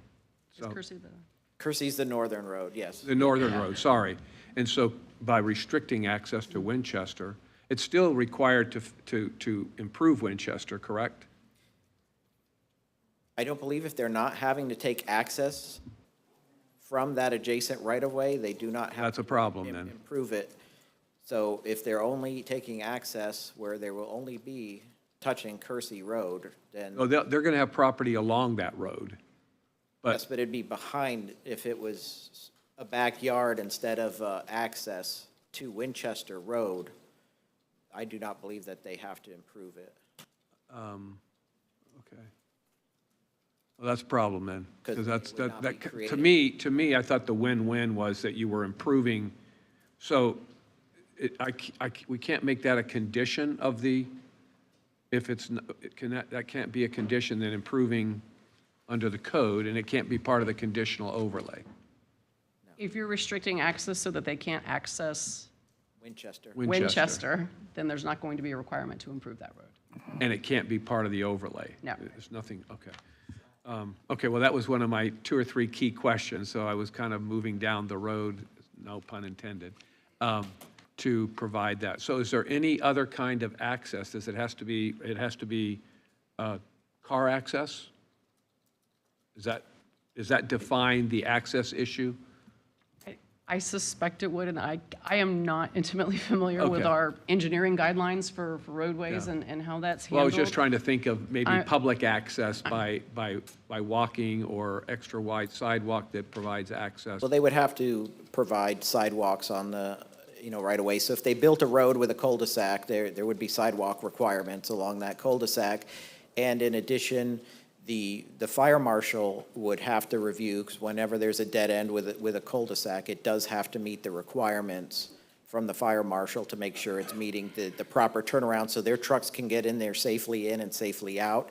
And usually that then meets the requirements for, garbage vehicles, so if a fire truck can make that turnaround and get Understand. out. But the access, what I was getting at is, if you made a sidewalk access from the cul-de-sac to Winchester, that does not I don't believe, dictate the access that would require the improvement of the road? I don't believe it would, because it's not a vehicle access. Okay, well, I'm going to sit and listen to some other discussions here, because my thought was that, you know, with the adding of two additional, giving them additional development rights, that it certainly would make sense then to improve, by doing that, you're giving them development rights, and in return, they're getting an improved flood control on Winchester, which affects neighbors to the east.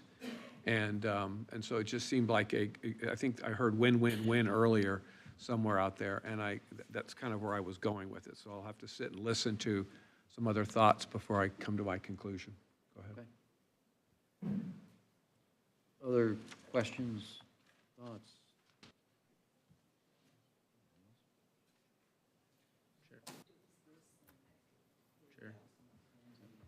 Commissioner Wiki? Yeah, I mean, so that's kind of why, you know, I suggested, you know, the minimum lot width of 70 feet, you know, maintaining those 21 setbacks of 15 feet at the rear and 11 feet on the sides, and restoring that 10 to 15-foot landscape buffer along the southern property line, because those are the overlay conditions that we can impose, is my understanding, would be, you know, like those three. So if they, you know, go use Winchester, they would be forced to make those improvements.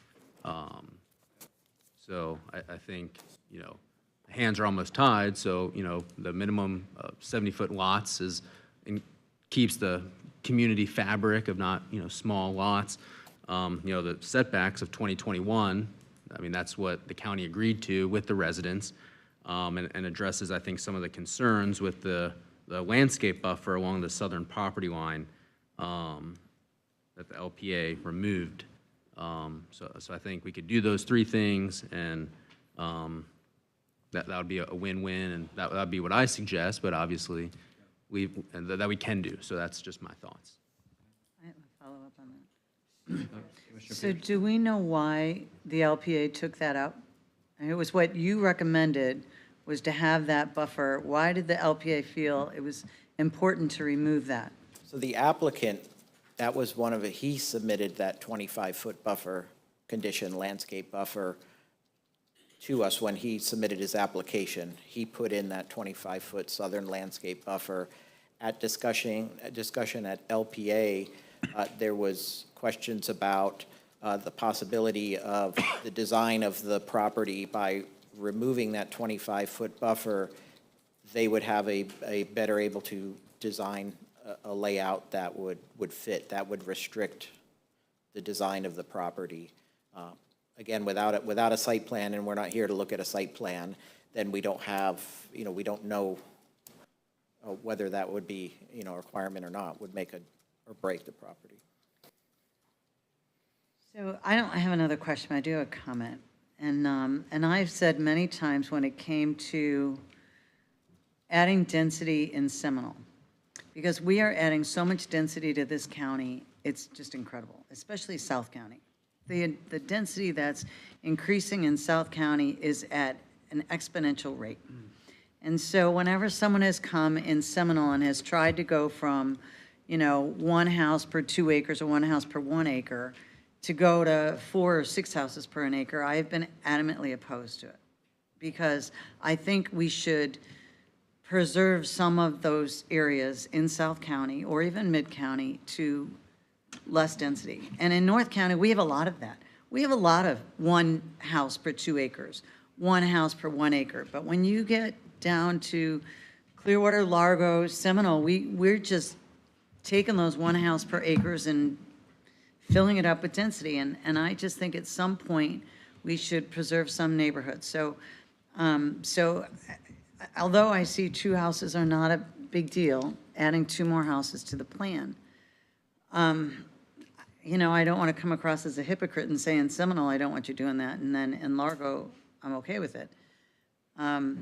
So I do believe that this development could truly alleviate some of the flooding problems once they develop it. I think there's potential to alleviate some of those. I don't think it's going to exasperate it, which is what we originally would think, right? But if they have to put in retention ponds and swales, which I believe our engineers are going to have them do that, then I believe it's going to be a benefit to those neighbors. Would they like a buffer? I'm sure they would. And am I opposed to I'm not opposed to what Commissioner Nowicki is proposing. I think that keeps some of the integrity of that neighborhood. And it's hard to look at that map and see that all surrounding that map is R3. I mean, they're not really going out of the scope of the neighborhood by doing this. And so this one's been a tough one for me, where the ones that have come to us for Seminole were drastic changes from 1 house to an acre to 6 or 10 houses to an acre. This one isn't drastic. So I'm teetering, I'm on the fence on this one. I like Commissioner Nowicki's idea of kind of going back to what we originally agreed to, and letting, kind of keeping our word on what we said from the beginning. But I also don't see those 2 houses being, because the whole surrounding neighborhood, 75% of that neighborhood is R3. So it isn't that out of line. It's not a drastic change for that neighborhood. So I'm really on the fence on this one. Both. I'm going to have to leave it to the rest of you to help me come along on where we want to go. But I am in favor of preserving our larger lots. I really am in favor of preserving our larger lots.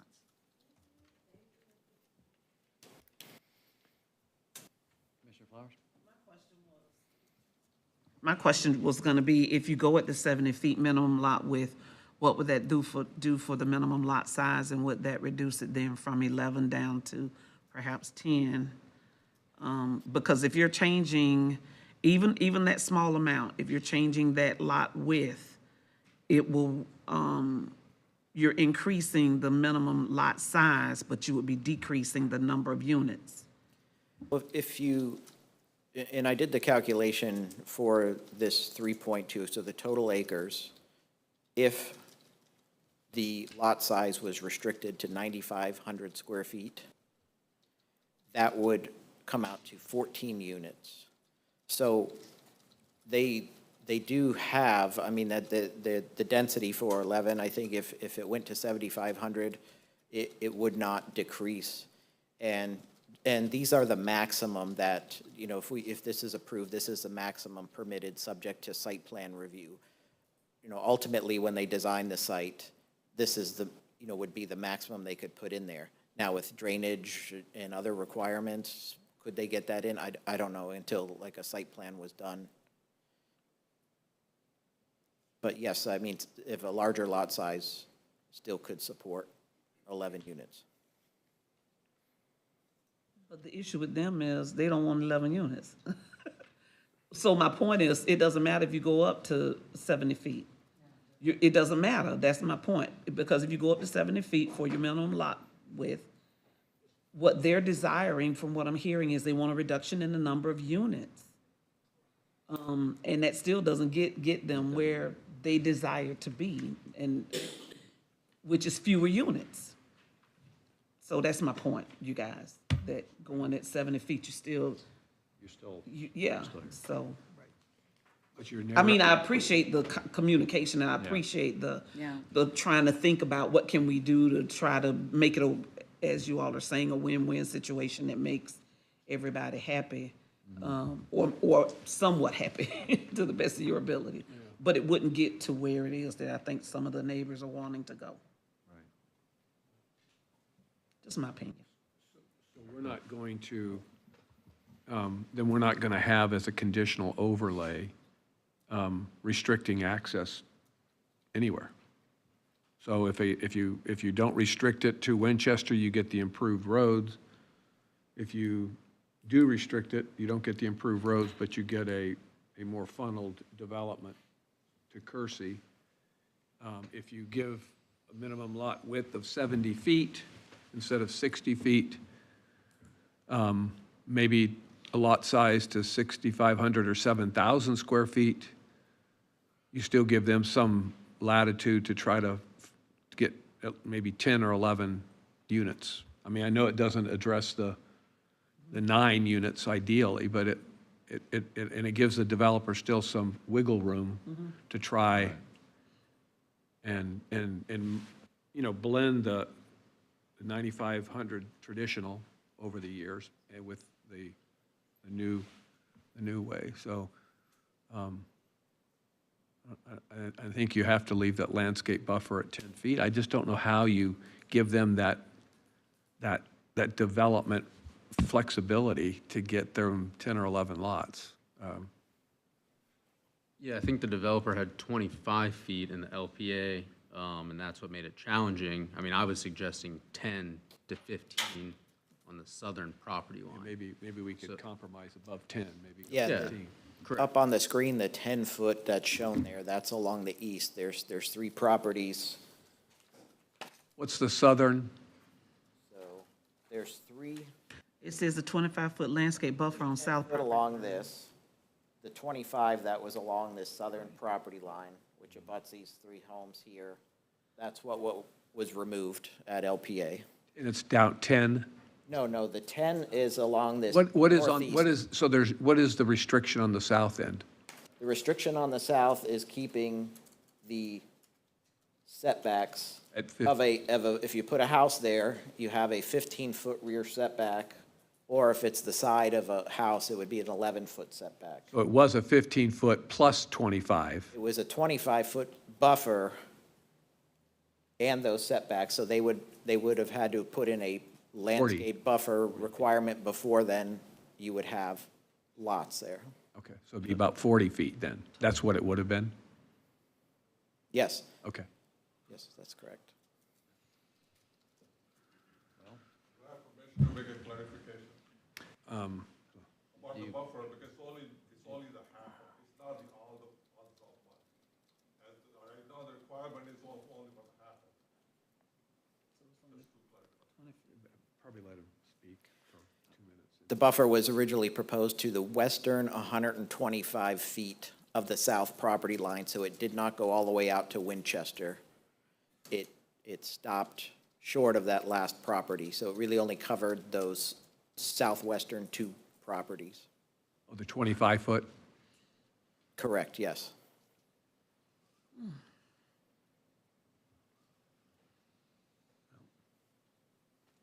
Did Commissioner Scheer, did you have? Just a couple of quick comments. Number one, increasing the size of a landscaping buffer decreases the sides of a potential retention detention ponds, which is more needed in this area than not. And it may not sound like a lot, but 2 home sites could be the difference between this project being viable and not viable. Commissioner Scheer, could you say that again, please? I'm sorry, I didn't. Increasing the landscape buffers decreases the amount of property that's available for retention, The detention. retention pond. And it may not sound like a lot, but 2 home sites might be the difference between this being a viable project and No, an yeah. unviable project. No, I understand. It's just the economics of it, so. Yeah. That's Changing why that- That's why I'm kind of in favor of the way it is, so. Yeah. With the 15-foot rear setback only. Yes, I don't want to increase their setbacks because that decreases the availability for volume in ponds. And I tend to agree with that. Yeah. I do. Well, what is the, in an effort to bring this in for a landing, what is the, And I do recommend you take 2 votes. First, the vote on the land use case. okay. And then if that passes, second, you would move on to the zoning case, which includes the conditional overlay. So it really then will come down to the overlay discussion. Yeah. So we want, So item 24 is the land use map amendment. So that's the item that we're on now. I move approval of item number 25-0413A, case number FLU 2403. A request for a future land use map amendment from residential suburban to residential low on approximately 1.02 acres located at 2281 Kersey Road in unincorporated Largo. Okay, we All right, have a I'll second that. motion from Commissioner Flowers and a second from Commissioner Scheer. Is there any other further discussion or questions, Commissioner Nowicki? Yeah, I mean, I would have a hard time supporting it without even having the minimum lot width of 70 feet. I mean, if we're increasing the two That other, that should be addressed in the next item. oh, sorry. okay. Yeah, that's why I didn't say it, yeah. Okay. That's all right. Both have to pass, so. Yeah, right. All good, all good. Okay, are there any further questions or discussions on item number 24? On the land use. On the land use. Okay, we have a motion and a second. If the clerk can bring up the voting.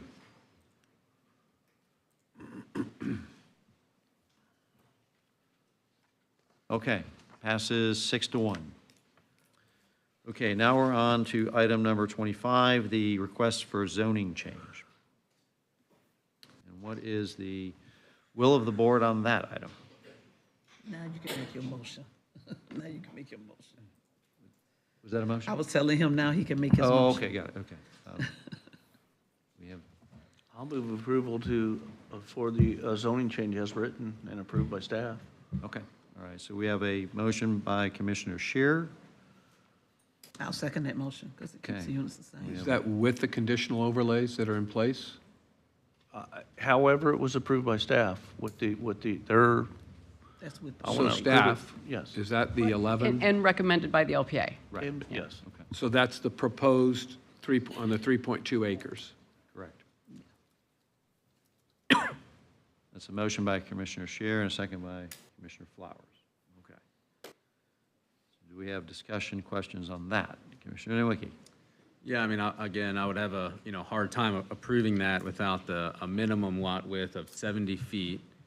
And maybe, a 5-foot landscape buffer along the southern property line, with maintaining the setbacks recommended by the LPA and, staff of 15 feet at the rear and 11 feet on the sides.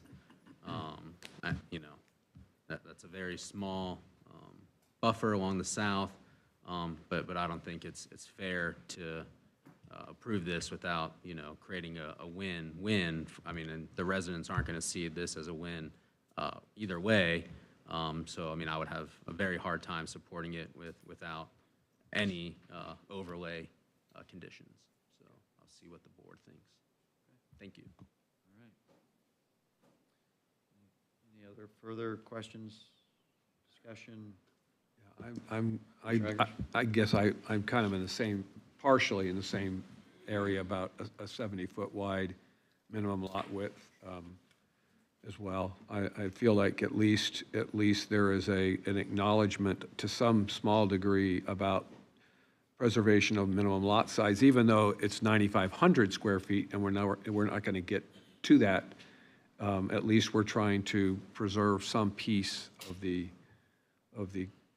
I don't even want to call it the character of the community, but at least I think going 70 feet provides that. So if we're going to leave it as is, I won't support it. I would like to see the lot width go to 70 feet. would you like to amend my second on the motion? Huh? Would you like to amend my second on the motion? I would love that. Well, after hearing Commissioner Shear's comments about the ponds, the biggest problem the neighborhood has is flooding. The biggest problem they have. So what does So that if have you to- add the buffers, you reduce the ability for the ponds. I'm not asking for the buffer. Okay, so that, I'm all for bigger lots. I absolutely am all for bigger lots, but if you, by making the bigger lots, if you're reducing the ability to manage the flooding, then are we coming up with a solution for their long-term problem, right? Their long-term problem is flooding.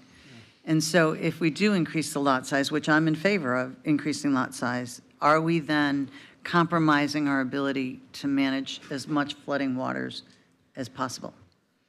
And I hadn't thought about that until Commissioner Shear had brought that up. But the biggest problem is flooding. And so by, whether it be a buffer or making the lot sizes bigger, are we minimizing the ability to get the best control of flooding? And you have the ability to get more grass, or potentially more swales, more, I don't know about the size of the pond. It could end up being, it could end up being 11 units.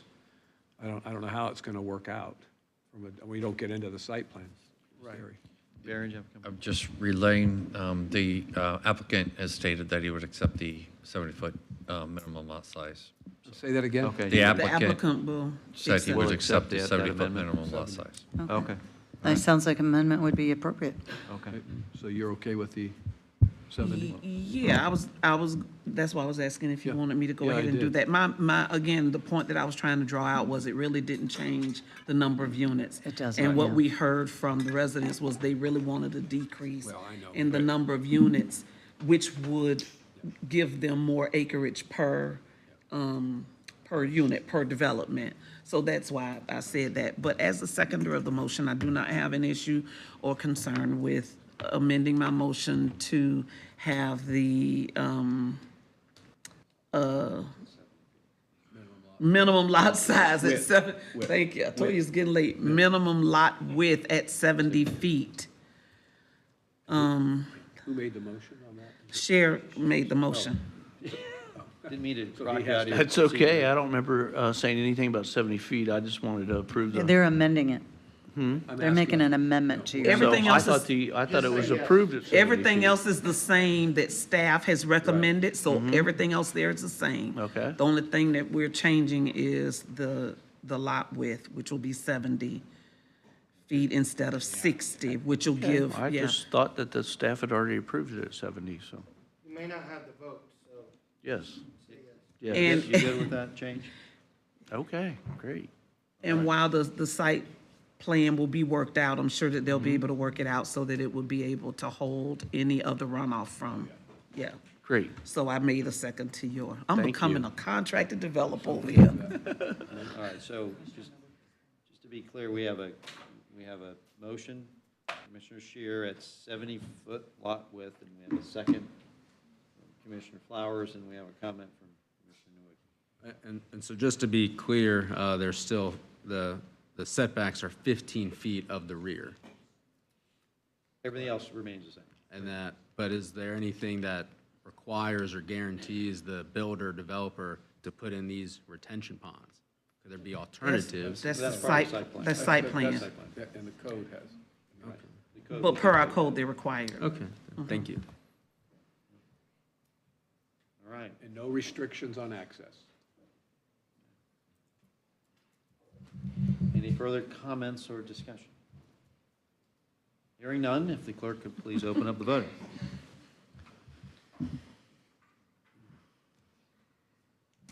Okay, that Had to put on your thinking cap on that passes 6 to one. 1. Okay. Thank you, everybody. That concludes the business of the Pinellas County Commission for this evening. We are adjourned.